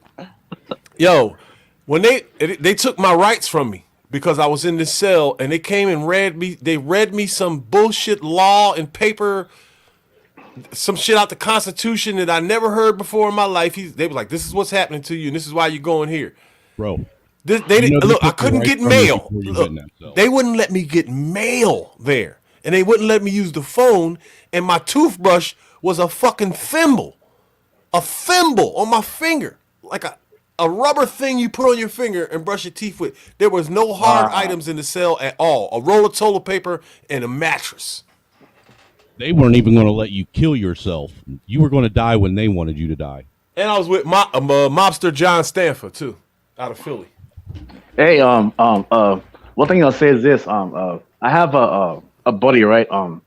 He's retired now, right? You know, a CO and shit, right? I remember he told me a story one time when he worked as a CO, right, in the feds and shit, and he said that the Muslims there, well, they had at least about 3 of them there at the time, and they have to give them different food because they can't give them the regular food, right, from the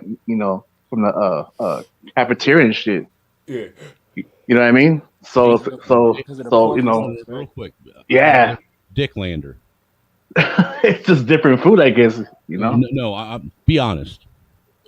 You're related to El Chapo, right? He's your uncle. Bro, all my family, bro, was born in Southern California, homie. Well, except for my with you, man. my great grandparents, but El Chapo Guzman. Hey, I worked with a guy whose last name was Guzman. He swore up and down he wasn't related. That's all I didn't believe him. Hey, guys. Well, it's kind of late. I mean, where I'm at though, man, and I fucking drank all night, man. So I'm kind of. I gotta bounce too. The stores is about to open up over here. It's 7 o'clock. Man, you got a bunch of lame ass motherfucking pookies. I gotta eat. I ain't ate nothing in 10 hours. Well, that's what happens when all you eat is fucking lawn clippings. You're going to get hungry. It's a fact. It's a fact. All right, I'm signing off, Snowman, man. Love you, man. Hey, love you too, man. I appreciate you. Take care, homie. I'll be back on your next one, too. All right, maybe man. Peace, tonight, homie. maybe tomorrow, man. All right. Hey, Snow, man. Thanks, bro, for letting me on, bro, and I'll come back again, man. Oh, dude, Rich, you're And always everybody else, welcome, man. bro. Always. All right, man. It's all good, bro. Hey, man. Snowman. Dude, I ain't You have gonna a blessed weekend, homie. Dude, I won't do you like I did Mike Hood. Oh, what did he do now, man? I won't let him on any stream that I'm having where there's a serious discussion going on because he always derails it. Always. With his whole conspiracy shit, or what? Yeah, he was mad at me today because I straight up told him that he wasn't getting on the panel, and as soon as I told him that, Chaotic came on and derailed the conversation. Oh, that was that guy. That Shit, Mike Hood. Yeah, that was who that guy was, Ja. I'm like, who the fuck is He's that? cool, bro, but I don't know. I mean, He's all right, but look, first off, he goes too far. No, first off, he's a white dude and he thinks he's me, and there's only one me. You think he's black or what? No, he thinks he can move like me. That people are going to, look, man, I've noticed that there's a lot of white people have tried to emulate the snowman. They're nothing but a snowball. No, they're nothing but a fucking snowflake. Fucking Mike Hood was on here earlier. Oh shit. There's imitators, but I'm the only original, and no one can, dude. You got it. Like we were saying earlier, Ja, it takes a certain type of mentality to get to where I'm at. You got the voodoo ninja. You remember that shit, Rich? Yeah, I sure do. Remember that ninja shit. days. All I did was just, be with comment times or just watch it all go fucking, haywire. But I was like, look, man, come on, people, man, just don't get, too pissed off, man. Dude, Trailer Hood was hardcore too, man, because he was. Oh, yeah, he was. Mo used to have what he called what were they Sunday night fucking what the fuck was it called? I can't remember, man. It was basically a so battle. many, He's had so many of them. Basically, about twice a month there when I first met him, it was a free for all, and basically that kind of shit. Yeah, the loudest and last man standing was the winner, and he would slowly move people up from the bottom of the fucking screen, their avatar, up to the top, and the winner was the one who ended the stream sitting next to him. Back in the days, bro.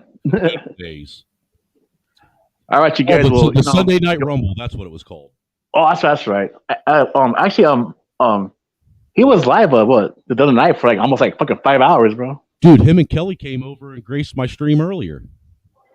Oh, really? Oh, yeah, shit. man. I missed it, man. That's cool, man. Dude, and it's been forever since I saw him and Kelly pop into the chat.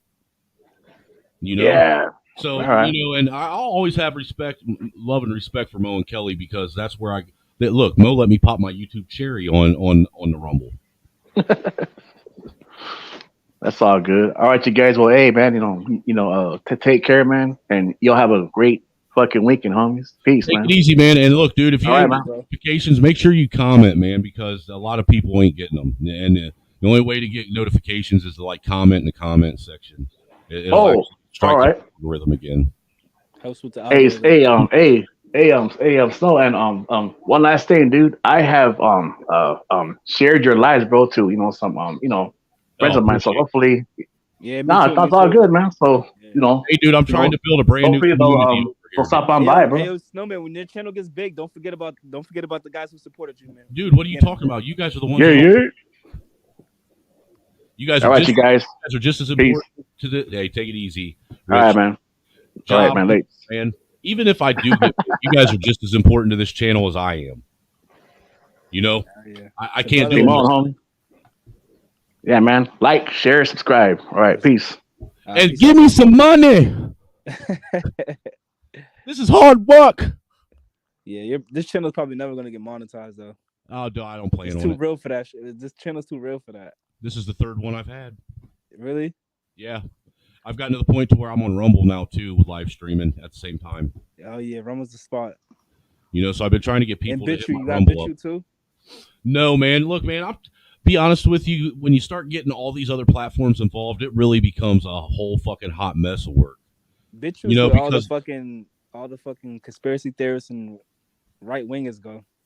Well, for one, I like being able to just build a quick thumbnail like I did tonight when I stopped the one and started the other one. Yeah.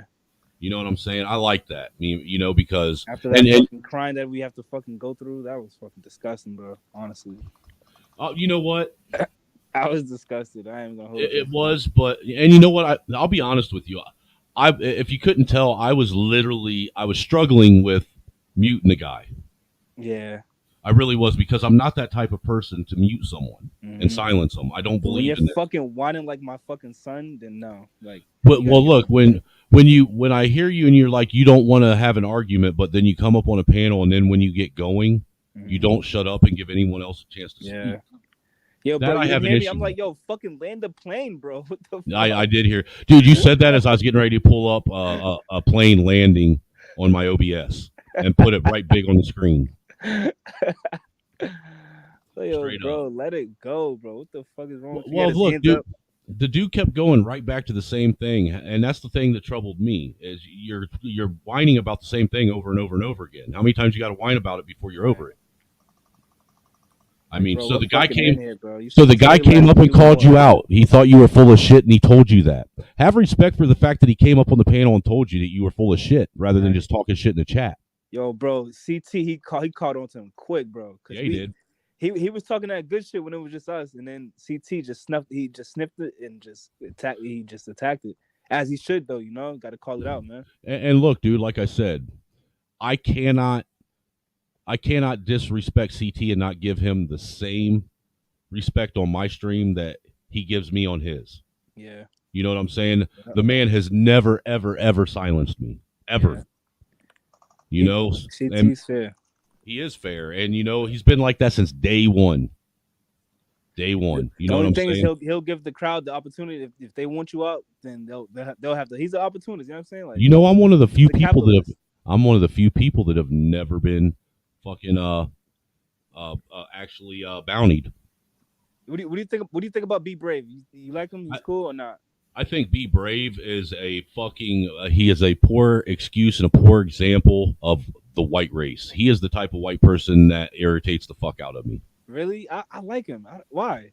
I don't like him because, for one, he's over the top. Is he? Yes. Look, there's a way that today the conversation with the black people need to be more white irritated me.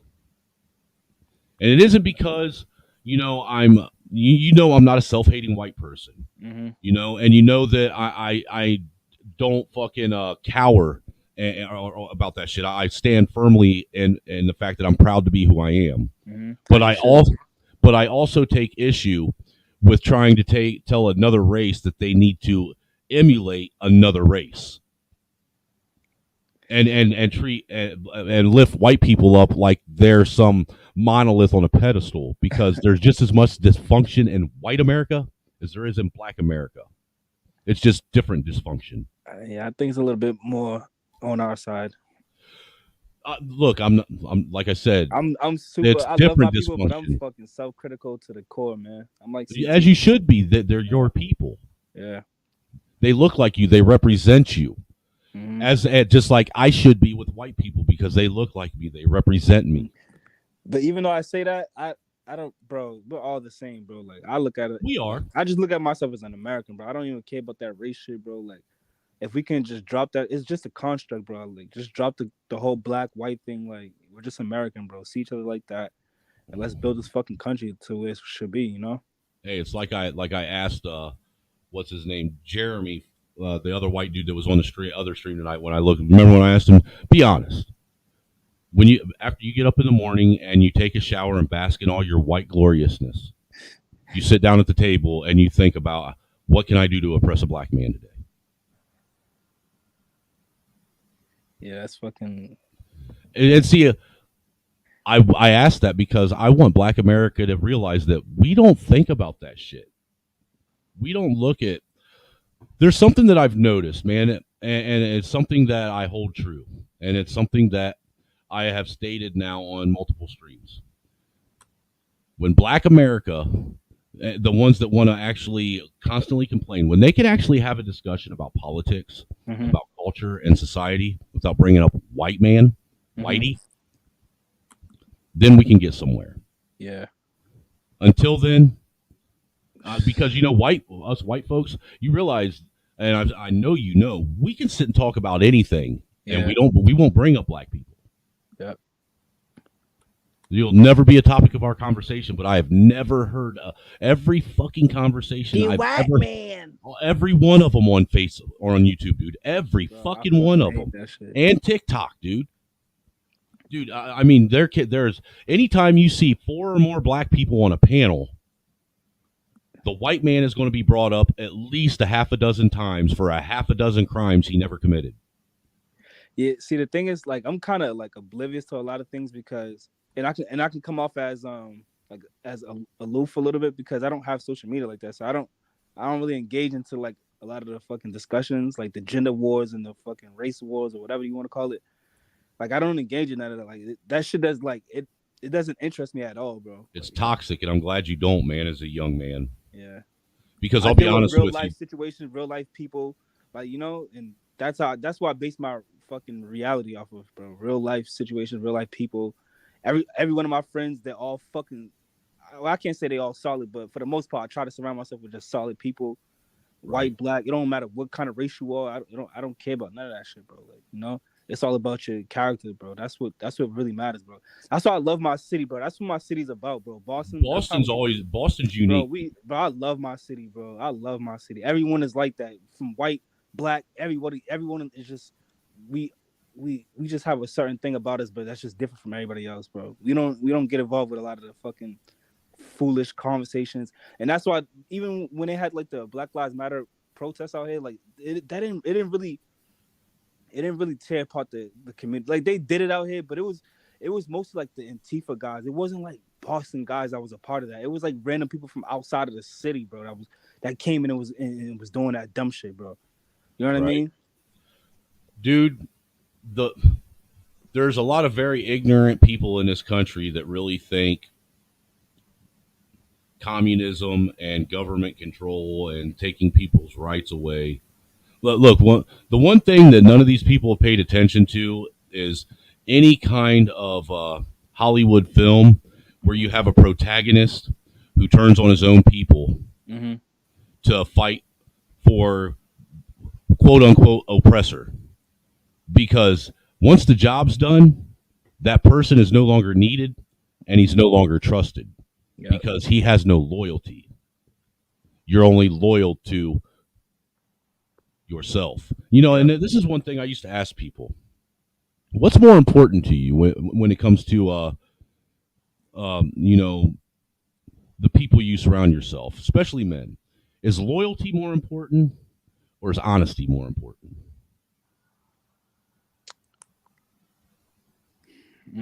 For me, honesty. I don't know. That's pretty tough. It is tough, but I've always said loyalty. And there's a reason why. Because a loyal person will always be honest to you anyhow. Yeah, true. An honest person will only be honest to whatever gets them ahead. They will be honest and sell your ass down the river if they have to. Yeah. You know what I'm saying? Yeah. Just to get their own ass out of trouble. But a loyal person, if they're loyal, you don't have to worry about whether or not they're being honest. They're loyal. So honesty comes hand in part with that. You know? And loyal people are hard to find. But look, bro, I've enjoyed rapping with you, man. It's been fun, man. Yo, dude. Hey, I put my fucking I put my Telegram in the back chat if you want to take that down, or if you want to give me yours, because you say you don't know how to really rock with it like that, right? Yeah. How do you find someone in Telegram? You just search your name. Yeah, you just put it in the search. Ja _ Nzola, yeah. Is that your real name? Yeah. Because you don't have to dox yourself. Oh, I see it. But Nzola, I remember the first time I saw you in the chat, man. Nzola, that one caught me off guard because if you remember, I was like, how the fuck do you pronounce that shit? Yeah. You got it right. Like, a lot of people get it wrong. They like, oh, in Zola, and they get it wrong. But you got it right, Zola. It's actually Kikongo for love. All right, on.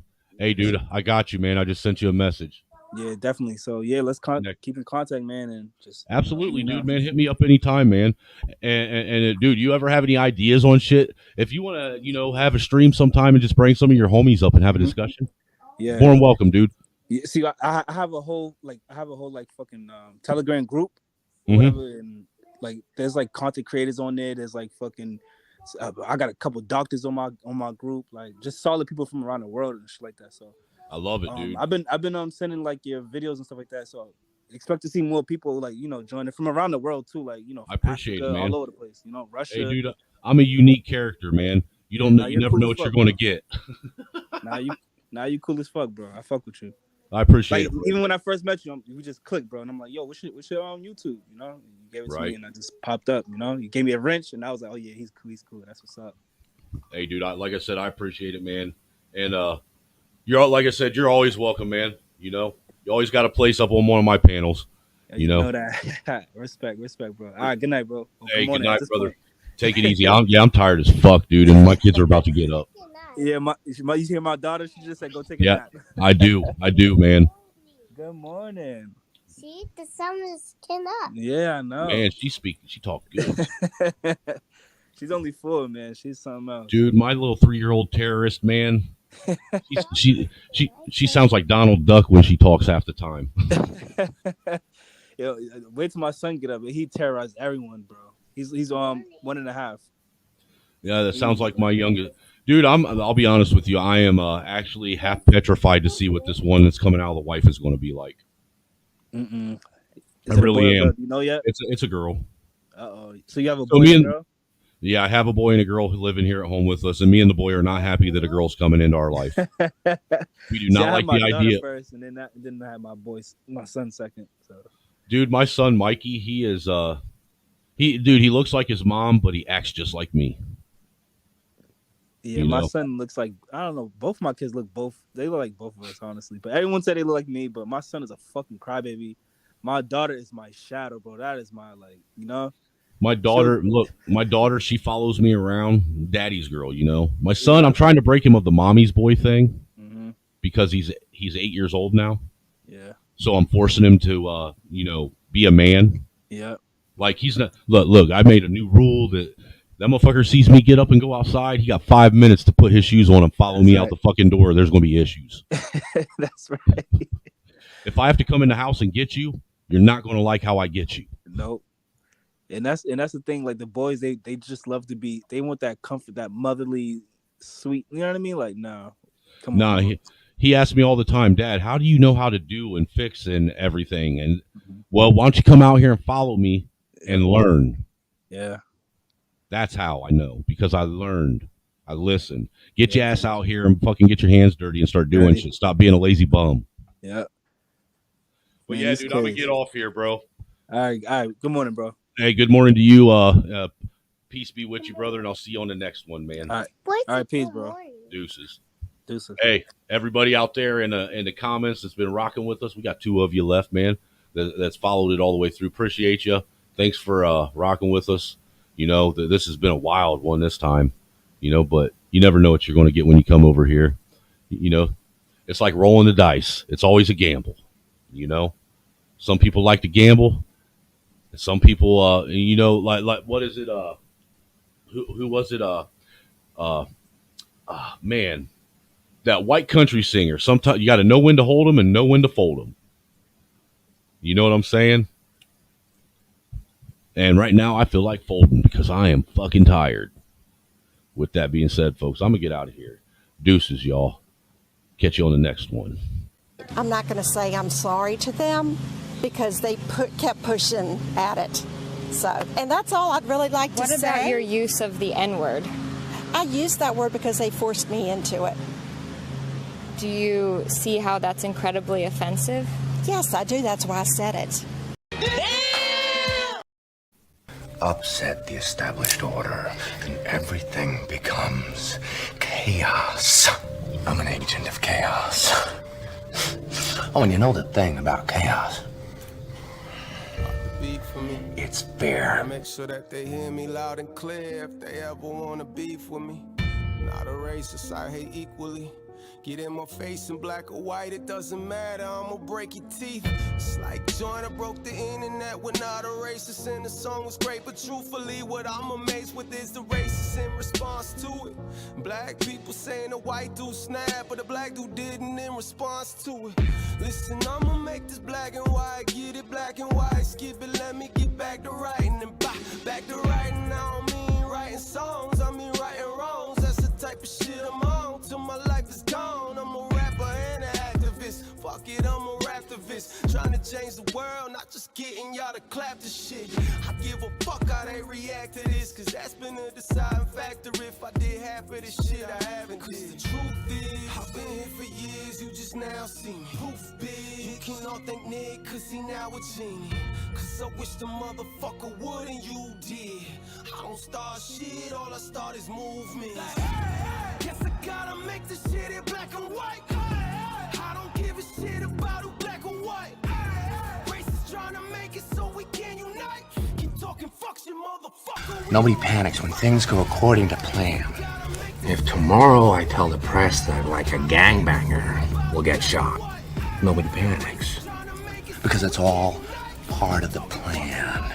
But when I say that one little old mare will die,